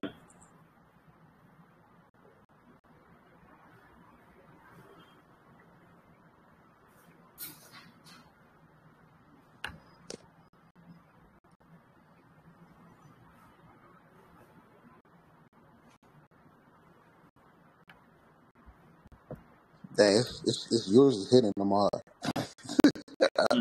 Give me a second. I'm gonna find it though. All right.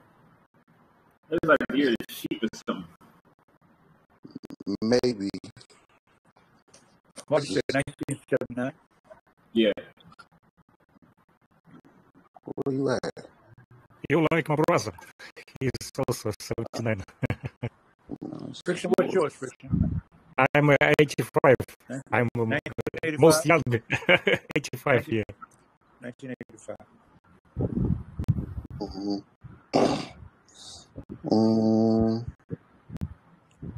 Yeah, give me a second. I'm looking. Okay. I know, Friction, yours will be the ox. Ox? What's mean ox? The ox is Ma, you would be the I don't know like this. A buffalo type. That's an animal. That's an animal. Oh, okay. It's like the Chinese Taurus, if that makes sense. Yeah. Okay. Like I just don't know this word. it's the true leader, because when you start to know the story of it, the ox was actually the first one that made it to the destination that all these animals have to go. But the only reason why the rat became the first one, because the rat basically rode on the ox all the way to the destination. That's the reason why the rat became the first house. The ox is the one that actually made it, but the ox is more the gentleness. So it's like for you, for instance, we're talking about being confined in your space and learning how to, like I was saying beforehand, change it. Like your leadership qualities to change your surroundings, make it more comfortable. From my point of view, it's just more so like you have a position that's going to basically put things in perspective. Now with this dragon coming in, it's more so like if you take a dragon and you put it on top of an ox, you got like this chimera type of thing. So it's like you have anything that you see as a goal, the dragon's going to clear the way and bring you to the goal. It's just that you take your time getting there. So the universe is kind of asking you to, you know, put some little bit more pep in your step because you were the first, but you don't want that story to repeat itself. You don't want the rat to trying to, you know, hop on you because you're so generous and then forget that, like, hey, yeah, I'm the man, but I also can always get gypped, or in my words, I would say gypped, or basically be conned into something different, if that makes sense. Okay. So it's like basically what I'm at the end of the day is mainly what I'm saying is beware of being conned out of your square. Like don't let nobody knock you off your square, pretty much. And then for Ahmad, this is more so. How would you put it?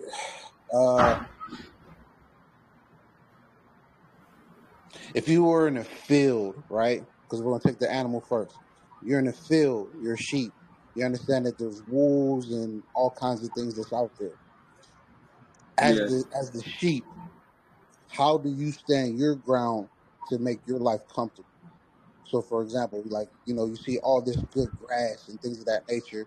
You know that there's certain things lurking, but what are the measures are you going to take to allow the, you know, the dog or the shepherd to basically protect you from these things, so that shepherd and things of that nature will represent your self faith, like the things that you are faithful to.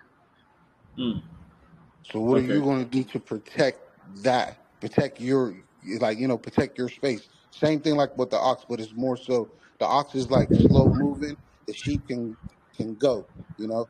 And then on top of that, you understand like you have that fleece and things of that nature. Is your fleece that golden fleece that's impenetrable, or is it something that you're just going to keep selling out? So Okay. now you have the dragon. Now you put the dragon on top of that. The dragon is going to put you in a certain path, whatever path that you see yourself going. What are the steps that you going to make, or what are the things that, or how you say, the path that you're going to eat your way through without selling your body? You feel me? Yeah. That's what that would represent. Okay. Righteous. Do I sure. And then for Joe Williams, yours like pretty much the same as mine. It's, you know, you have these skills. Are you going to con yourself into things? Are you going to like manipulate people, or are you going to actually move with your words and do as you say? If you're going to bring the knowledge and the wisdom to the people, you must stand on that. And that's the same thing with myself. Like we have that same type of energy when it comes to our year. This is going to be a great year for all of us, and around the world. It all depends on where your mind frame is, and if you're actually doing something for yourself. If you're not doing anything for yourself, obviously you're going to follow the herds of the zombies throughout this rest of this year, and you're going to end up in, you know, in a concentration camp. Most of us ain't, we're done being in that type of hole.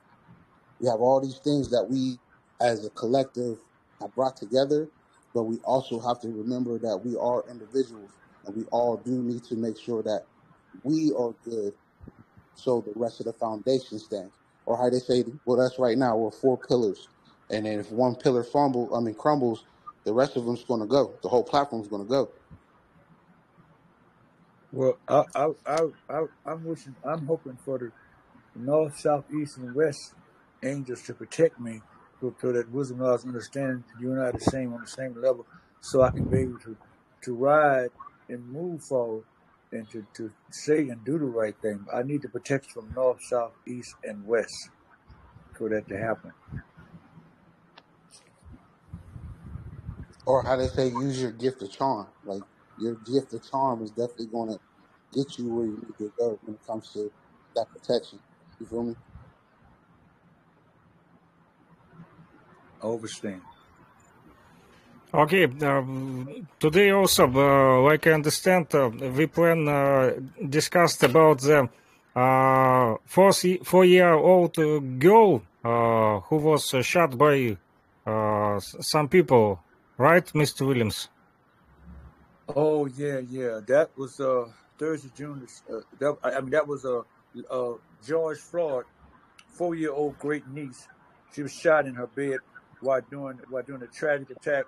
Ariana Delaney, I think I said her name right, was sleeping in the front of her bedroom in the family apartment when gunfire broke out and shot her. And it shot her, and she was telling her father that she was hit, and he didn't realize it, and he realized that she was bleeding, and they called for help. And I think it said 4 hours before they came. But I sent that video out so y'all could see that before we go off. Yeah, we can play this video. All right, go ahead. Can open it. Thank you. Shot in her Houston home has been identified as the niece of George Floyd, the man whose murder at the hands of Minneapolis police officer Derek Chauvin set off a national movement. 4-year-old Ariana Delane now recovering from her wounds. My daughter don't know. I can't explain that to her. What happened? You know, you're the father supposed to protect the kids. Police say someone sprayed the apartment with bullets early New Year's Day, but the family believes the home was targeted. Find the defendant guilty. It's the same apartment seen here, where George Floyd's family gathered last year to watch the Derek Chauvin verdict. We got a hit right here, and we got a hit here. The gunfire punctured Ariana's lung and liver, breaking 3 of her ribs. She was sleeping at the time. My daughter jumped up and said, "Daddy, I've been hit." And I was shocked until I seen the blood, until I realized that my 4-year-old daughter was really hit. And she don't know what's going on. She was asleep. Ariana's father says he called 911 around 3 a.m., but he says police didn't show up until 4 hours later. Houston police now launching an internal investigation into the response time. If he had a child,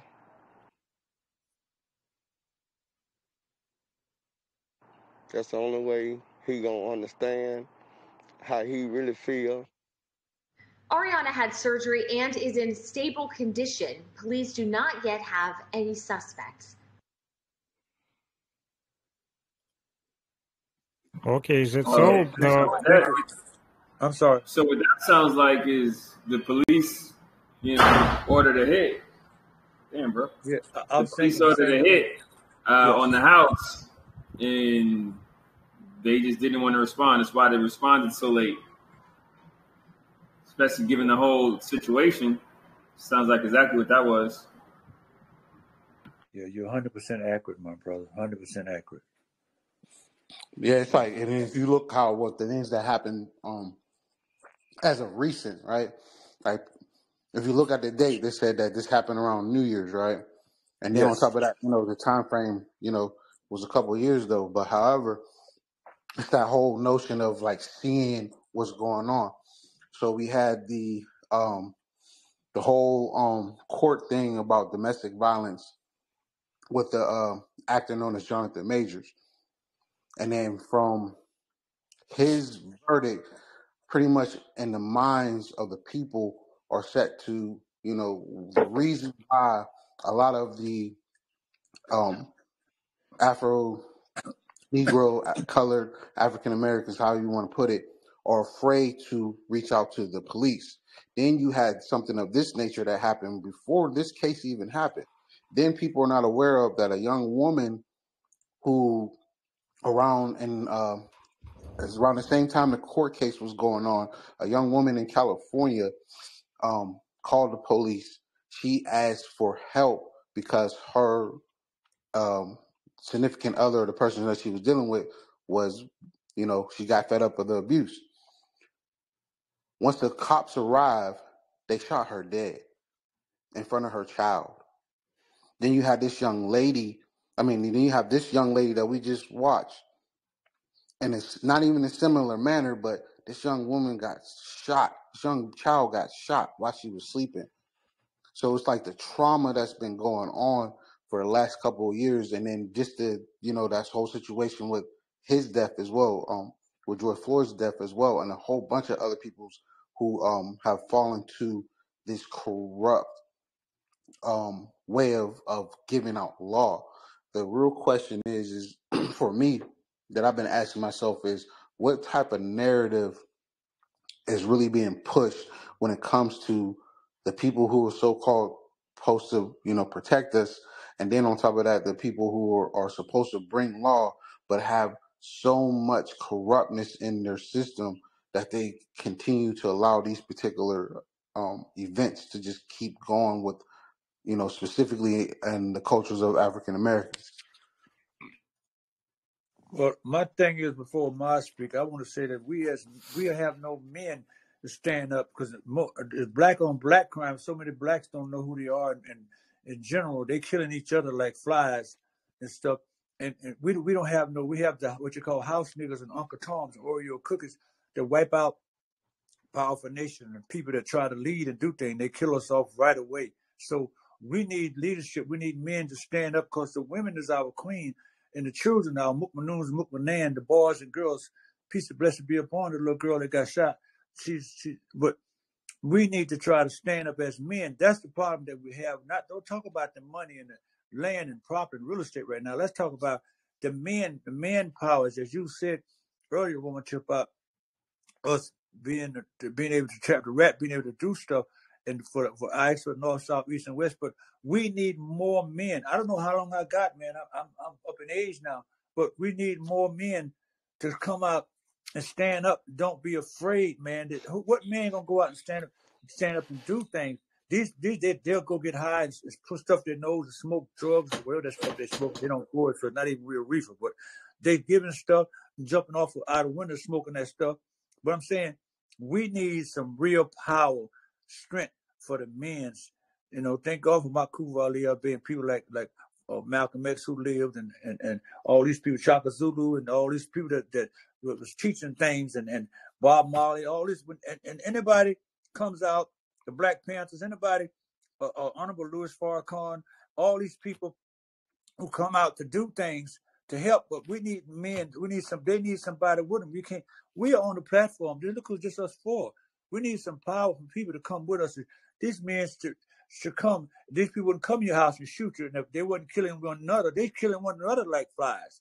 They don't respect each other. They don't know that they are kings, and we are kings and queens and children of the Most High. So until we can get this situation straight with the men, our wives and our family, there won't be no problem. I mean, I'm married 54 years.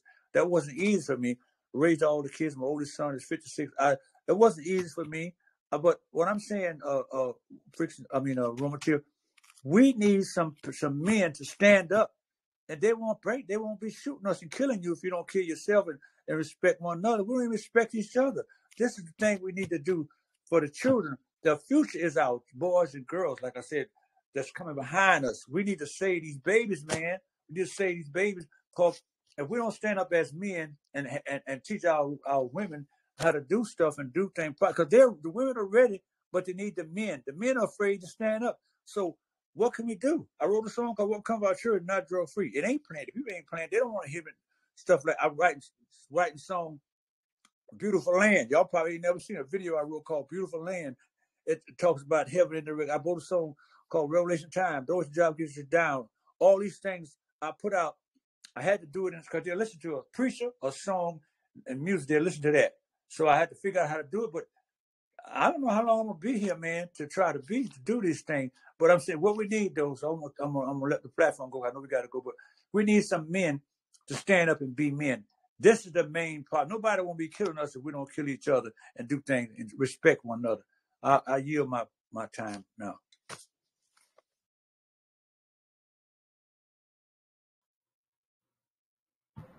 I got a report here that I got to do. My phone said I was reading this here. I'll share it right quick.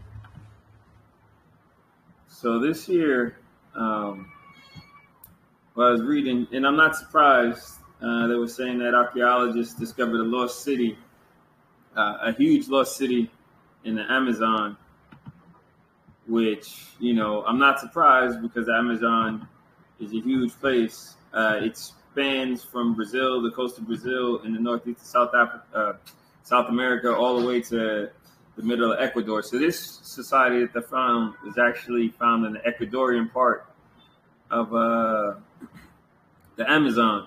So what they're saying, it's got extensive roads and paths, which you can see here, and then you can see these areas that got building structures that are kind of like blocks and somewhat, and they're saying that the society was about 10,000 people deep, and it's more than 2,500 years old. So they're saying that this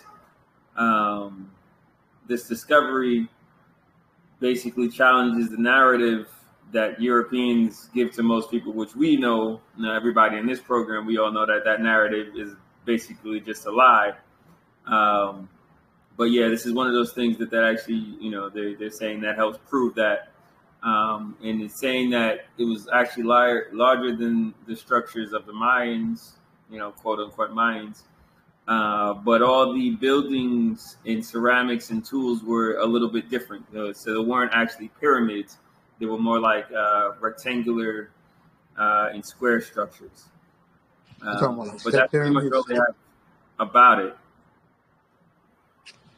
You talking about like step pyramids?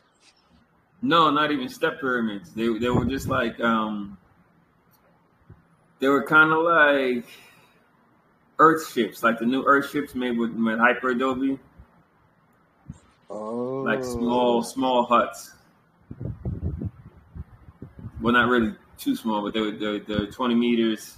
Was these like, excuse me, 50 Amar, feet these like the, by 30 these like the pygmy, 66 feet by 33 feet. were these like the pygmy people? I know we had the pygmy in the Watusi, but were this like the No, they pygmy? don't have that much information about the actual people. Really, so far, all they have is the structure, the building structures, how big they were, the complex, like kind of like blocks that they were in. So they had sections between like 6 and 10 houses all lumped together. Then they had a road that went to another section of 6 to 10 houses and and so on and so forth.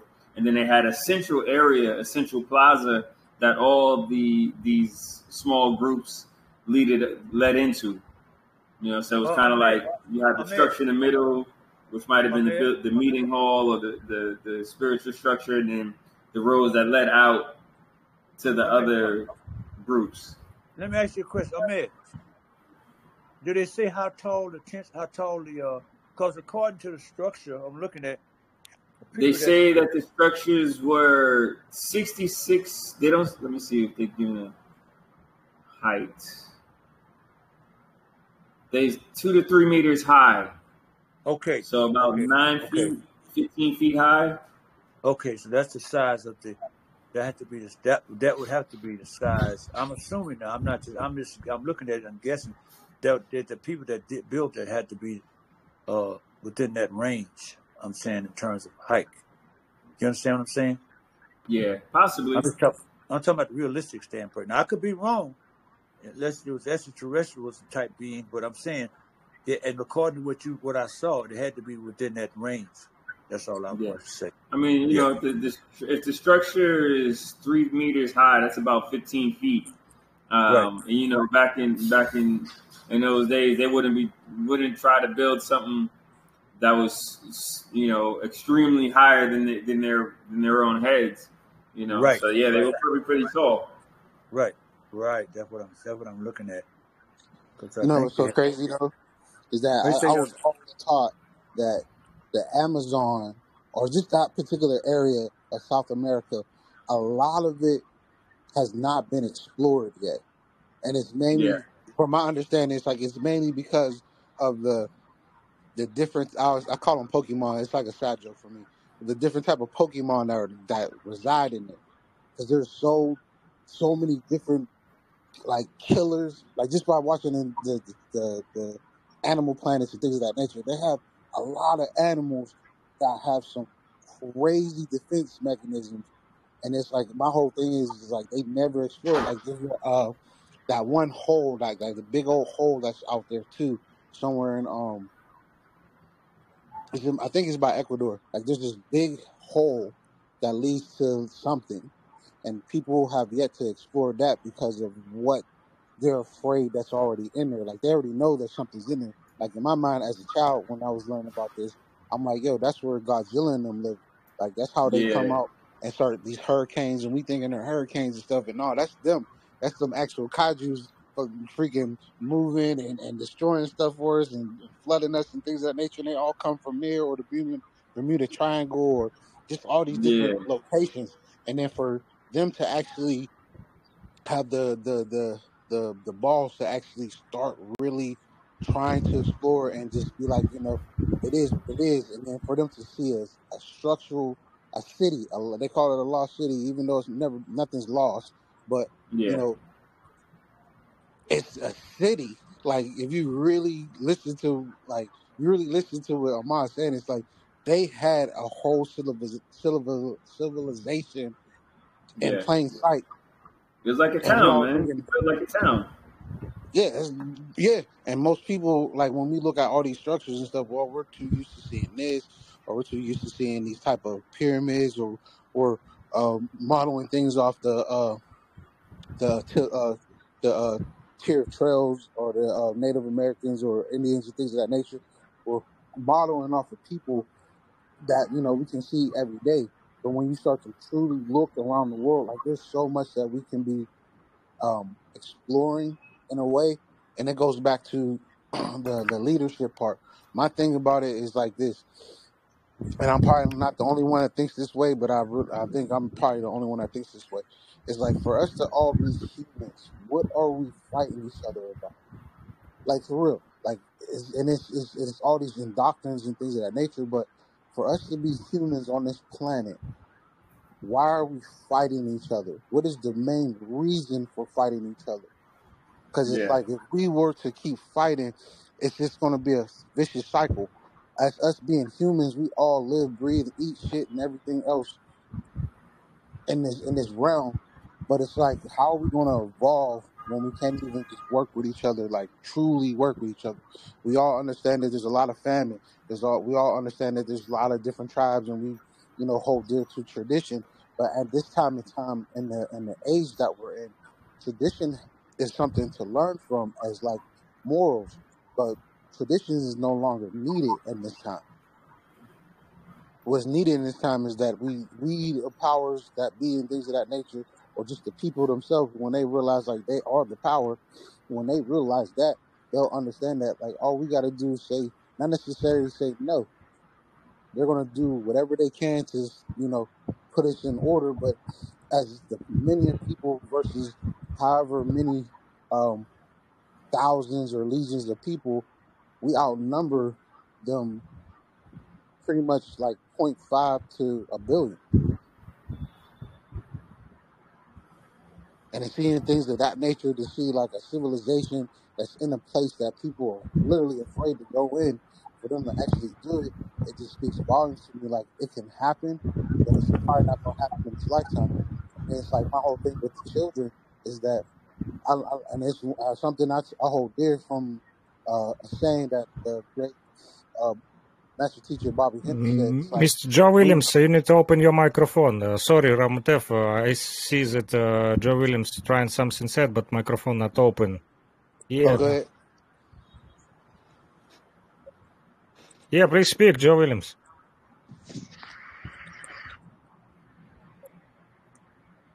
Is he frozen? Yeah, I'm gonna have to go off. I'm gonna have to get off. But I just want to say that that what we saw. I got to go off. But the 2,500 years, I was just said that those people like that was like shapeshifters. They could also different like one dimension to the next.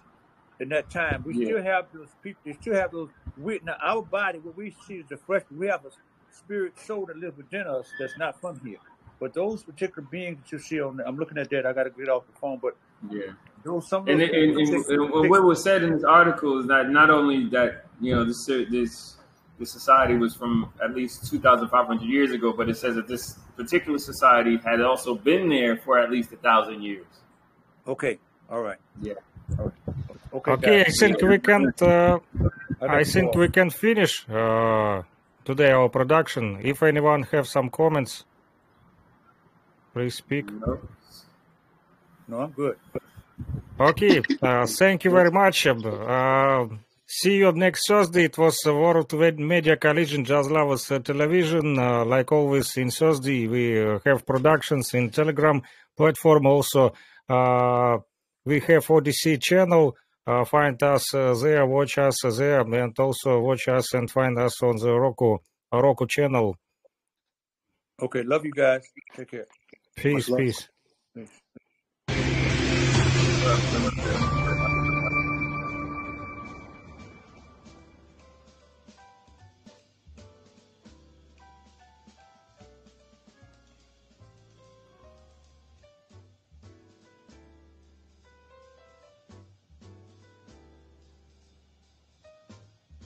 WMCJLTV, Jazz Lovers Television Network.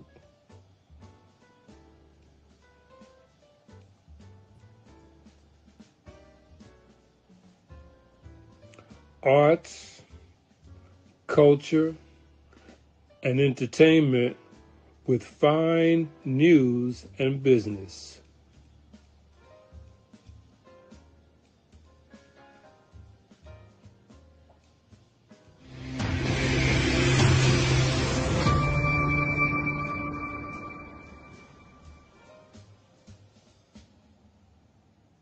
WMCJLTV.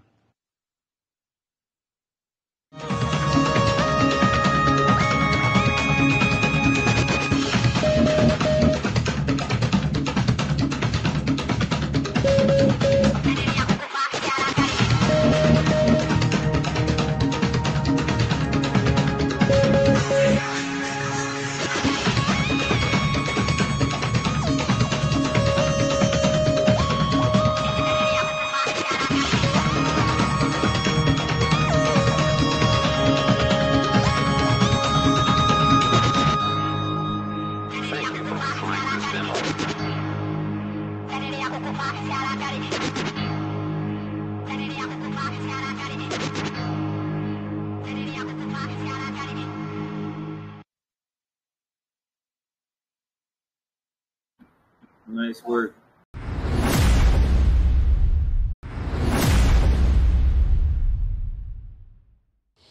Well, you may have heard of Wmcjltv. It's the blacklist website that's maintained by the Ukrainian Interior Ministry and figures in the Ukrainian Security Services that lists the names, photos, and personal information of people considered enemies of the state.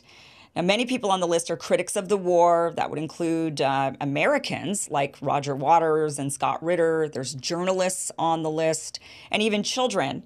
With us now is Faina Savinkova. She is a 14-year-old from the Donbass who is one of hundreds of children on the list.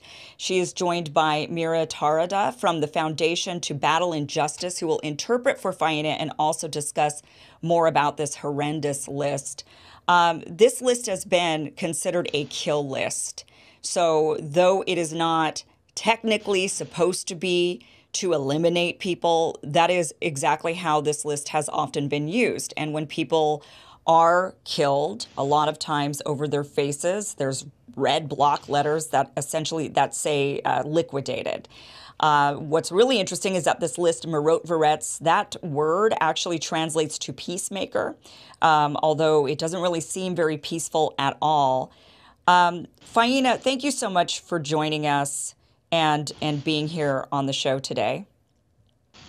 Фаина, спасибо большое, что ты присоединилась к нам и что ты сегодня принимаешь участие в этом шоу. Спасибо, что пригласили. Thank you for the invitation. How did you find out that you were on this list, and what did you do to get yourself on this list? Why they would consider you an enemy? Фаина, как ты узнала о том, что ты попала в список миротворца и чем ты заслужила это? Я узнала об этом в соцсетях от моих друзей-журналистов. I found out about it on social networks from my friends who are journalists. Я думаю, что попала туда из-за видеообращения в ООН, но так причины миротворца много раз менялись. I think I got there because I recorded the video to the UN, but it could be anything because Mirotvorets itself changed reason so many times. And since you've been on this list, have you felt like your life is in danger? С того момента, как ты попала в эти списки, ты чувствовала, что твоя жизнь под угрозой? Ну, в какой-то степени думаю, что да. Yeah, partly yes. What type of information do they have about you on this list? Какую именно информацию они опубликовали о тебе? Ну, мой адрес, номер телефона, данные моей семьи. My home address, my phone number, information about my family. Ну, все мои интервью. Что еще раз? Все мои интервью и книги и так далее. All my interviews, my books, everything. Wow. You're in the Donbass currently, is that right? Ты сейчас находишься на Донбассе, правильно? Да. Yes. Do you feel from your peers, your classmates, are they supportive of you, or are some of them hostile towards you because they do view you as an enemy? А твои одноклассники, ты получаешь от них поддержку или они наоборот видят тебя как врага? Ну, конечно, поддержку. Of course they support me. So what was it did you say to the UN? What was in this video? Что было в том видео, которое ты записала для ООН? Что там было? Что ты сказала? Ну, такое место, как Донбасс, там происходит война, обстреливают детей, что дети хотят мира. I told them that there is such a place like Donbass and that there is a war over there and that children want peace. So here in the Western world, Western media says that this war started in February of last year. When did this war really start for you in the Donbass? Западные медиа здесь говорят о том, что эта война началась в феврале прошлого года, 22 года. Когда на самом деле началась война на Донбассе? В 2014 году. In 2014. What was your life like in 2014 when the war started? Какой была твоя жизнь в 2014, когда началась война? На самом деле я мало что помню, тогда мне было всего 5 лет. I don't really remember much. I was only 5 years old at that time. Я мало что понимала, ну, обстрелы, очень громко было. I didn't understand much. I heard shooting and it was very loud. Это потом, конечно, уже осознала, что вообще происходило, но тогда маленькая была и вообще было непонятно. Later on, I have realized what was going on around, but at that moment, at the beginning of war, I didn't understand much because I was too little. So you're living in Donbass now, you go to school, your classmates, your friends, the people around you, how do they view this conflict with Ukraine and Russia? Do you think they're more on Russia's side or Ukraine? Ты живешь на Донбассе, ходишь в школу, общаешься с одноклассниками, сверстниками. Как они смотрят на этот конфликт и какую сторону они занимают? Сторону Украины либо России? Даже не знаю, у каждого разное мнение, на самом деле. Ну, я думаю, что большинство как раз Россия, потому что они помогают нам. There are many opinions on this conflict, but majority of people support Russia because Russia helps us. But there are people in the Donbass who support what Ukraine is doing. Но на Донбассе есть люди, которые поддерживают то, что делает Украина? Я не знаю, ну, как бы, могут и есть. Разумеется, I don't know, maybe... I don't know, maybe there are some. Of course, there are always different opinions. Do most of the people there in your age group, your friends, are they wanting to become part of Russia, or do they want to be independent or stay part of Ukraine? Другие люди твоего возраста, они хотят стать частью России или остаться частью Украины? В первую очередь, они хотят мира. First, what they want peace. So any way to get peace, as long as there's peace. Вне зависимости от того, частью какой страны они будут, они хотят именно мира. В принципе, да, но сейчас из-за всей пропаганды и остального, я думаю, что, конечно, большая страна хочет именно быть частью России. In general, they want peace, but because of the propaganda and everything, of course, they want to be the part of Russia. В первую очередь хотят мира. But first of all, they want peace. Yeah. Has this website been updated with more of your information since it came to light that you're on this list? Do they continue to update it? Миротворец и твоя информация на этом сайте, она была несколько раз обновлена. Они продолжают обновлять информацию о тебе там? Ну да, недавно вот обновляли. Yes, they just did it recently. Do you know any of the other children who are on this list? Ты знаешь других детей, которые в этих списках? Я не буду называть их имен, но да. Их там очень много. I'm not going to call their names, but I do know, and there are so many of them. Is it for similar reasons, because they're speaking up against the war? Это за схожие причины, потому что они выступают и говорят против войны? Ну, на самом деле, совершенно разные причины. Многие, не только в принципе, дети, многие журналисты только из-за того, что были в Крыму, донесены. Разные причины. There are different reasons. Not only children, but journalists, for example, end up being on kill list just because they went to Crimea, for example. Wow. Now that you're on this list, has your life changed at all? Have you had to change any of your habits or be more careful? С того момента, как ты попала в список миротворца, как твоя жизнь проходит? Тебе, может быть, пришлось что-то изменить привычки? Ну, стала более осторожной. I just became more careful. Выкладываю много информации о том, где я буду, что будет происходить в соцсетях.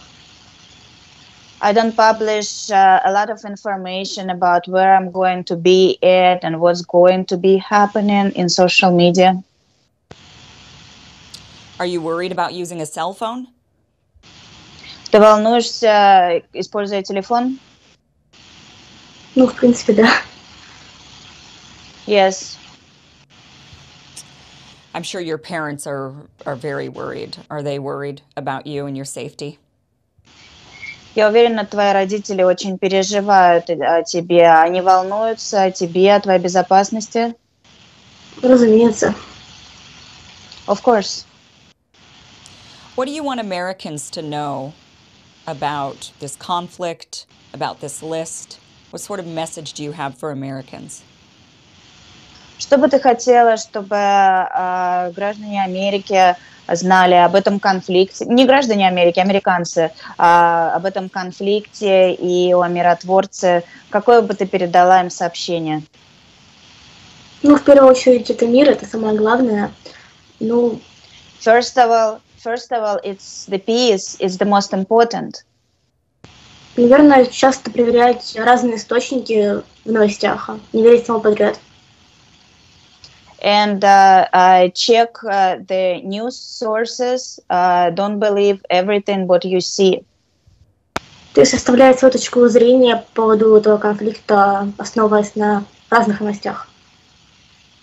You should make your opinion on behalf of this conflict based on different information sources. What can Americans do to help get you that peace? Что могут сделать американцы, помочь тебе, вам обрести этот мир? Я даже не знаю, что могут сделать обычные мирные граждане, но поддерживать в первую очередь в интернете, например. I don't even know what regular Americans can do, but, for example, support us in internet, for example. Поддержка — это очень важно в данной ситуации, я думаю. Support is very important in this situation, I think. Well, Faina, thank you so much. Be very, very safe. I mean,